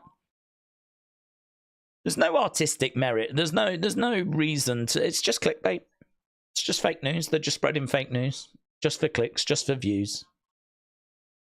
There's no other purpose for it. There's nothing constructive to do with it. It's literally just to get views, isn't it? So...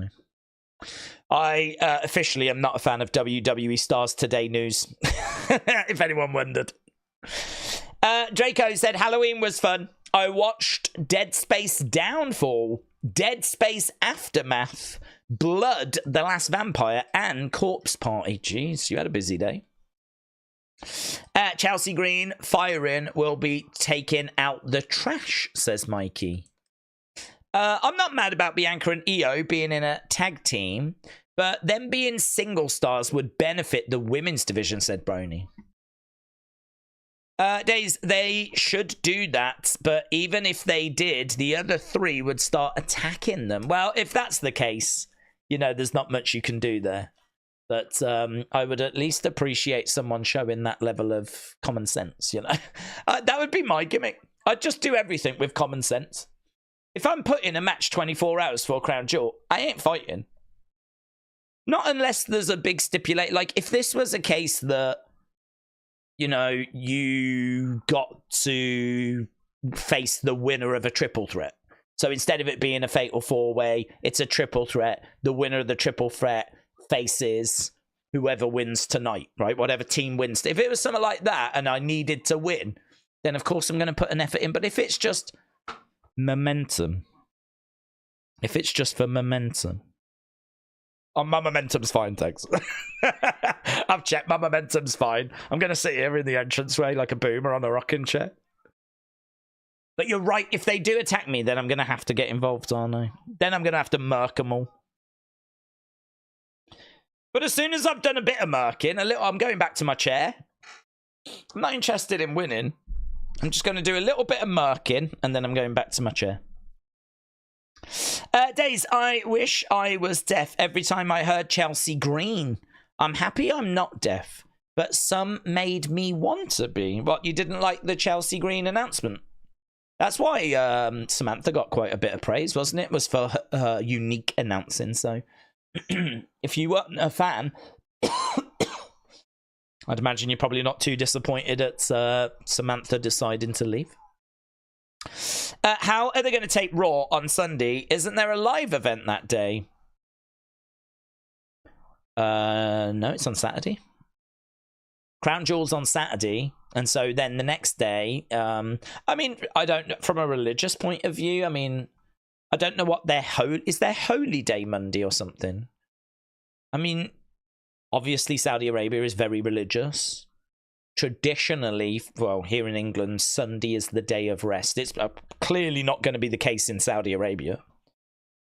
But them working on Saudi Arabia, in Saudi Arabia on a Sunday is a bit of a surprise to me. But then I don't know when their religious day is. If it's Monday, that might explain things, mightn't it?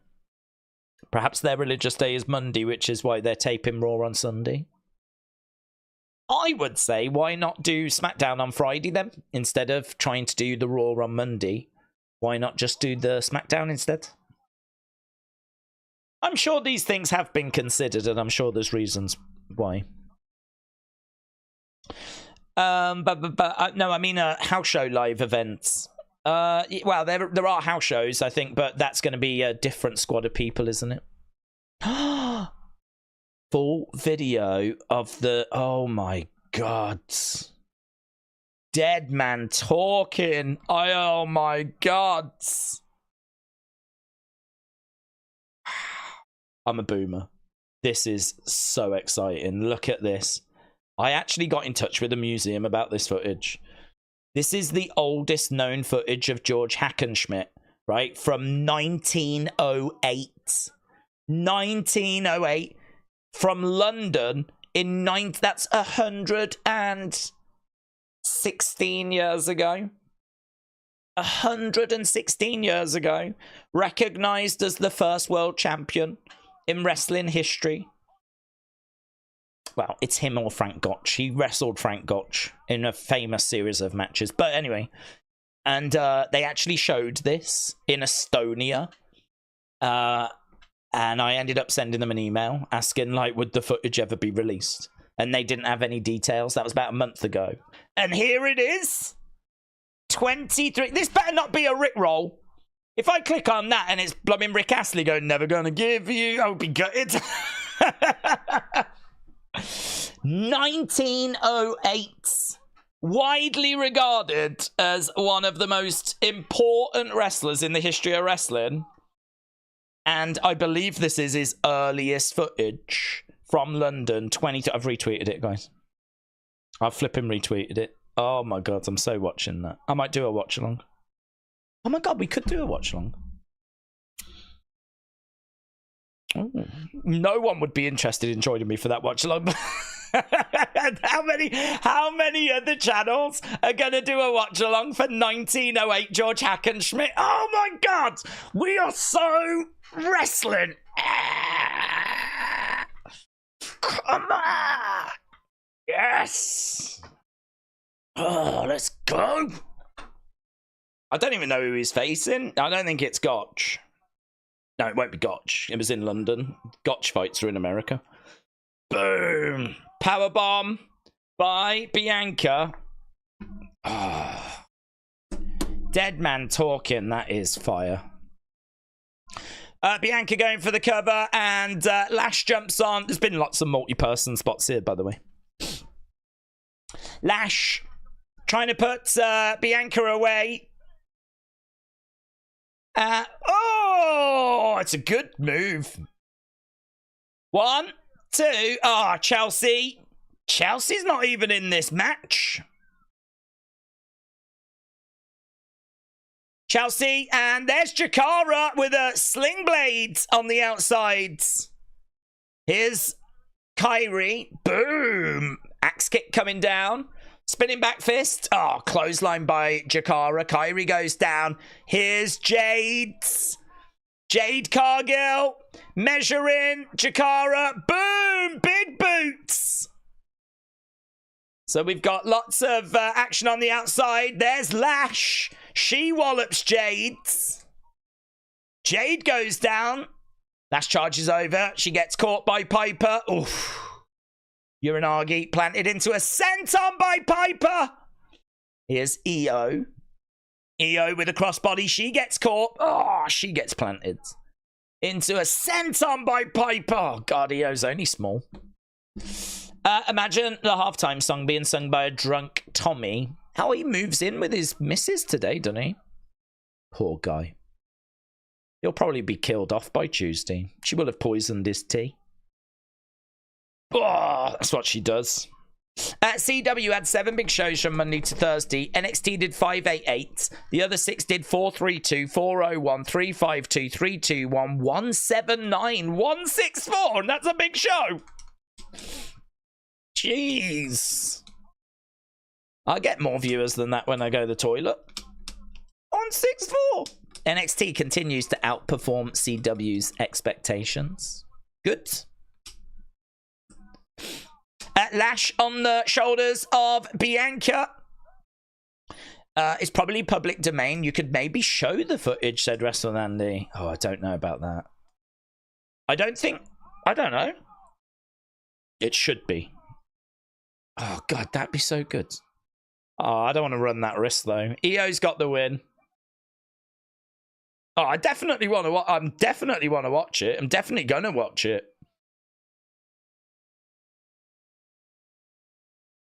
It's pretty bonkers to do a watch along for. Should we scrap ground, Joe? We'll watch the 1908 George Hackenschmidt footage instead. They did it. They did it. Come on. Damage control with look how happy Kyrie is. Yes. Yes.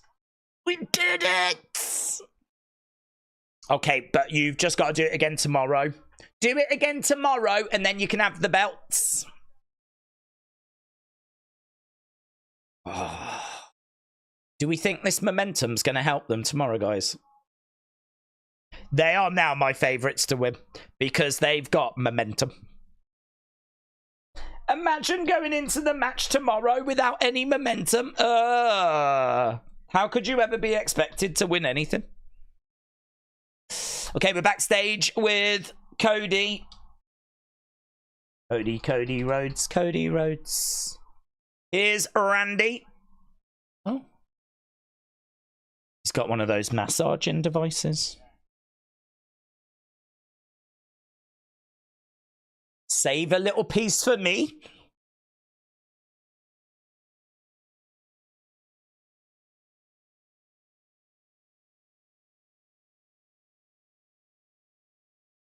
Cody really want. Oh, did you see Randy? Look at the belt.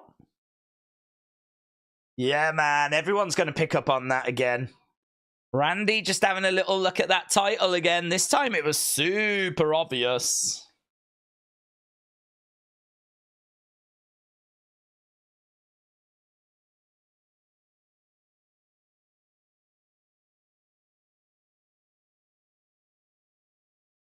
That's going to be such a... That feud is going to feed families. It's going to feed families. It's actually quite a good heel promo for one of these go-home momentum building matches. Just come out with a mic and say, I've checked, my momentum's fine, you three go ahead.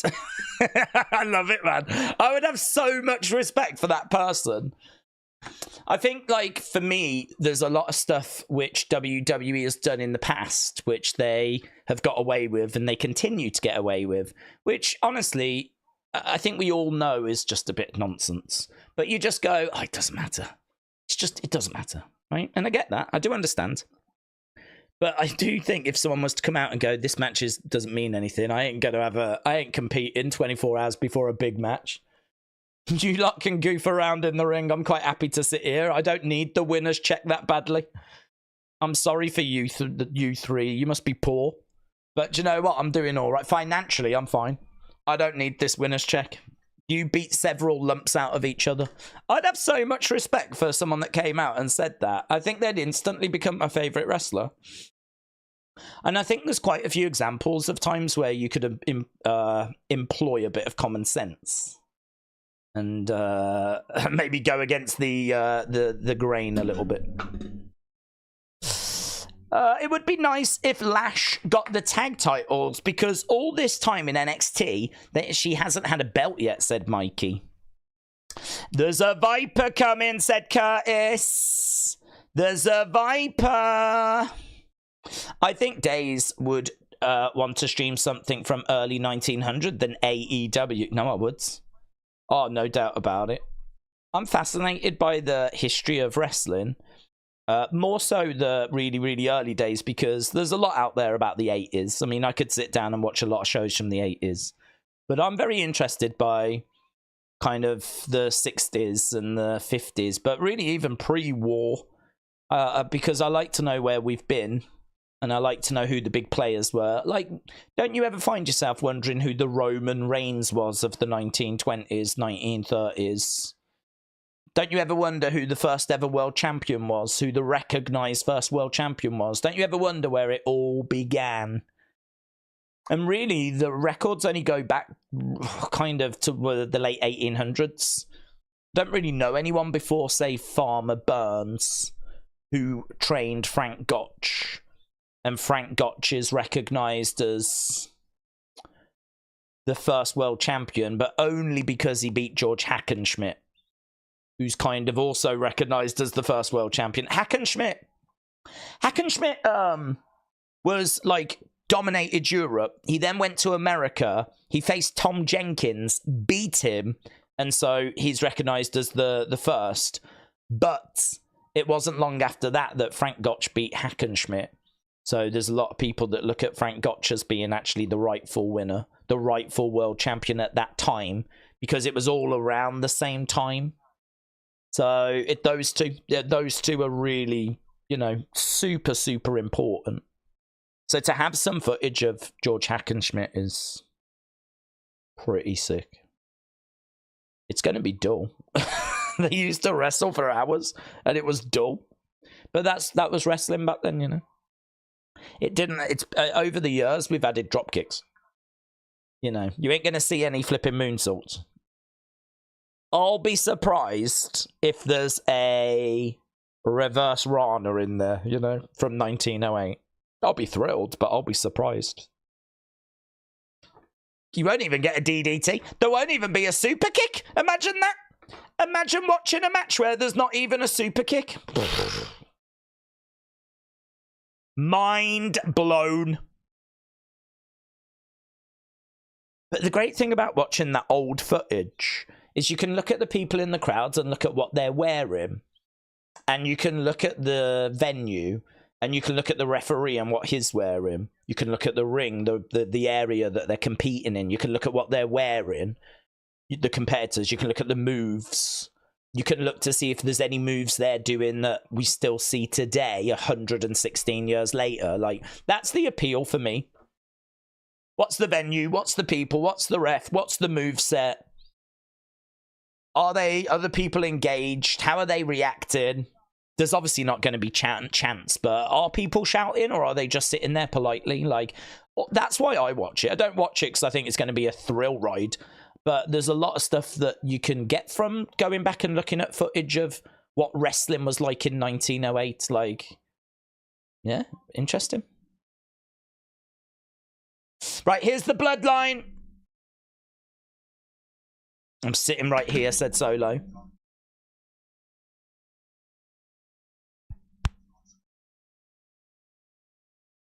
Three men that have one thing in common. I'm the bad guy. How? Because I found family that love me. That would never hurt me. Well, they never hurt him.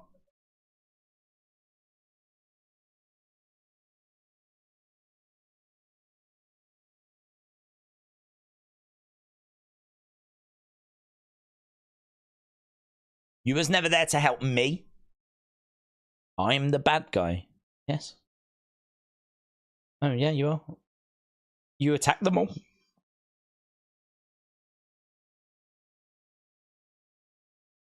Three of you will respect them. And you will acknowledge me. You will respect them. You will acknowledge me. Good promo. Good promo.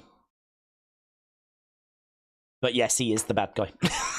If you're watching Solo. Yes. Here's Gunther.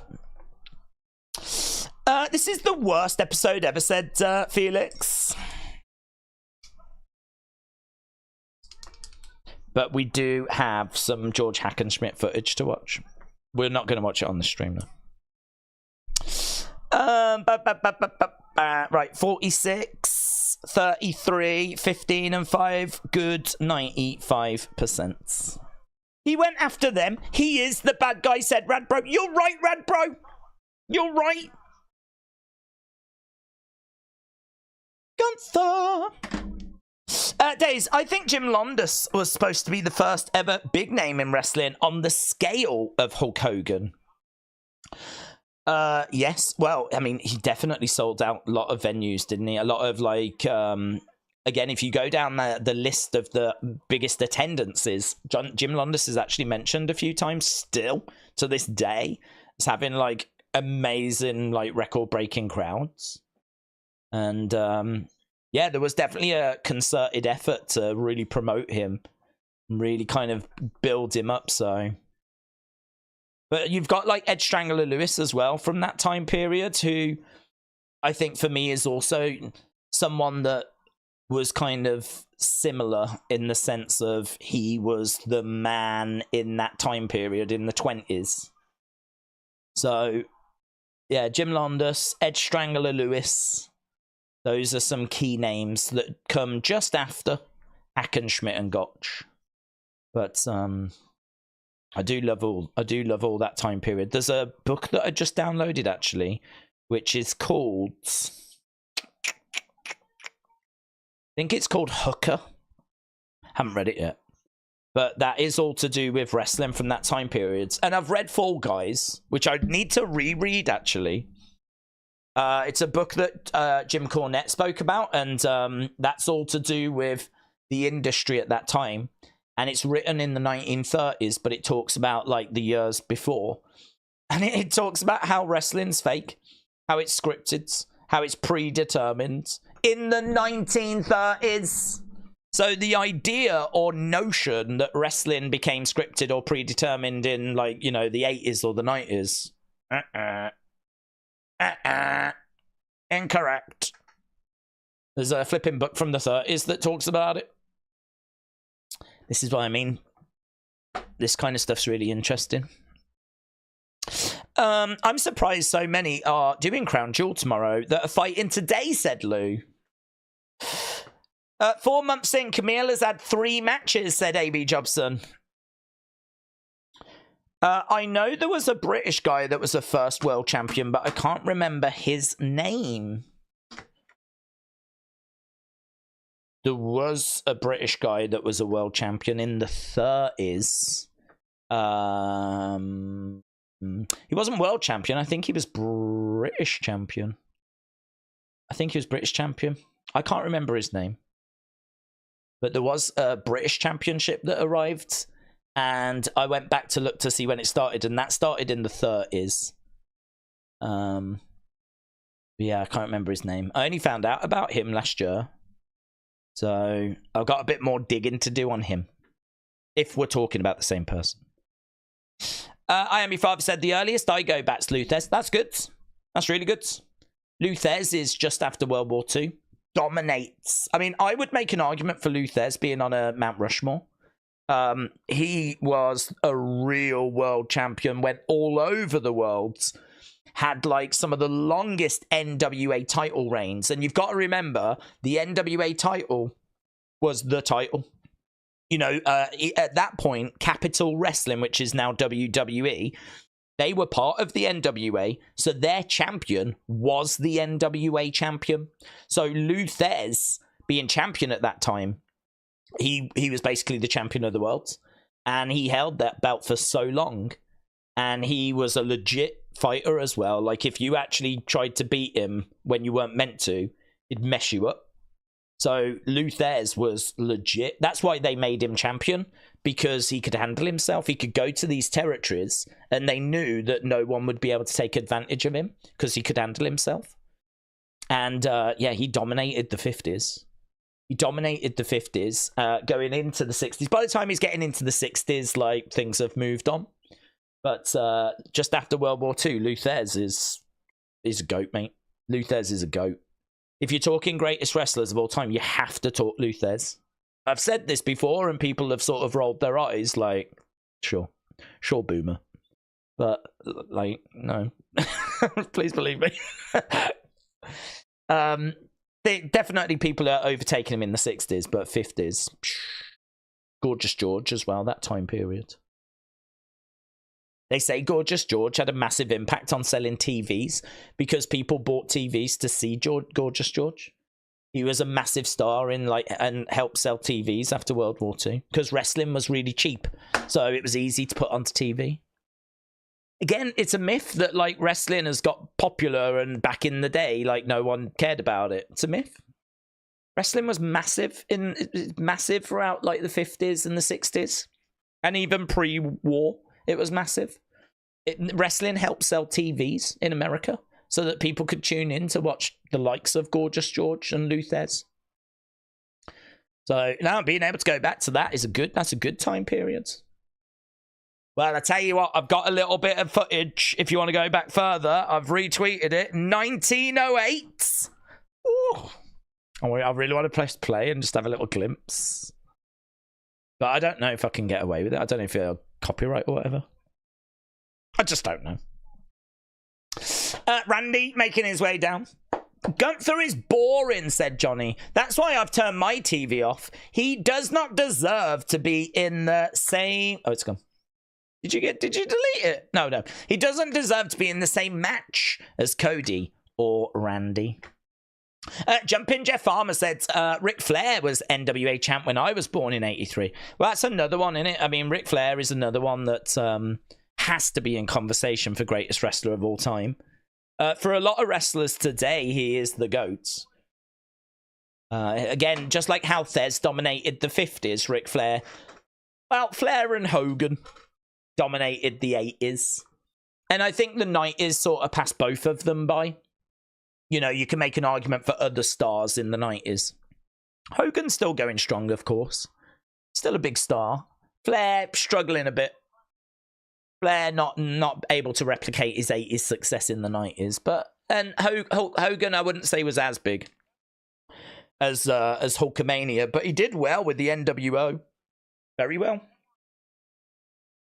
But Yeah, I think Flair definitely with the 80s and the NWA.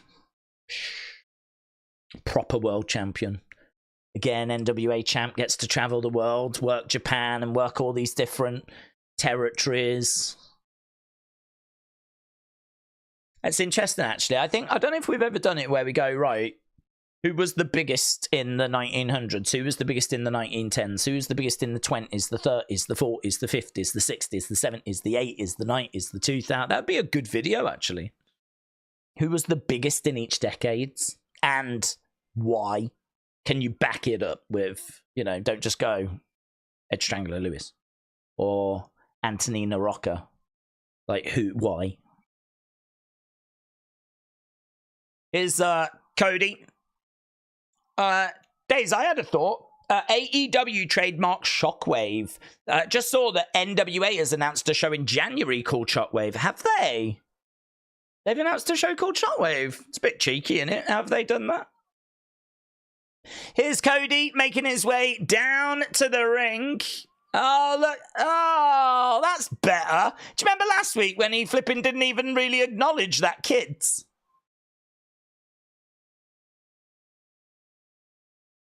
Last week he came down and he stood by that kid and he was like, whoa, look at you, amazing. Gunther came down last week and actually shook the hand of the kids. Now Cody's come back out and he's actually signed that mask. That kid might not have wanted that mask signed. He might be like, oh, boomer. You've scribbled on my mask. Couldn't you have put it on a bit of paper? How am I meant to frame a mask? Oh, God. You've ruined this for me. He probably wasn't thinking that. He was probably thrilled, but, my dad is from Amarillo, and he went to school with the Funk Brothers. Yes. I tell you what, 70s, that's a real interesting conversation, isn't it? And as to who's the biggest star in the 70s. I mean, I feel like you might have to go Bruno in the 60s, but 70s, there'd be a real shout for the Funks. Real shout. Tully Blanchard and DiBiase. He tells all the stories of wrestling in the 50s and 60s. Oh, God, I'd love to meet your dad. It's I think it's probably extra interesting for me because I'm here in the UK. Our history of wrestling is obviously very rich. But it died. I mean, that's it.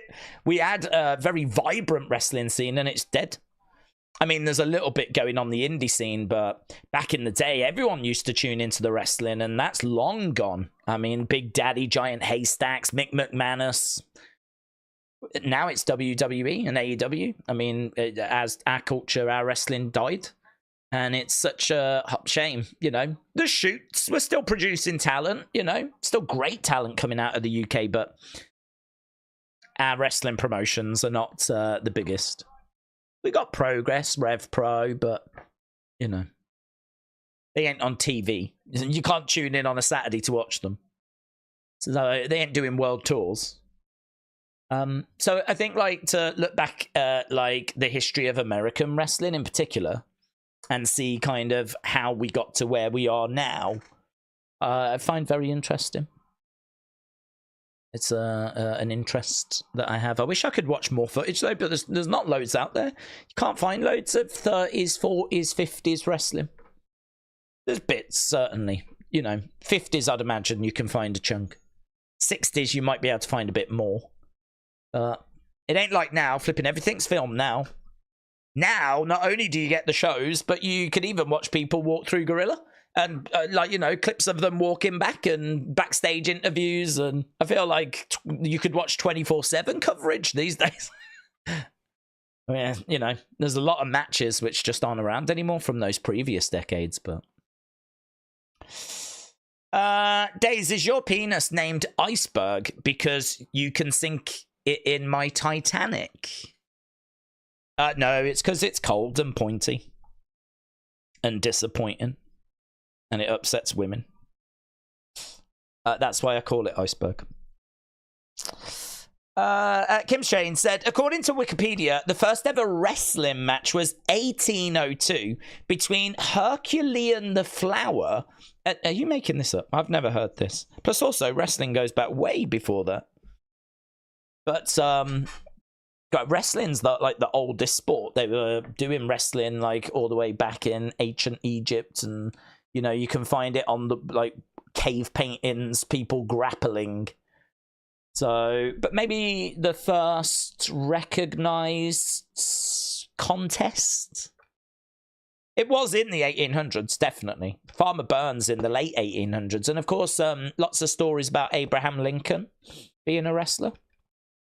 Hang on, let's read this anyway. According to Wikipedia, the first wrestling match, 1802, between Herculean the Flower. I have never heard of Herculean the Flower. Can I just say, he needs a gimmick change. Calling yourself, imagine being, Herculean. I mean, that's not muscle. That's like next level, innit? Like, imagine being called Herculean. What's your nickname? The Flower. The Flower. Oh, what was he, a florist or something? What's going on? Herculean the Flower? Come on, you can't tell me you don't want to find out more about Herculean the Flower.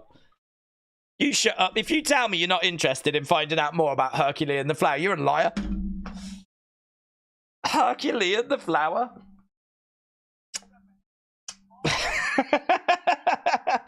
From 1802? I'm sorry, don't you mean Herculean the Menace? Herculean the Mauler? Herculean the Killer? Herculean the Butcher? No. You would think that, but no. I've decided to go with the Flower.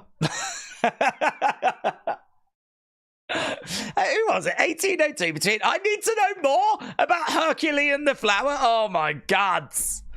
Yes, there is a show that's on. No, it doesn't matter. Herculean the Flower. Is there any information? I've just got loads of flowers. Oh God. Wrestling. Wikipedia. Herculean the Flower. Where are you? Where are you, Flower? In the ring is Gunther and Cody. Amateur contests, history, Civil War, major influence. Luthez recalled between 1950 and 1920 a series of exposés that put the industry into a tailspin. So Luthez talking about how the business was exposed in the 1950 to 1920. I can't find flipping Herculean the Flower. Oh my God. He's my favourite wrestler as well.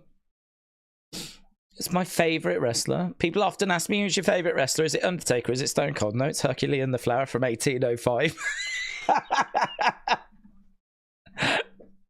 I've seen all his matches. I've seen them all. He's the best. Oh, you need to send me. I can't. I'm on professional wrestling Wikipedia and I can't see it. So you need to send me it. I can't see him. Oh my God. Who did he face? Edward the Steely? That's better.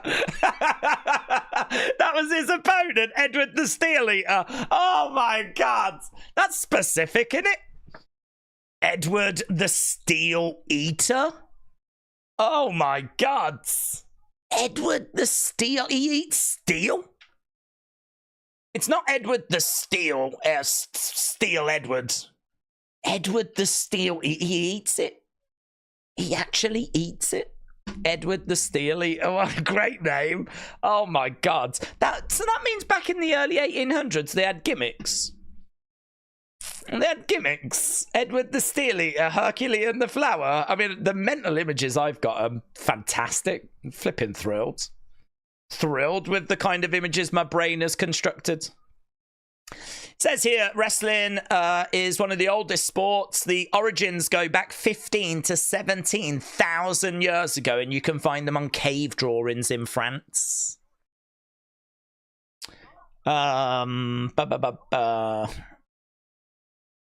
Lancashire Wrestling.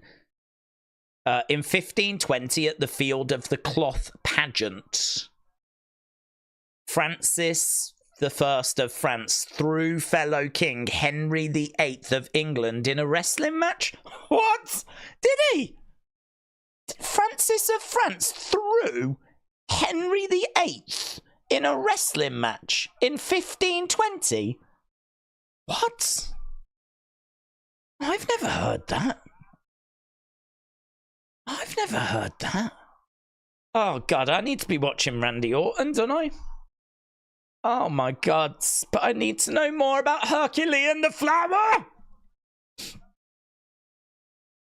Can't do this. I can't. I get too distracted. Could you imagine towards the end of the match you hear 90 seconds? LB, shout out to you. They were just guys from a local tavern, said Miss Clown. But these cave drawings depict Ric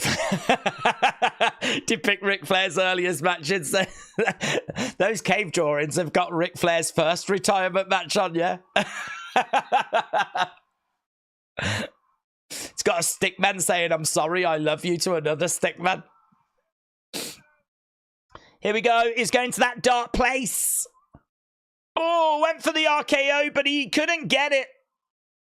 By the way, this is not Cody and Randy versus Imperium. Oh, who was the world title holder when you was born? Oh, I'm not sure. I've never looked. I'd have to go back to 2003. WWE, well, it's probably going to be Triple H, I would imagine. Elbow by Cody. Goes up. Oh, Cody Cutter connects. Cody Cutter connects. Here we go. He's going to hit that crossroads. Oh. RKO! It's all coming to a beautiful conclusion. Crossroads. 1, 2, 3. Yay! Guess what, guys? Cody Rhodes and Randy Orton have got momentum! Yay! Momentum! Momentum! Momentum! Momentum! Yes! Yes, queens! They've got that sweet, sweet momentum. Up and down in life is up a bar. Whoa! Yes! Oh my God, who's that? Kevin Owens! Owens! Boom! With a chair! Straight across the back of Randy. Oh, now Gunther grabs Cody. Oh my God, guys, the momentum's gone. The momentum's gone. They just had momentum, but it's gone. Oh my God. Oh, they'd only just won that momentum. Now that momentum's already gone. Oh, God. Gunther. So Randy's been walloped with a chair. Gunther's choking out Cody. Oh, my God.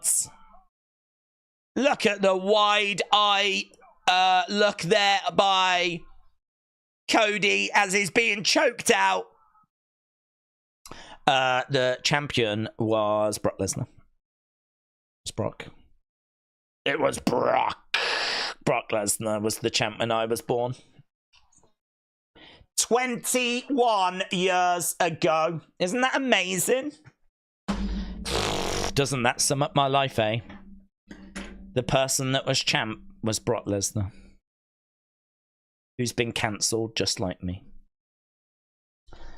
Right, let's get match scores. I'm not sure this is going to be a show that people are going to be thrilled by.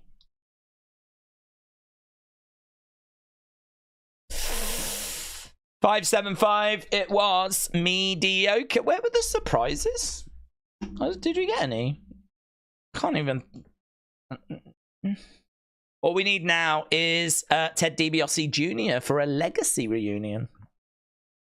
Days, if this match happened in NXT, y'all would say, why can't we have a women's match on the main roster like this? Y'all don't give Triple H credit for any great women's matches, segments, hashtag noticing. I don't give him credit for great matches. Yes, I do. I've had praise for Rhea and Charlotte. I've had praise for the Rhea Liv story. I do think it's got a bit repetitive. But,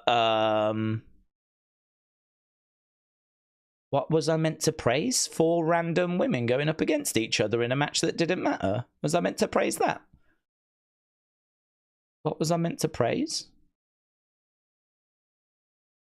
That's random. That's a random comment. I'm trying to figure out where that came from. Liv against Nia being heel versus heel. You want me to praise that, do you?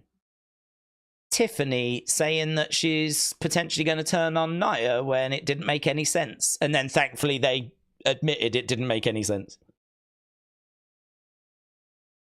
Where are we coming from here, Uncle Howdy? Where are we coming from?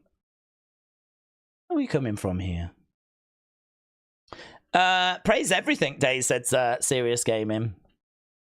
Well, I'm just trying to think of what women's stuff has happened that would spark such a comment. I mean, that was a match that was a men's tag match. So, it's a bit wild, isn't it, to put that comment in? And then before that, we did have a women's match, but it was Io versus Lash versus Bianca versus Piper in a nothing match. I mean, literally a nothing match on the verge of another nothing match. Like 4 women's tag teams going up against each other. I've always said I'm not a fan of Fatal 4-Ways. I'd much rather have Bianca and Jade going up against like a proper, good, well-established women's tag team, you know? I would take that. That would be good. I don't know. Everyone entitled to their opinion. I don't know what I'm meant to praise, though. I'm not sure what I'm meant to be excited about with what the women have done on this show. It was supposed to make more drama for the tag title, said Dexter. Oh, well, it didn't work. Not for me, anyway. I'm convinced when there's a tape show, there are monkeys that are writing it, said Nathan. Days, SmackDown was women's night tonight. But that doesn't mean it's good, does it? Just because you have a load of women on the show, it doesn't mean it's good. Have you seen the scores that people have been given? Halftime scores were around about like a 5. Like, people are saying that this show's mediocre. And then you turn around and you go, oh, I'm noticing that you haven't got much praise for the women. Yeah, because it sucks. That's why. Like, put them in some good stories. Do some good, compelling stuff with them. Just putting 4 women in a match that didn't mean anything. Like, what do you want me to do with that? What am I meant to do with that? That match is absolutely forgettable. Was you losing your mind over Tiffany versus Liv at the start of the show, was you? Was that like, I don't know, is that a match of the year contender? Because the community gave it good 84%. So what do you want me to do with that? Good 84% for that match. Bayley and Naomi versus Candice and Indy got good 85%. So what do you want me to do? Claim that a match of the year. Io versus Lash versus Bianca versus Piper. You lot scored it good 95%. I mean, that didn't get into the great range. I mean, what are we doing? What's this? What are we talking about? Oh, hashtag noticing. Noticing. Oh, I'm noticing you haven't got much praise for the mid-women's matches we've put on tonight. Yeah, good. I'm glad you've noticed because they were flipping mids. That's why. I'm glad you've noticed.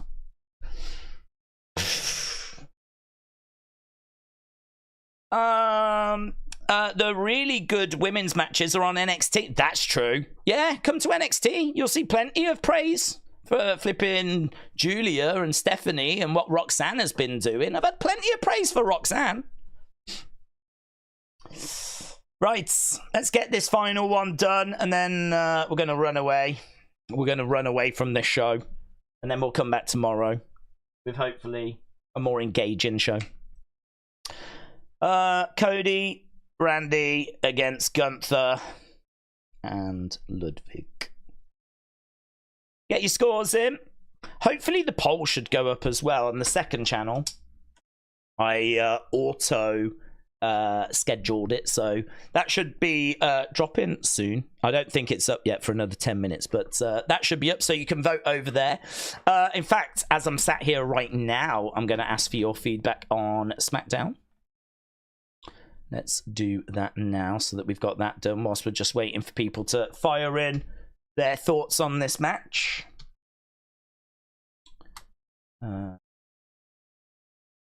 Wyatt.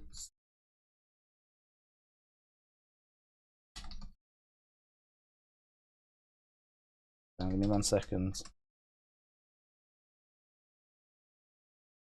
There we go. That is up on Twitter now. If you want to leave your comments as to what you thought about SmackDown, pop it in there. Steven said, how can someone like my comment on Thursday, who is liking my comments, Zelina Charlie girl? I don't know what you mean, Steven. I don't know what you mean. Mark said this was a 5. Felix said 3.1. Dave said it was a 5. Dro said Crown Jewel has got a great cards. Vic said it's like the women's tag match they did just to get women on the show. It wasn't good. It didn't mean anything. Uncle Howdy said Dave's Bianca's knees were knocking when she lifted Lash up for that KOD. Lash made her work. You'll get her back one day. Exactly, Lash made her work. You'll get her back one day. I don't know, but what you... I don't know. I don't know what you... I don't know what you mean. I mean, just because she struggled to pick up Lash, I mean, we pointed out a couple of those moments where, like, Lash struggled to pick up Piper, but Piper picked up Lash quite effortlessly. Like, you know, they're going to do stuff during the match. But the match, it doesn't matter.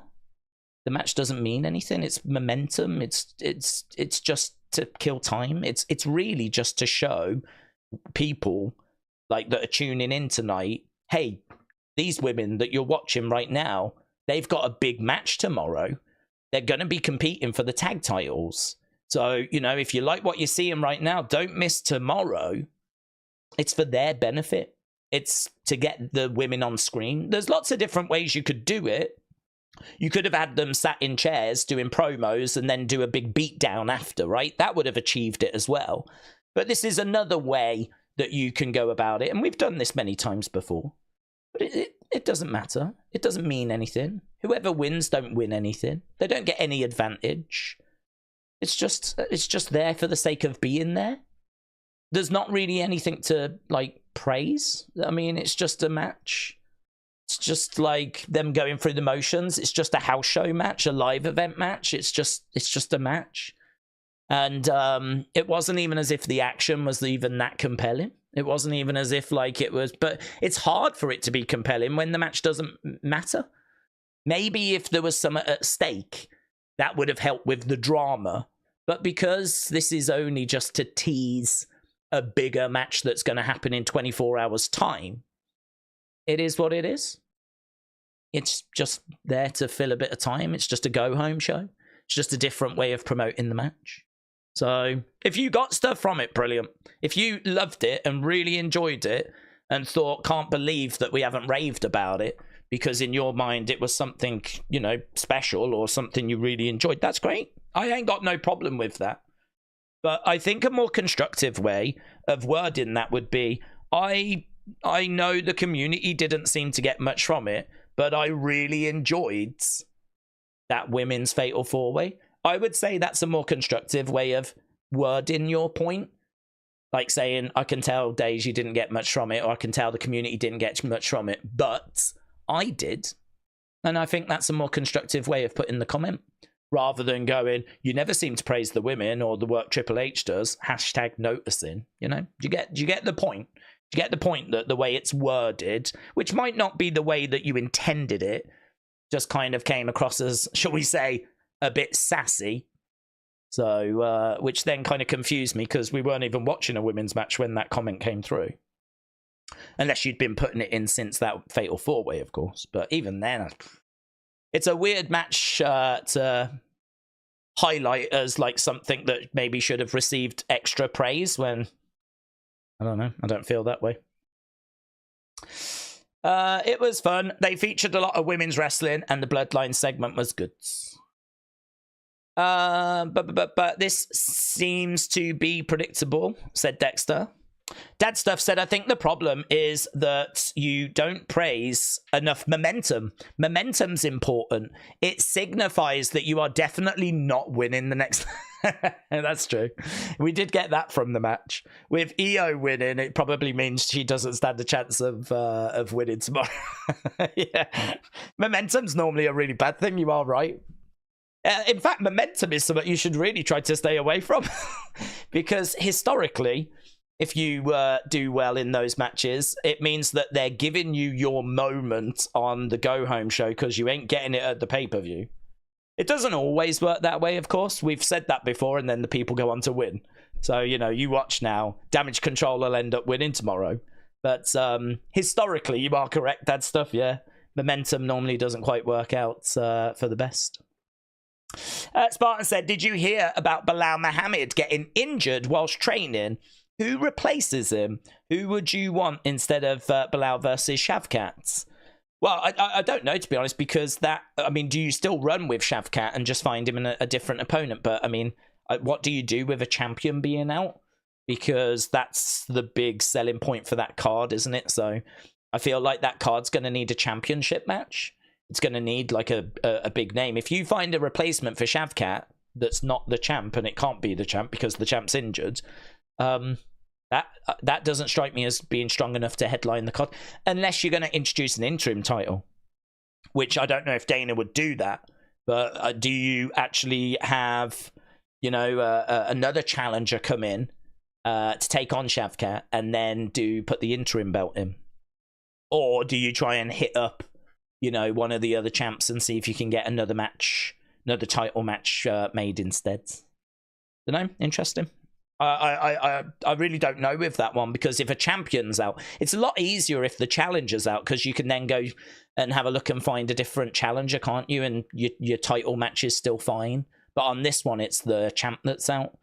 So, and listen, you know, cards need title fights. So you can't just go and get another champion, can you, of that division? So tricky, that one. Ethan said, momentum is for boomers, and Days, you're 21. Yeah, you could do the interim thing. There's a massive difference between releasing and not renewing. I agree with that. We did touch on that.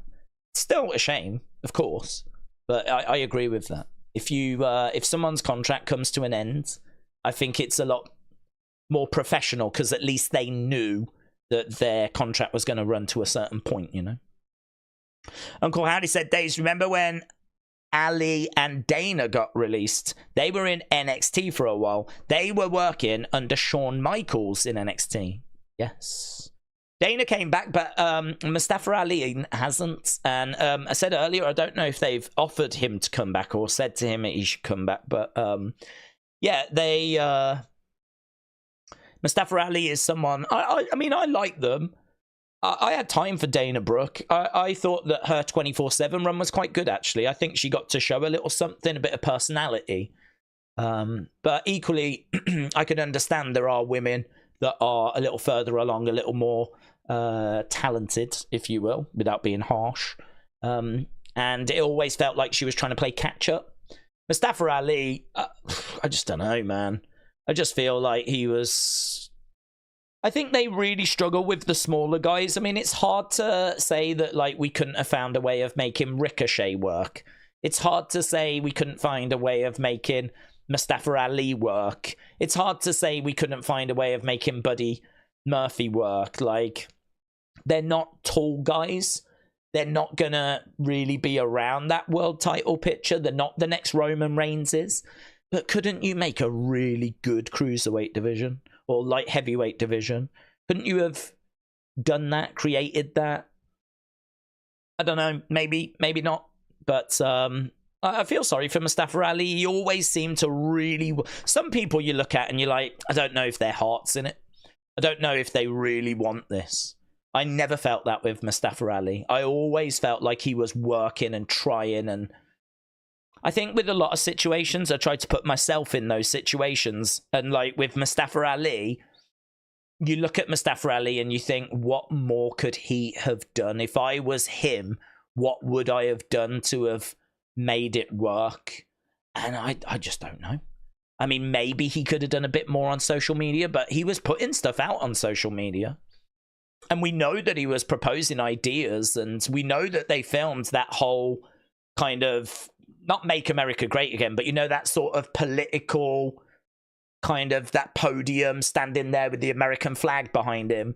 That was a whole kind of relaunch, rebrand, which never got off the ground. And that was something that he had put together. And he tried his best to make Retribution work. But again, you look at Retribution, you're like, man, how could I have done that? Or how would I have done that different? You're like, I just don't know. I mean, that's a gimmick that seems dead on arrival. He's really skilled, really good in the ring. He can talk. He's not the biggest of guys, but, I mean, that was not a surprise to them. They knew that when they hired him, but they just could not find a way of making it work. And the same with Ricochet, you know, couldn't find a way of making it work. They do seem to struggle with, you know, I worry for Axiom. I just don't know what Axiom future's going to look like. I think Nathan Frazier should have enough about him to be okay, but you do look at some of these people that are on the smaller side that can do really impressive stuff, and you're like, just don't know. It's hard. We've seen so many come and go that are just of a similar ilk, you know, that are really good in the ring, but they're on the smaller side. And I would say that was like Mustafa Ali. But he might not be. We might look, he might be 6'2", I don't know. But I've always kind of had him more being on the, you know, not a Roman, not a Brock, not a Cody. Just being just that little bit smaller, you know. Just don't feel like he ever really got much opportunity. Spartan said apparently WWE wanted Mustafa Ali and wanted him during the TNA collab, but he did reject them because he knew his worth. And he knew they wouldn't use him. Right? Really? I'd never heard that. That's interesting. Ali being Retribution leader was the nail in the coffin, said James. Grand hello. Mustafa took Brock saying, get a life, kid, to heart. Do you know what? That was mental, though, wasn't it? He said that and nothing came of it. That was mental. That was mental. Do you remember he said it and we were like, what? That is so disrespectful. He was like, get a life, kids. And he walked through the curtain and it was like, what? And like, it was really confusing. But you were sort of like, that's got to lead somewhere. Like, is Mustafa Ali going to attack him? Like, how's he going to attack Brock? And then literally nothing came of it. Nothing came. There was no benefit to that whatsoever. There was no upside to that. Other than, was we trying to get some heat on Brock and make him out to be a bully? What bully goes up to someone and says, get a life, kids, and then walks off? If we wanted Brock to be a bully, shouldn't he have, like, shoved Mustafa Ali and, like, done something a bit worse than just go, get a life, kids, and then walk through a curtain?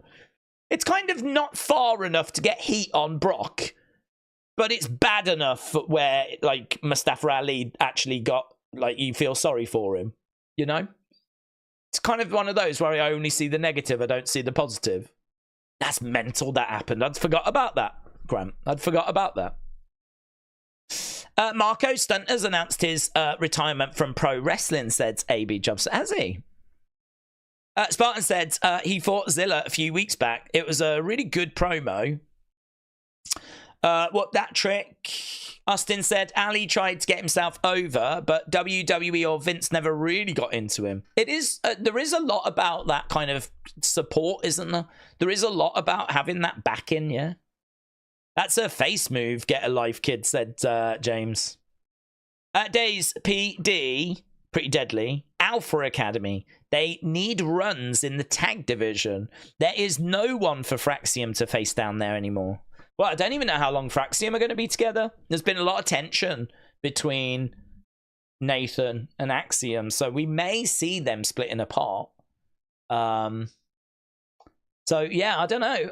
That one, I don't know what we're doing down there. We do have OTM, and we do have Tyrese and Tyreek. So we have them. You could probably scramble a team from Chase U. I'm trying to think. Gallus. We do have Gallus. So there are a few teams down there, but that tag division is pretty cold at the moment, isn't it? Certainly, you know, gone are the days where we would look down in NXT and see the likes of the Revival, DIY, American Alpha, you know, Authors of Pain. You could really go through a list. Viking Raiders, Viking Experience, whatever they were flipping called that week. Yeah, now it's a little flat, isn't it, at the moment, that tag division? It is a little flat. I don't know, perhaps we will see some teams popping back to NXT to... I think, though, you could probably relaunch the tag division. I think it's in such a awful place that you could absolutely do, like, a big sort of gauntlet match, or, like, some sort of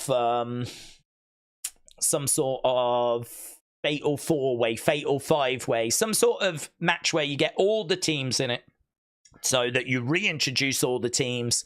Out of that, you get a number one contender. Out of that, you'll get some feuds, and off we go, basically, you know? So it probably does need a bit of a relaunch. I know it's got nothing to do with skills as a wrestler, but Mustafa Ali always had really nice hair, said Austin. Heavy Machinery, yeah. Indy, Tegan, Baron are all gone. The stock is truly about to plummet, said AB Jobson. I'm not sure that the stock will plummet. But, yeah, you know, it's sad news. Some of those wrestlers are wrestlers people really liked. As I said, I know Austin really liked Baron. And Tegan, you know, I mean, the thing with Tegan is we just really never saw her. I'm sure she had her fans, but I don't think that's one that's going to shock people too much. But like, Indy was being used on TV in storylines, and she was flipping on the show tonight, which is crazy. But obviously it was a pre-recorded show. It's not like they let her go and then said, oh, do you mind doing tonight?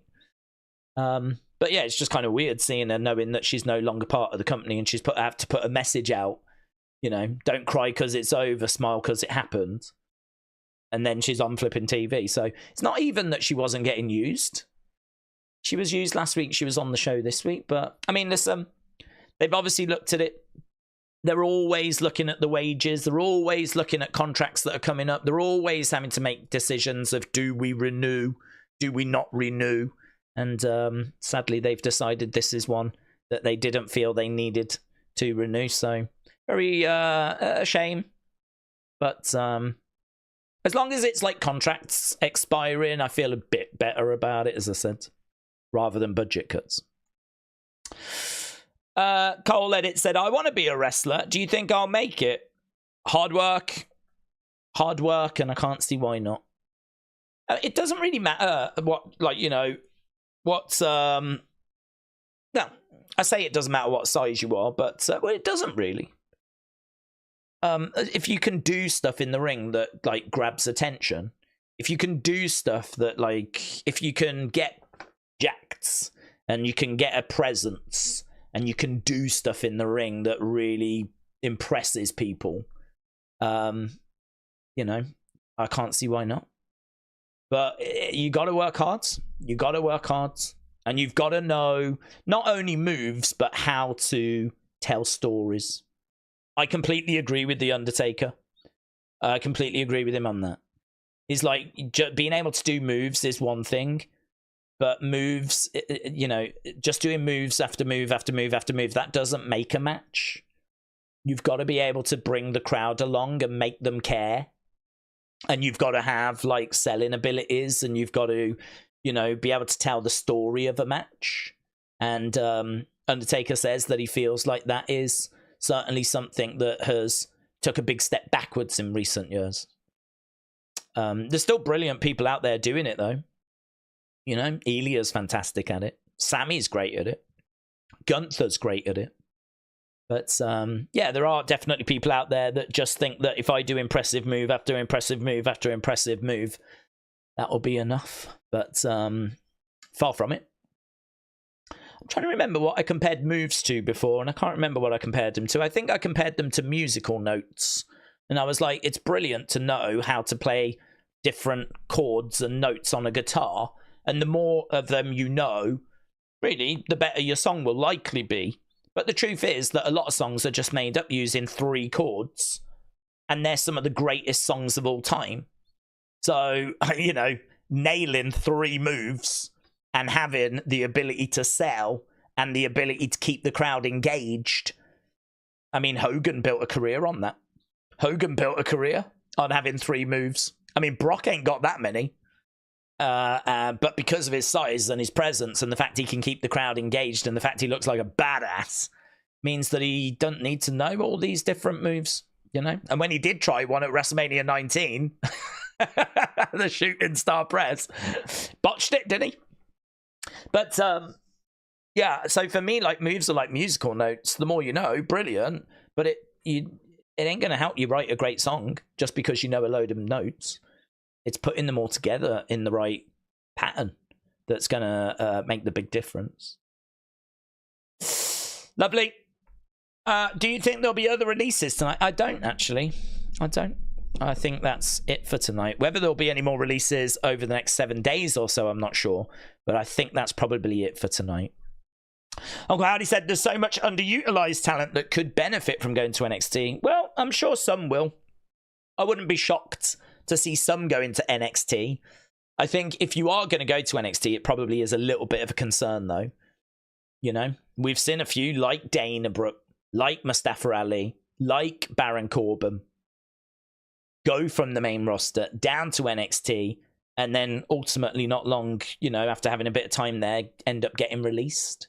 So if you get sent to NXT and it's not like Becky or someone to just bump the rating for a while, but it is because you do need a little bit of a rebrand, that's probably a bit of a warning sign, I would say. That's probably like not a good thing that they don't have anything for you on the main roster. So now they're sending you to NXT because they think you need a bit of a refresh. That doesn't feel like you're too far away from, you know, thanks, but no thanks. That's why if you find yourself in that position, you really have to move mountains, because it's kind of last chance saloon in my mind. But I don't know, you never know what's getting said internally. They might say, no, everything's fine, everything's cool, there's no drama, there's no problems. And they might be telling them that. And they might believe that. And then all of a sudden they find out, oh no, actually, there was drama, there was problems, and I've lost my job. Right, 46, 25, 18, and 8. Okay. Lovely. Right, we're done. Steven said, what I tried to say is that Zelina, Charlie Girl, Zelina and Dakota, their YouTube channel, someone liked my comment. I need to know how to get it. How to get what? You can go onto their video and you can look at the comment. I don't know if you can see who... I don't know, actually. I don't know if you can see who liked your comment. I don't really leave too many comments on videos. Probably should start. I mean, I watch quite a few, but I never really leave that many. I've left a couple recently. I left one on, you know, that Bray interview. I left one on that because I did think the guy asked some good questions, and he had like, I can't remember how many subs, but I left one there. I was like, good work, did a good job, because he did. I thought he did a good job. So I left a comment on that. But normally, I don't normally leave comments. So I'm not sure where you would go to find who's liked your comment or stuff like that. Don't know. I don't even know if you... And what he obviously went on to become for them. I mean, they call him the GOAT. I mean, he might not be, but they call him the GOAT. So that's very true. You never know quite what you lose him. They would have happily let him go when he was the prototype. Had he not have done that little rap on the back of the bus, then, you know. Right, I keep wanting to go, but then we keep getting these big comments. Look, I'll read these 3, and then I'm done. Right, Lisa, Uncle Howdy, Kim's Trains. Right, Lisa said, if Vince was booking and wanted to expand to the Hollywood market, he would have revamped Dawkins as Angelo Rockins, The Rock's distant relative. Well, I'm not sure he would have done that, to be honest. I think there probably would have been other things he would have tried first. Uncle Howdy said, Days, this was taped last week. Yes. And then he turned around and only gave the fans Zelina versus Ivy as basically the only women's content on Raw. It's 1 step forward and then it's 2 steps backwards. So you're down on Triple H for giving us this, and then on Monday only giving us Zelina versus Ivy. Got you. I think, like, I mean, I get the sense, Uncle Howdy, you're really into women's wrestling, and I respect that, and I really like that because, you know, all thoughts aside, I actually really like women's wrestling, and I've spoke a lot about my love for Bull Nakano and Alundra Blaze when I was young, and how they really made a massive impression on me because it taught me from a very early age that, and it's not a lesson that you should have to learn really, but it did teach me from an early age that like women's wrestling can be awesome. And I think if you grew up in the Attitude Era, you might be under the impression that women's wrestling is just a bit of an afterthought and that women's wrestling is not, you know, really anything to get too excited about. But how I really appreciate Alundra Blaze and Bull Nakano for when I was really first getting into wrestling, showing me that women's wrestling is legit and that women's wrestling is really, really good, right?